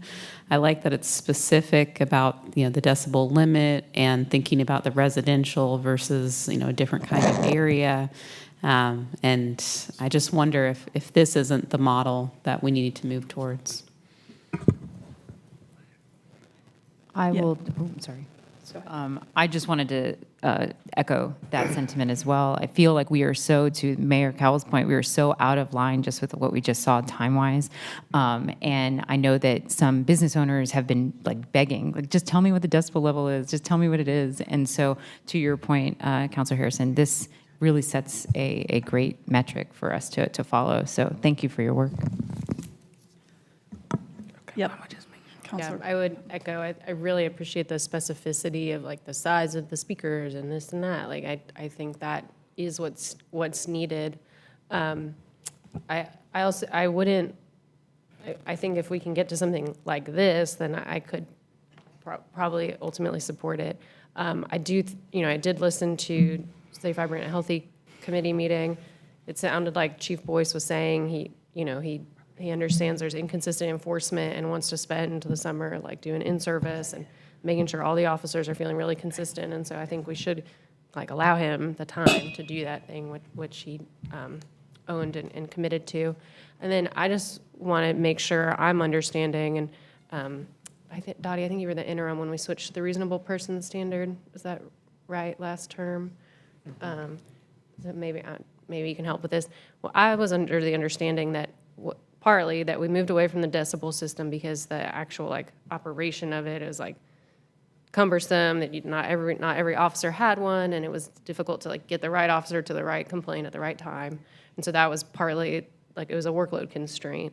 And then that the idea was that it's not determining if the sound is appropriate, but rather just like someone calls in, they say Megan's bar is playing her bluegrass music too loud. And so the officer goes out to Megan's bar, walks 150 feet away and says, yep, I can hear that bluegrass music, so it's a violation. Like, it's just like, can you walk that distance away? Do you hear it? If yes, then a violation. Did I understand that correctly, or have I missed something? So let me back up. I think one of the reasons that the items were brought forward was because the decibel reading standards were not working. For instance, officers would go on site and be unable to take a measurement that indicated which of the loud establishments was creating that level of noise. And so the request or the idea was to move away. And the place to which the city landed was that reasonable person standard, with the idea that the reasonable person standard was implemented throughout the ordinance, including at the place where we establish those limits that are included, those 150 and 300-foot limits. So, yeah, it seems to me to make sure that we're consistently enforcing, we just need to go down the block and like mark off where 150 feet is and like you say that's where you stand, and if you can hear it, then it's a violation. All right, I'm going to continue down. Did y'all have Councilor Lambert-Melton? Yeah, I mean, I have a few thoughts. Issues of the noise and sort of the vibrancy in particular parts of the city, and I'll mention Glenwood South, for example. These have been recurring issues throughout the time I've been on the city council. It's my third term now, and I'm sure they've been going on for longer than that. So I want to be mindful first that I can remember a time where there were complaints about Fayetteville Street, and I think due to some policy changes that were made there, compounding with other factors people couldn't control, Fayetteville Street basically, it struggles now to the point that we have invested millions of dollars to try to revive what that district may look like. And so I want to be careful that we're not going to do anything that's going to suffocate an entertainment area that for a lot of people is where they just decide to come to Raleigh to go to eat and drink and hang out, and brings a lot of business into the city. With that said, it has to be functioning in a way that's not disturbing the peace of the people who live around it, and make sure that it's a safe place. I think something we implemented in the last few years were the more police presence on Glenwood, the perimeters, sort of managing ingress and egress, and from what I can tell, that has worked fantastic. We've gotten fantastic feedback from it. I think the incidents we're hearing of violence and other bad acts have gone down a lot. I see the chief nodding his head in the back. So now the noise is the last piece that we are just still trying to wrangle.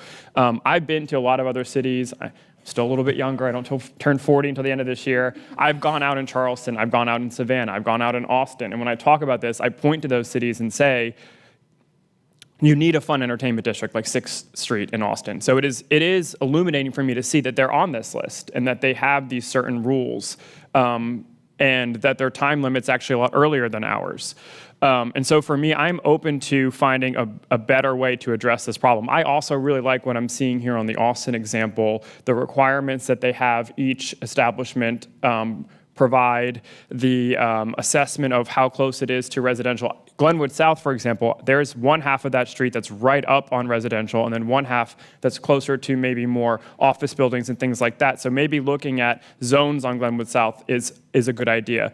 But where I'm at today is I could not support any changes until we get the enforcement piece down better. And I know the chief, we're going to speak to you about it. I know that you're perhaps working on some ideas over the summer, but if we can't enforce it, whatever change we make is not going to do any good. And then we're going to have people up here saying, you changed it again, and still nothing's happening. And so I could see us moving towards this Austin model, but I really want to get the enforcement piece down first. And also for me, the biggest takeaway from that Sociable Cities assessment, I heard that consultant stand up here and say that there is a lack of trust between the city and these establishments and the residents. And so I'm very mindful that I don't want to do anything too quickly that is going to make that lack of trust worse.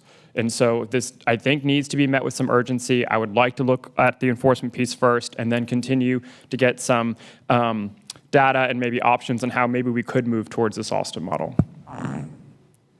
Any other, yes.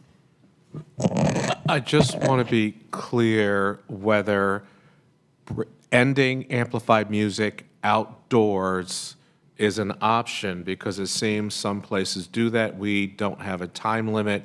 I don't know. I mean, I agree we want to do a little more research. This seems that if you just bring it indoors, or you have just soft music outdoors, fine. But I'm just wondering why that option is not on the table. Well, I have a motion. So we are going to ask the city attorney and city staff to do a comprehensive review of Part 12 and Chapter 5 of the City Code governing noise and nightlife permit provisions in the city code, including standards, hours, and enforcement, because I understand. And, I will say, and I'll make that as a formal motion in a minute, but if you could go back to the, I am incredibly appreciative of the work from RHI. I thought that was a very illuminating study. There was a lot in it. This is incredibly helpful to, and to me, Councilor Lambert Melton, that the best cities of nightlife, the city that never sleeps, ends outdoor and amplified music at 10 p.m. New York. I didn't know what you were talking about, but yeah, they both. No, New York. I am going to Nashville next week, and look at that, 11 p.m. for this, Music City, USA. So, and I guess I also think that this really validates RHI's study, because they said the best cities all use decibel limits. Here we see plainly audible a little bit mixed in, but it seems like it's 90% decibel. So the fact that Austin model is, to me, that also just seems like the path. And so I wouldn't want to spend a ton of our police time trying out how to enforce the current ordinance if we have fundamentally are not adhering. I just think this looks like the path. But we're not making that decision today. What we're asking is that we would direct staff to initiate this review, including engagement activities. So meeting with the business owners, meeting with the constituencies that care about these issues. And again, this is across noise and nightlife permitting. And then come back with a first reading of some sort of proposal on August 19th. Because again, I think this has been, I think we see how far off the standards we are, and that there is some urgency to try and bring this in. And so some public engagement, absolutely, but not the months and months or years that we have spent in the past. Yep. Can I just add one thing? If that's the motion and there's no determination yet on what we're going to do or the time and anything, then I will support it, because I think we should have the discussion and empower them to start. If you go back to this slide for Austin, the one on the left, it allows it till 2 a.m., and that is 6th Street Entertainment District. The one on the right cuts off, I think, 10:30, goes to 12 on the weekends, and that's also 6th Street, but I think that's the one that's like closer to some of the residential. And so they aren't cutting it off in Austin, the whole corridor at 11. My point is even, and if you go back to the slide before that, where it says they have some sort of like turn down requirement, reduction or stop time. This whole ambient outside, my point of the enforcement is if we do anything that says it has to just be ambient outside noise and we don't have the enforcement correct, they're not going to put it to ambient outside noise, and then we're not going to be able to enforce it, and people are going to be coming to us again saying you changed it for the 3rd time in 3 terms and we are still having problems. So whatever we do, I want it to actually work. So I will support this motion, but we've got to, hopefully this will be the last time this comes to us, and maybe Austin has given us a good model on what we could try to replicate here. So we need a second. Second. Thank you. Okay, continuing discussion. Yes, Councilor Patton. I too can support the motion as it was read. I would just like maybe add a foot as part of the comprehensive component of it. I do think looking at like zoning and as a component of this, like I was noticing that like in neighborhood mixed use, some of the uses are like a special use, but in DX, which is what Glenwood South is zoned, like they're allowed to be principal uses. Maybe we change that, and for in that way, serve to prevent a concentration of a block as businesses turn over time, because it was a concentration on Fayetteville and it was a concentration on Glenwood South. And like, I think as part of being comprehensive, let's look at where there's other enforcement tools that are not PD. Councilor Branch. Just one question. What's the policies in these communities outside of the weekend? Some of the hours are even earlier than what's listed here. On weekends, it's later hours. Okay. So it's the same standard, same enforcement, but the hours might actually be even earlier during the week. Okay. Can you just send us that in the manager's update? Yeah, absolutely. Thank you. Okay. Any further discussion? All right, so all in favor of the motion, aye. Aye. All opposed, nay. All right, ayes have it. And again, really appreciate this report. This is great. Okay. Let's see, is there anything else? Are we now? Move for approval of minutes. I need to make one amendment to the draft minutes you received With to revise on page 27 and 28 to reflect the proper outcome of a vote. If you would adopt the minutes as amended, I would appreciate that. So move. Second. Okay, all in favor of the motion, aye. Aye. All opposed, nay. All right, thank you. Okay, and now I will make a motion to go into closed session. Motion is order pursuant to General Statute 143-318.11A3 to consult with the city attorney in order to preserve the attorney-client privilege, and General Statute 143-318.11A9 to discuss and take action regarding plans to protect public safety as it relates to existing or potential terrorist activity, and to receive briefings by staff members, legal counsel, or law enforcement actions taken or to be taken to respond to such activity. All in favor of the motion, aye. Aye. All right. All opposed, nay. Ayes have it. And we are going into closed session.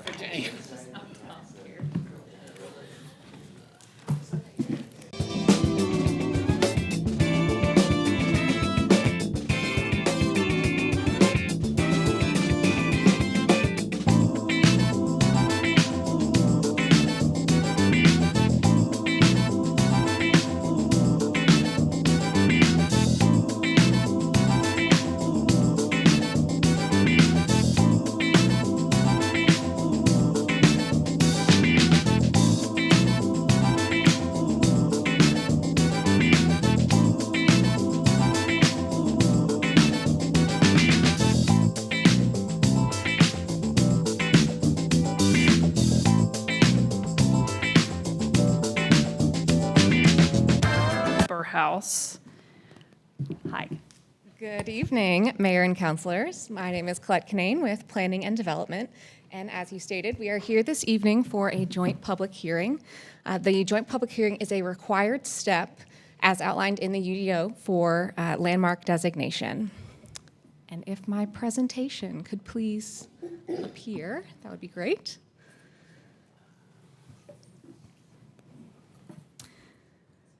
So I would like to recognize all of the Raleigh Historic Development Commission members present. We do have a quorum this evening. The process for Raleigh Historic Landmark designation begins when a property owner submits an application. The application includes a report on the history and significance of the property and a description of the architectural and site details that are present. It is available for your review as part of the agenda materials. The Raleigh Historic Development Commission completes an initial review of the report and makes a determination if the property meets the criteria for designation as outlined in the general statutes and UDO. The RHDC has reviewed this report and found that it met the criteria for designation. On May 6th, the report was referred to the North Carolina Department of Cultural Resources as required by statute. The state's comments on the application were supportive and are included in the application materials. After closing the public hearing this evening, the request is for you to refer the matter back to the RHDC to consider the comments of the state of North Carolina and any additional information that's received this evening during the public hearing. Designation will be made final when you approve the ordinance, which typically appears as a consent item at a meeting following the joint public hearing. We are tentatively planning for that item to return to you on August 19th. And I now would like to introduce Chair Rob Allen, who will provide a brief presentation about the Weber House. After the presentation, I'm available for any questions. Thank you, Colette. Good evening. I'm Rob Allen, Chair of the Raleigh Historic Development Commission. I appreciate your time this evening. This property has been before you a few times from prior meetings about its landmark status and the city's preservation revolving loan funds. So we'll try to keep this presentation brief. As I describe the house and its significance, I will scroll through photographs of the property. Oops, I'm already going the wrong direction. This is the house in its current physical location at 1514 Delmont Drive in West Raleigh in the Kentwood neighborhood. Initially constructed in 1952, the house is a dramatic split-level modernist design by architect William Weber for his personal residence. Well-known architect George Matsumoto served as a consultant to Mr. Weber on the design. The home is architecturally significant for the use of clean, straight lines, its walls of windows, its open floor plan, use of affordable materials, and careful site planning, which integrates the building into its site. Some of the features of the home, which you can see here shortly after completion, include its wedge-shaped form, echoed by a linear yet uninterrupted angled roofline, an open carport beneath the upper level of the house, and the expansive openings of metal-framed plate glass windows. The Weber House is one of several fine local examples of the modernist style, which flourished in Raleigh during the 1950s and 60s due to heavy influence from the School of Design at North Carolina State College. The house was originally designated as a Raleigh Historic Landmark in 2009. It was then de-designated at the owner's request in 2014. In 2023, a demolition permit was filed by the new property owners. However, those property owners agreed to delay their demolition plans, allowing the Weber House's current owners, Andy and Melinda Knowles, to develop plans for relocating the house. The house was successfully relocated in 2024 and is currently undergoing reconstruction according to the original plans. A preservation revolving loan fund request was executed in March of 2025, and the Raleigh Historic Development Commission's vote to endorse the use of the loan asserted that the house has the requisite historic and architectural significance to be a Raleigh Historic Landmark. Though relocated and reconstructed, the house retains the integrity of the original design and remains an excellent example of modernist design, while also serving as another example of Raleigh's long history of relocating historic structures to ensure their preservation. Thank you. Thank you, Rob. And as a reminder, the desired action tonight after closing the public hearing is for you to refer this request back to RHDC to consider the comments of the state of North Carolina and any additional comments that are received this evening. Thank you. Thank you. All right, so open the public hearing. And I have one person signed up in support, Melinda Knowles.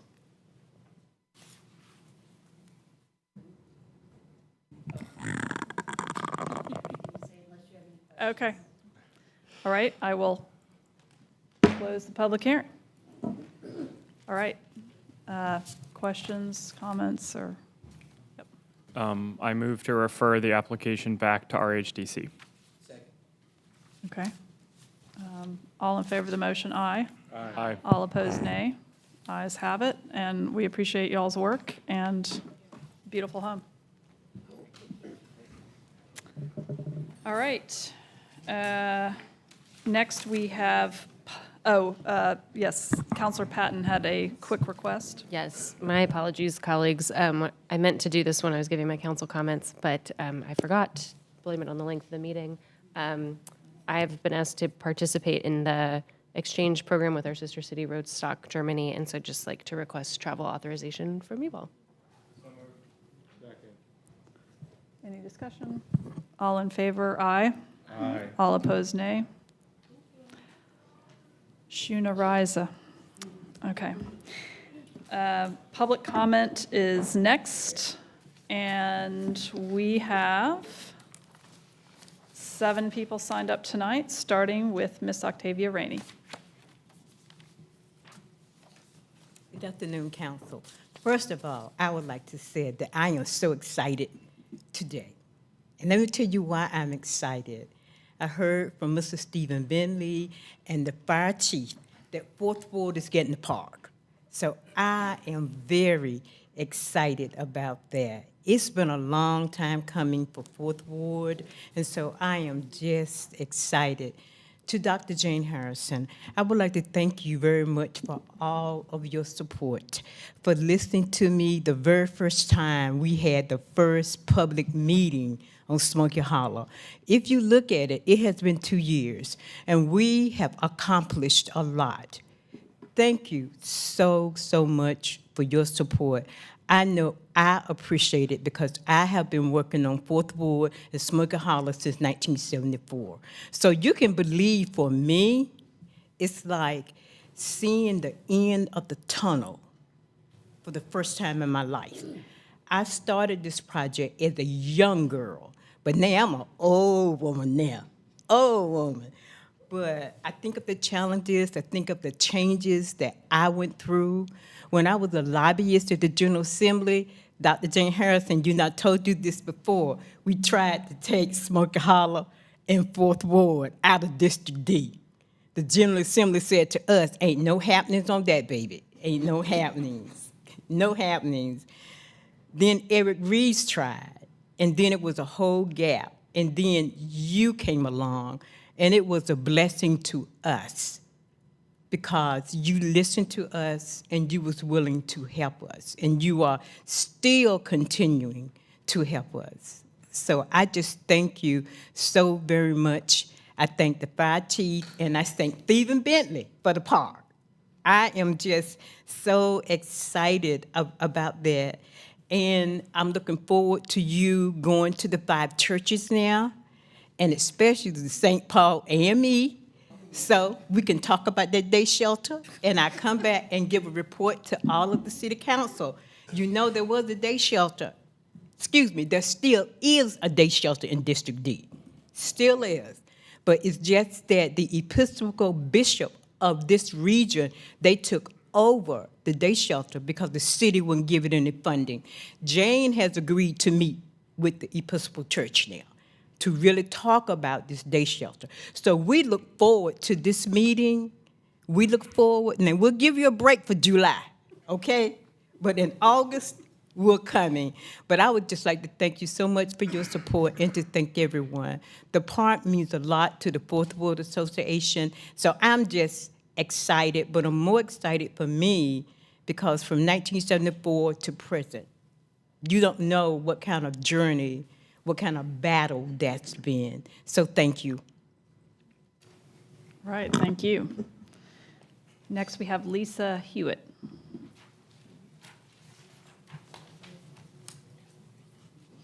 Good evening. Public comment at council meetings is essential for civic engagement, not just for council to hear residents, but for the public to hear each other and foster collective understanding. Recent changes, including reduced speaker caps, were made without public discussion or transparency. These adjustments, quietly embedded in board docs, limit participation, erode public trust, and create barriers, not solutions. There's no evidence the prior process was problematic. Meetings remained efficient and inclusive. And while I was scouring the agendas for information, I noticed you started publishing speakers' home addresses. This is unnecessary, and I find it highly questionable. I urge you to remove those addresses, restore broader access, and ensure future changes are discussed publicly.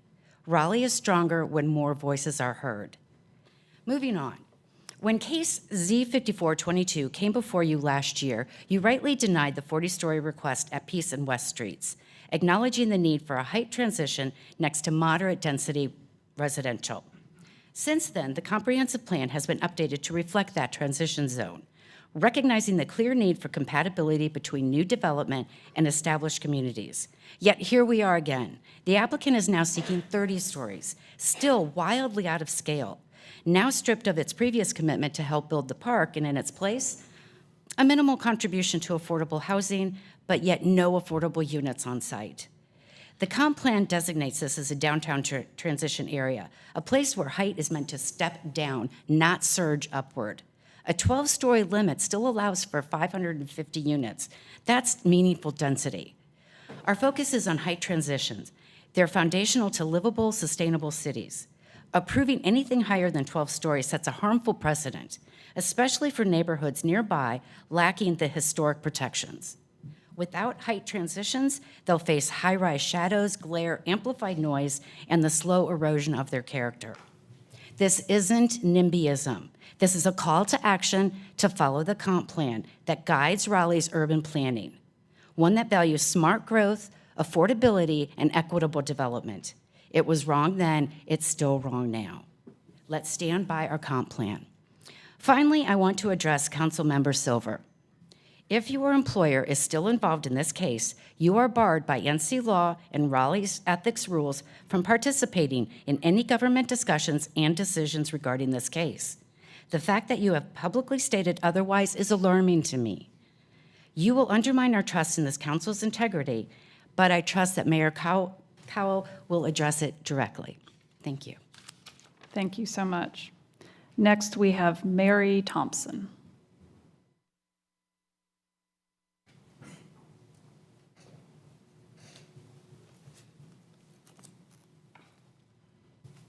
Hello, Mayor and City Council.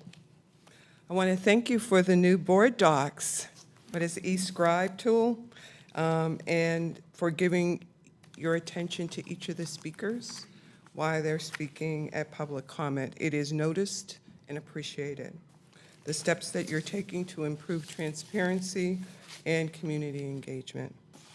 Tonight I want to talk about how we as a city address harm and equity in both words and action.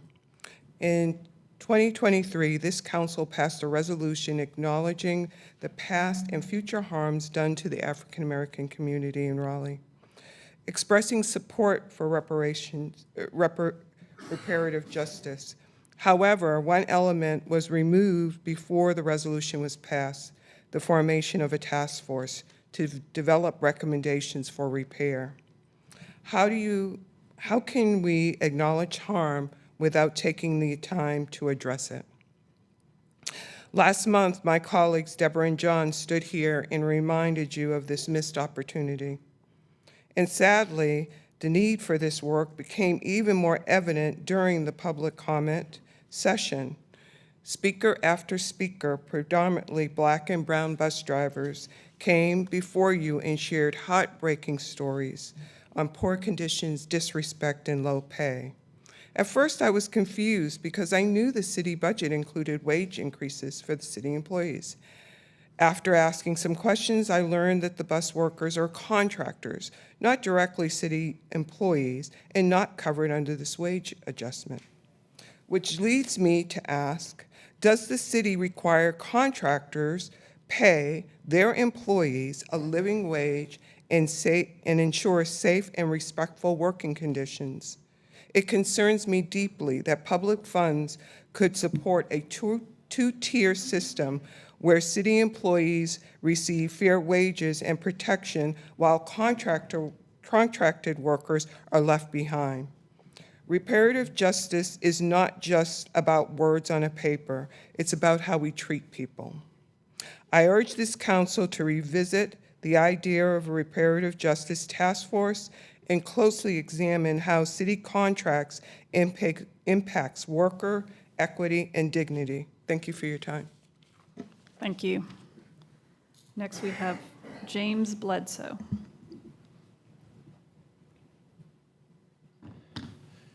Good evening, Council. Because we won't see each other again until much later, happy pre-Independence Day to you all. So, on to my speech. So, my name is James Bledsoe. I'm a 20-year Army combat veteran.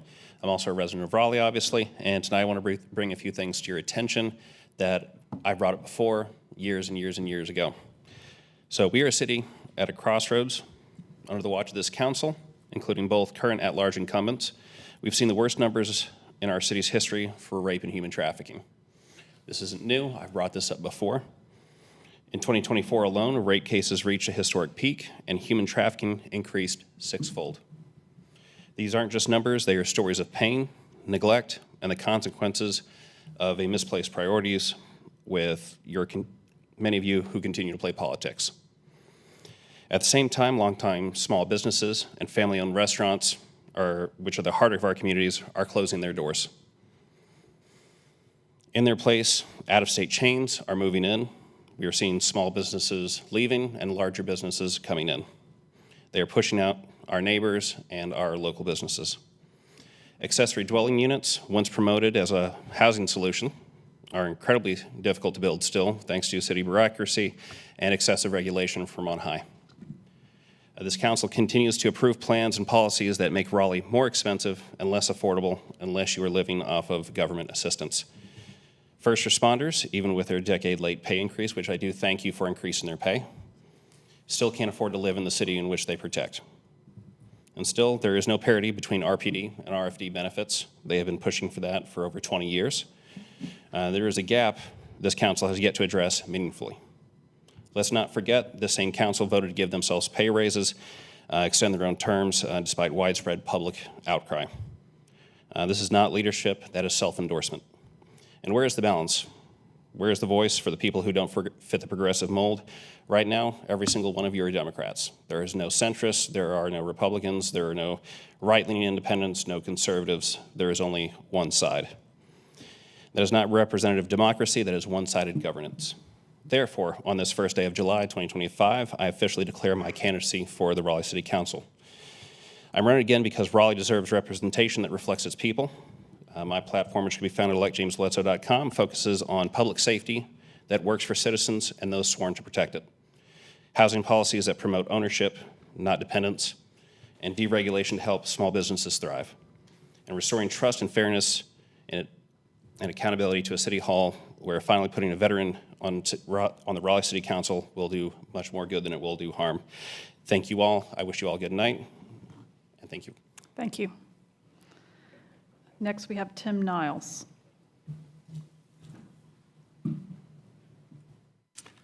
Good evening, Mayor and Councilors. 5 years ago, when you defunded CACs, you eliminated the requirement that rezoning cases be brought before CACs for a discussion with residents led by city staff and attended by the developer. You replaced those meetings with a required second neighborhood meeting, totally controlled by the developer. Although a staff member might be in attendance, the staffer makes no effort to be an active participant or address any issues that arise. I attended the second neighborhood meeting for the West Street Tower last week. It was strictly limited to 1 hour, And worse yet, the Planning Department's full report, including a statement of consistency with city policies, was not available. It was a one-sided presentation of the developer's opinions. The residents had no information from the city to challenge anything the developer claimed. It was useless considering there will not be another opportunity for the residents to have this conversation after the planning report is completed and published. The applicant bases their entire justification using an out-of-date map that says there might be a transit station at West Street someday. But 2 years ago, at the Safe, Vibrant, and Healthy Communities Committee meeting, a transportation staffer reported that the West Street alignment for the northern BRT route had been eliminated from consideration. There was no plan for transit at West Street. It had been removed. Councilors Patton and Jones were there as committee members. Councilor Harrison was there as the district councilor. I brought this same question to the first neighborhood meeting in April, didn't receive an answer from the developer, and after the meeting, a staffer assured me they would find out. Well, if they found out anything, they didn't bring the information to the second meeting, nor to the attention of the developer, because 2 years later, the developer is still making the claim that there is a transit station planned for West Street. Raleigh's Transportation Department has confirmed again just last week there is no transit station planned for this location. The developer continues to insist they can only rely on the map in the comp plan, even though they know the map is out of date and inaccurate. This nonsense is ridiculous. The second neighborhood meeting should not take place without the Planning Department's report of consistency. In the past, you've talked about taking control of the second neighborhood meeting out of the hands of the developer and putting it back into the control of city staff. It's time to do that now. One final thought. Any developer or land use attorney that knowingly uses false information to justify their case should face some sort of disciplinary action. Just saying. Thank you. Thank you, Mr. Niles. Next, we have Mamakai Sanders.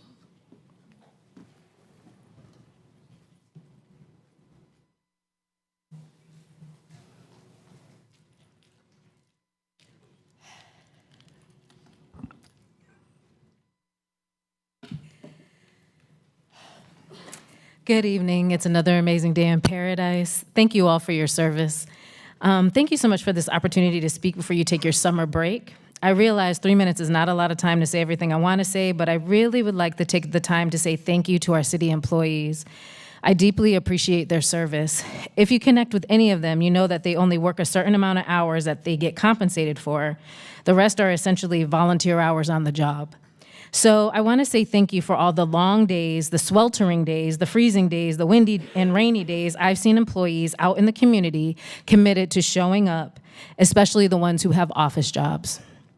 Because of my engagement with the city, I've also begun to appreciate the focus on using data to inform decisions and pilot initiatives. Data was used to create and implement the successful Bringing Neighbors Home pilot, which successfully decommissioned one homeless camp. Each and every department uses it in a number of ways.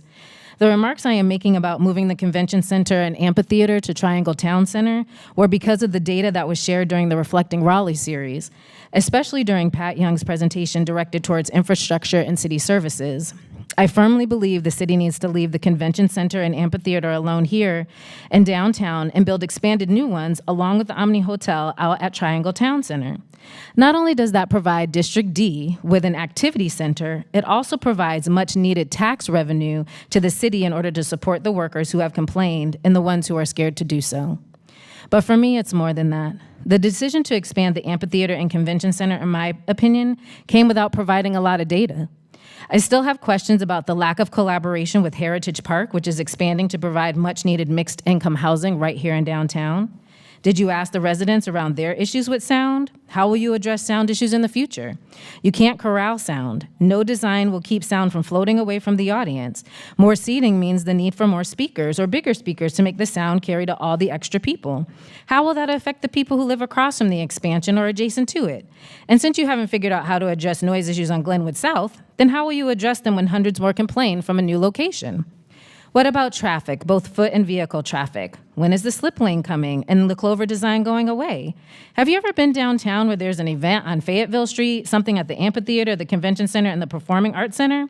I have. Traffic is a nightmare. And then there's the Omni Hotel. Please don't get me started because it's going to be in the way of the beautiful vision from the Performing Arts Center to the state capitol, but nobody's talking about that. So please stop the overdevelopment in downtown. Put in family-friendly features as a contribution to participating in the Decade of the Child initiative, and make downtown a place for quote-unquote for all, as both the city mission and vision claim it's trying to be. Thank you and have a great summer. I'll see you in August. Thank you. All right, final speaker is Natalie Liu.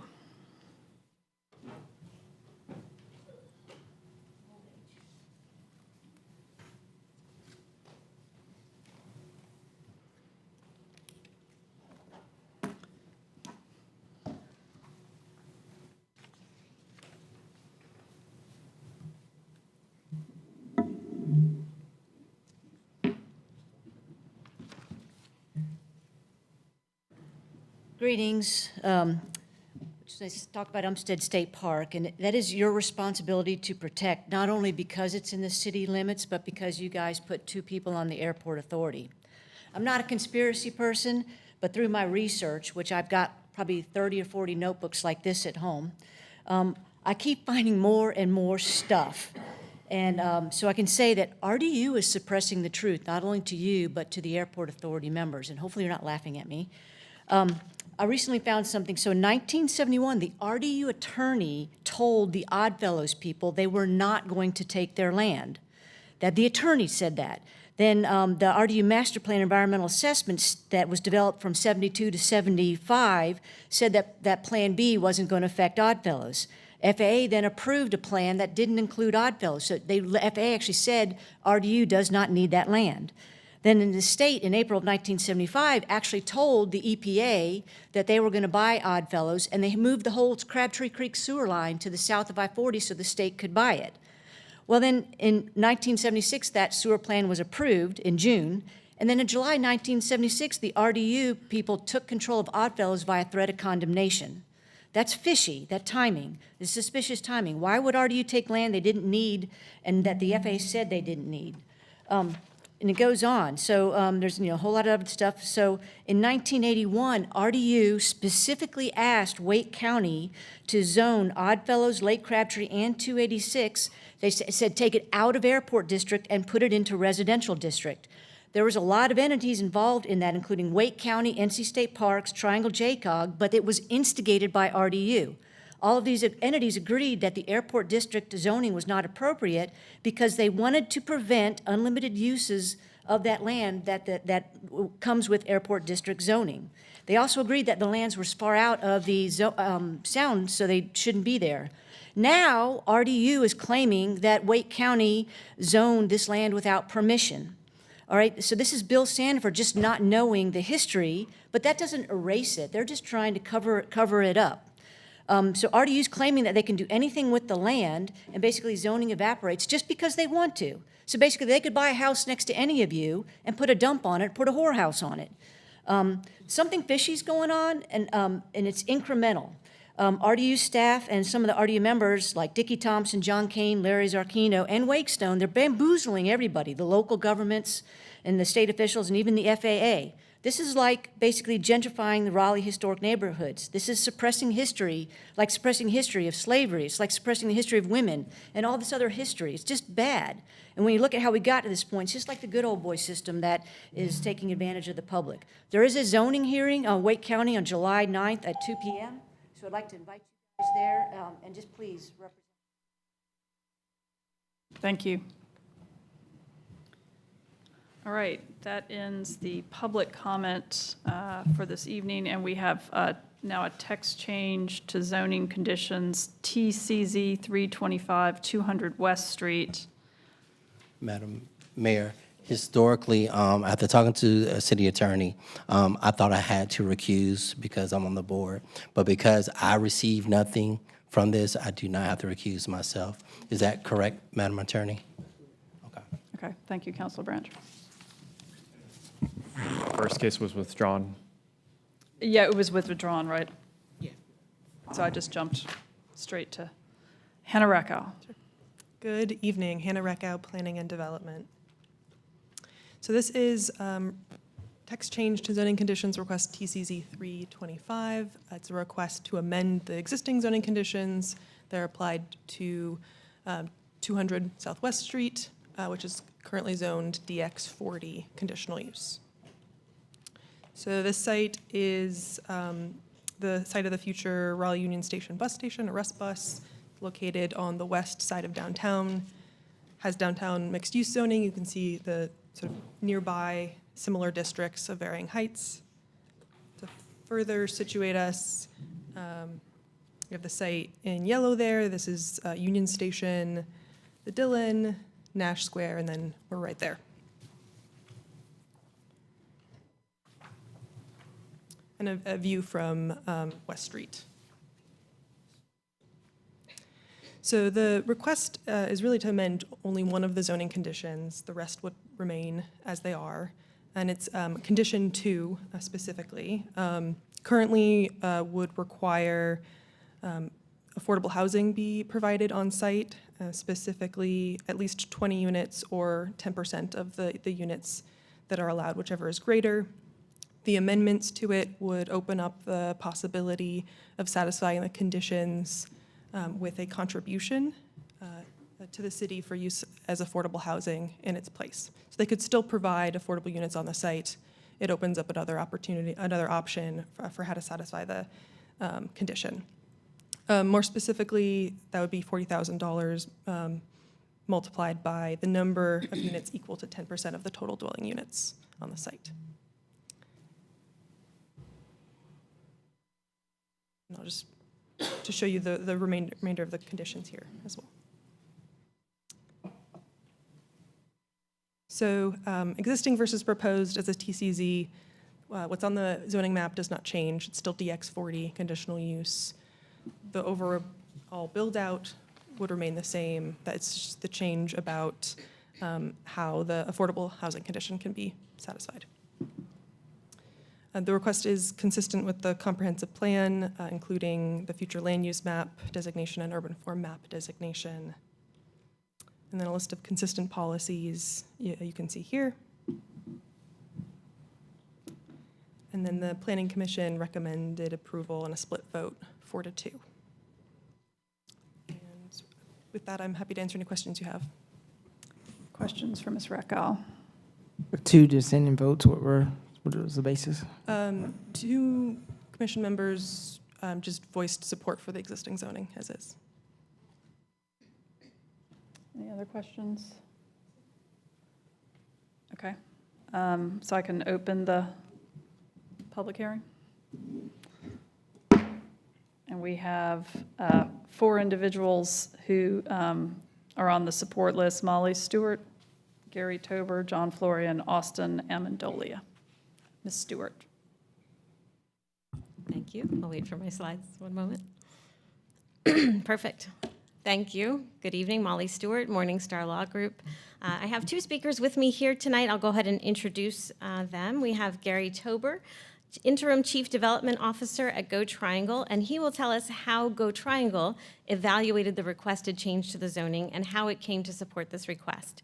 We also have with us John Florian here on behalf of Hoffman, the private partner in the Rust Bus project, and he'll describe the investment that Hoffman has already made in the project to date and the deadlines it faces to move forward without losing that very substantial investment already. And we'll hear first from Gary Tober. Thank you. Good evening, councilors, mayor. Go Triangle supports the proposed change for Hoffman's private overbuild. I think it's important to note tonight that the public facility owned by Go Triangle, the Raleigh Union Station bus facility, is on time, on budget, and scheduled to begin service on August 3rd. Hoffman and its team should be commended for their delivery of the public facility. And the opening of Rust Bus means expanded and more efficient bus transit operations in Raleigh and the Research Triangle region.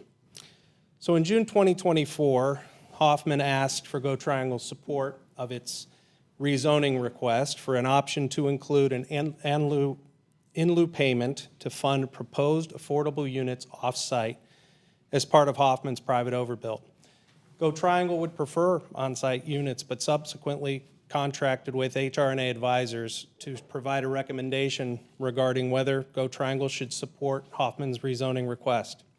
In its analysis, HRNA opined that higher interest rates, construction costs, and an influx of deliveries were making development increasingly challenging. HRNA stated that Hoffman was making a good faith effort to support affordable housing in Raleigh, despite challenging development conditions. HRNA determined that without the requested option, the private overbuild would be at risk of ongoing delays or cancellation. Accordingly, HRNA recommended to Go Triangle staff and board members that Go Triangle support the rezoning request to advance the project in a challenging market. Austin Amendolia is here with HRNA to answer any questions that may be raised about the financial analysis. Thank you. Thank you, Gary, and good evening, everyone. Thank you, appreciate it. Public-private partnerships are challenging, and they need flexibility and teamwork, and they take a lot of time. One of the challenges is the public component is funded completely differently than the private component. It's funded by a legislature, where the private component is subject to market conditions, and Go Triangle and Hoffman work together to deliver the bus facility, the transit facility, on the timeline of the public funding, even though at that time the private overbuild couldn't be built. So as Gary said, the bus facility is on time and it's going to be opening up. In my 30 years of experience, I've seen a lot of public-private partnerships. They've all taken a lot of time. They've all evolved. There all have been some changes. And so we are asking for this option to be able to be a key step in making the overbuild economically feasible so that we can move forward and complete the project.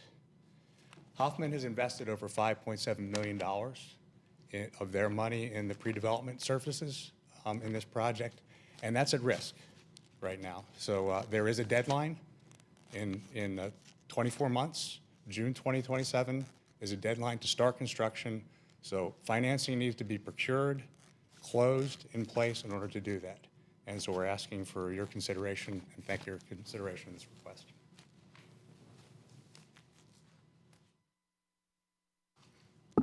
This council and the few before it have seen a number of zoning conditions offering payments like these. Those conditions over time have converged on a relatively standard payment amount per unit. This proposal offers 10 times that standard. And we know that the city has a need for the additional funding. In the April round of GAP funding for affordable housing projects, $55 million were requested, and $38 million of those requested funds went unanswered due to lack of funding. If there had been an additional $1.56 million, the number proposed here, of affordable housing funding at that time, at the rate that was just used for those subsidies in April, that would have produced an additional 60 units of affordable housing with the additional funding. Additionally, those 60 units would have been far more affordable, between 30 and 80% of AMI, than the 80% AMI units required by the current zoning condition applicable at Russ Bus. They would also have been affordable for twice as long as our condition requires. So you have heard tonight why the requested text change is reasonable, and more importantly, why it's in the public interest. It allows the project to move forward at all, bringing energy to downtown and the warehouse district with new businesses and with 385 new households to support all of our downtown businesses. It injects $1.56 million in new funds into the city's affordable housing fund, and it allows Go Triangle to achieve the project it originally envisioned. The benefits to downtown, to the supply of both market rate and affordable housing, and to the completed Go Triangle vision cannot be achieved without the change we're requesting tonight. The whole team is very grateful for the city's long support of this project as we continue to work together to get this over the finish line. The team stands ready to answer any questions and to continue this conversation. Thank you. Thank you. Questions? Yes, Councilor Silver. This may be a question for Mr. Young. Do you know, just ballpark, of all the conditions that tie to affordable housing, how many of those affordable housing units have been developed? Good evening, Pat Young with Planning and Development.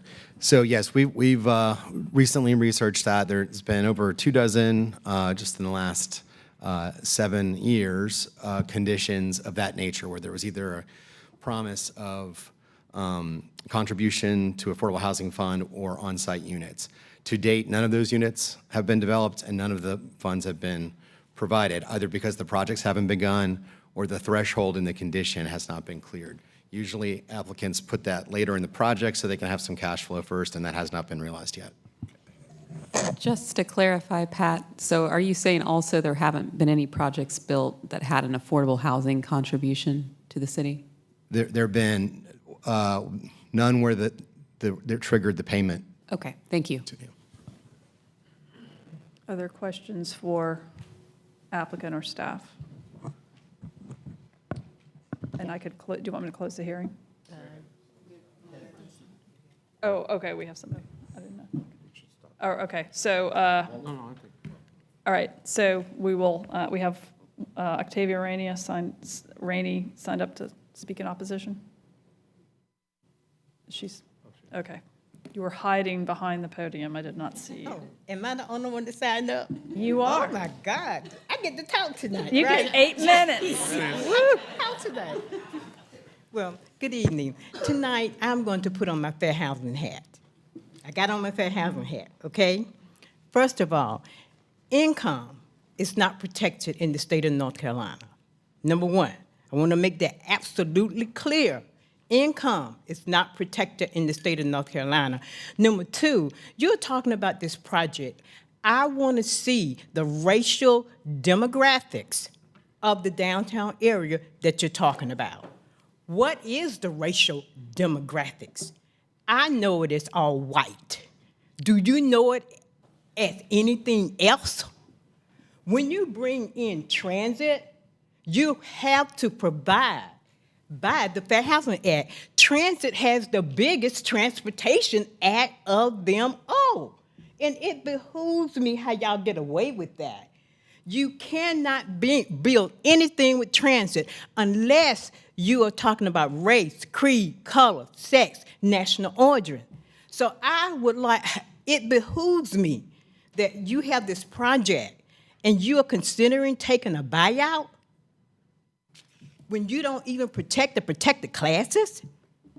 I never heard of such. I've just never heard of such. So you got to show me the demographics of the white downtown area, how you plan to bring the buses in. Will the buses be riding on white people, or is it only to bring black people in to work and bust them back out? So they don't work there? I mean, they work there, but they don't dream, they don't play, they don't live there. Something is wrong with this picture when you do that. You can't do this in the city of Raleigh. You are talking about segregation all over again, and you are protecting that. What are you really doing? You are protecting a restrictive covenants. That's what you're doing, because that is restrictive covenants when black people can live in certain places. That's all you're doing. I question the city about this. Why would you take a buyout when your goal is to do affordable housing all over the city of Raleigh? Not segregate, not have clusters. That is particularly wrong. Are you running away to provide affordable housing all over this city? Are you? It behooves me, because I don't understand. You are setting a precedent here, and it's dangerous, because if they get away with it, somebody else is coming along and gonna get away with it, and you might get sued because they're gonna go back to what you have previously done. And that's wrong. If you're about the business of affordable housing, you're about the business of affordable housing. Affordable housing goes for all over this city, and that includes downtown. You have got to stop this process now and put the brakes on it. I know black people, brown people who would love to live downtown if you had some affordable housing for them, but you don't have none for them down in the downtown area. So how can you be exclusive of anybody who wants to live downtown? This is crazy. You are not protecting the protected classes. And I have a problem with that. That has been my background for 50 years. Now, I would like the opportunity to bring experts in to say what I said, because y'all don't believe me at all. But I want the opportunity to bring experts in to talk to the city about their selective amnesia on affordable housing. To the mayor, this cannot be. If you are about people of color living all over this city, you got to start with downtown. Transit has the biggest transportation. And don't tell me what you did in Durham, because I'm talking about Raleigh. Don't tell me about Durham. Tell me about Raleigh. I am opposed to this. I'm opposed to this. It's not right. You are not standing on what you said you believe in. You visit these other cities and bring us back these glamorous reports about how they're doing affordable housing, but you don't ever tell them about you have selective amnesia when it comes to Raleigh. And that's not right. Protective classes have the right to live even in downtown. But y'all draw the line, and that is not correct. I am a fair housing advocate, and I'll be one until I die. And this is not right. This is just wrong. And two, the developers, you need to tell me how you got around fair housing and transportation so I can come back up and comment. I want to know, how did you get around that? You would go, Raleigh? Something wrong with that picture. Something is seriously wrong. And do you follow the fair housing and transportation plans? I want to know, because I'm ready to challenge that. That is incorrect. All right, thank you. So we will, any questions for Ms.? All right, you can close it. All right, I'm closing the public hearing. Councilor Harrison. Yeah, I just want to summarize, I think, some of the things that are going on and just the questions perhaps in front of us. I appreciate the applicants being here. I appreciate Ms. Rainey's comments, and I've had some discussions in my own district about this case, as it is in District D. So, you know, my understanding, the request is to switch from having affordable housing units on site to having a contribution to the city's affordable housing fund. And so there's trade-offs that we have to consider. And I'm just gonna kind of lay out the numbers as I see it. You know, right now, what is in the conditions, it's 10% of the units to be offered 80% AMI for 15 years, you know, in the warehouse district next on top of the bus station. And my understanding is the unit count in this building might be close to 400 units. Is that correct? 385. So 10%, we'll just say of 400 because easier to calculate, that would be 40 units on site as in the current condition. So again, at 80% AMI for 15 years, there is a floor. So a minimum in that condition of 20 sites that would be provided, 20 units, no matter what, how many number, you know, total we get. So that's just what's on the table currently. And then what's being offered, you know, at, let's say 400 units, we get something like 1.6 million, something close to that.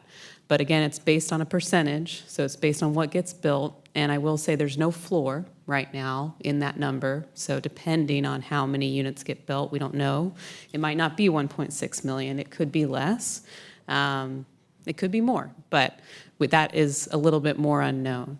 And that money, the way that it could be used by the city, is for affordable housing downtown. It could be used for affordable housing by the city further out. We tend to spend more on affordable housing downtown, and that's why we don't see a lot of it. And it is a challenge in that people get segregated by income in the city because of the cost of housing. So I just want to lay that out. I think we all know these things, but that is kind of the trade-offs here.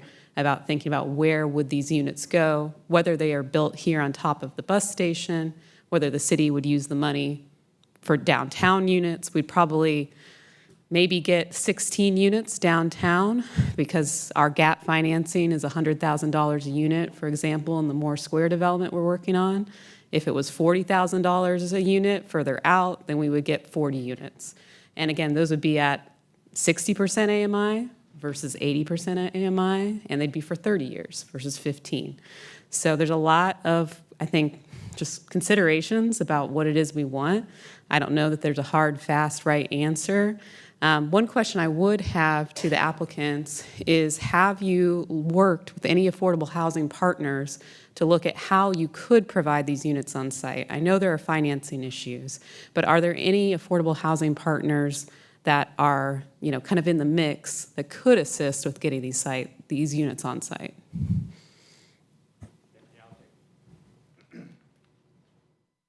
The issue we would have there is that these wouldn't be, LIHTC qualified. We would have to have a lower income range. So we don't have any. We have, Raleigh Housing Authority has asked us about that. We said, look, we're open to any type of kind of opportunities, but we don't have that income is not the 80% AMI. So that's not eligible. So therefore, it's really not, they're two different things, and they're two different structures of financing for a affordable housing development and a high-rise residential development. So the two really don't kind of mix together. What about entities like CASA or DHIC? Have you talked with them? Because I know they do provide some units at other levels. I know DHIC. I've talked to them in general, but it really wouldn't, there's no subsidy for the gap that we have here that's created by these units. So that's why we're proposing a payment in lieu to be able to leverage those funds with other tax credits and to be able to provide more affordable housing in various locations in the most expensive type of construction that we have in the city. I mean, we're looking at in a high-rise building. Costs have just gone up incredibly, and just the shell of the building puts it into a cost range where there is such a wide gap that it makes the project economically unfeasible right now. Do you have a sense of what the subsidy would be to have those units on site? I don't know. That we would have to really look at some numbers now and then kind of run that rental. It's always a debate about what is the market rental rate, and that's a debate that we would have with investors as we look at that. So at a static point in time, we can certainly do that, but that's a dialogue right now because we are looking at high enough rental rates to really substantiate the cost of a high-rise construction, and that target is going. Rental rates have gone down since we opened up Seaboard Station, which I'm familiar with. They've gone down since the opening in the market, and we're projecting them to go back up. So it's hard to say that at one point in time. We'd have to really kind of take a static look at what that difference is. Thank you. Okay. Councilor Silver. Mr. Florian. Yeah, please, would you like to say something? Add one thing. Austin Amendolia, Senior Analyst with HRNA Advisors. We were the development advisor for Go Triangle throughout this process. We did, in our analysis, look at an alternate scenario where some public entity provided more gap financing in order to keep the units on site. Our assessment was that it would take $8 to $16 million to do it, and even then the project was still only marginally feasible. For comparison, first off, it's about $235,000 per unit, which is much more significant than what the city currently provides in gap financing, as you mentioned, for even downtown affordable units. Further, it's basically the size of Wake County's entire affordable housing gap financing program for LIHTC projects. And it would, for the city, you all could provide potentially between like 180 to 350 units throughout the city with that amount of gap financing, which was part of what led to us saying Hoffman is making a good faith effort. It also is still just an option to do the 10% in lieu fee. They maintain the possibility of keeping the units on site, so that possibility still lies ahead. Thank you. For Mr. Florian, just to clarify, this is over a bus station. We had a lot of conversation about stick-built versus high-rise construction. which is very different. Can you tell me, although this is just a zoning condition and a zoning case, is this stick-built or high-rise construction? This is high-rise construction, and this is concrete high-rise construction. Thank you. Councilor Patton. Yep, I have a handful of questions. One, the bus station was delivered on time and on budget. Great, love to hear it. And it sounds like you have a legal obligation to begin construction by June of 2027. Did I understand that correctly? Okay. Once construction begins, is there going to be an interruption to service during that time? No, there's not. Okay, got it. And from the time that you commence, how long will it take you to have occupants in that building? About a 30-month schedule. Sorry, just for the viewers at home. Thanks. Approximately a 30-month schedule. There may be some earlier deliveries, but about 30 months. So 30 months. So through 3 years, give or take. So 2030 is when 2.5 years. We'll have occupants in there. Okay. Into 29, let's be optimistic. And do you have, like, I guess the argument here is that this condition is the barrier to securing financing. Do you have financing lined up? Like, should you be relieved from this? Not directly at this time. We need to be able to take a economically feasible project to the capital markets for financing, and we can't, right now, a pro forma with the affordable housing conditions in it is not economically feasible, so we need that option to be able to look at that and take that to the capital markets to do that. And it's a challenging time to do it. Mm-hmm. Do you have a fear that I agree it is a challenging time to do it? So I guess I'm just wondering when we'll have a building. Sounds like, I guess 2030 is really when we're going to have it. Be nice to be able to get that financing started sooner. So that's the deadline. So obviously it would be the goal and the objective to not cut it down to the wire, but to do that sooner. But we have to, the market conditions will have to dictate that. Yeah. Okay. And then did you, I would assume this is a tax exempt properties owned by Goat Triangle? No.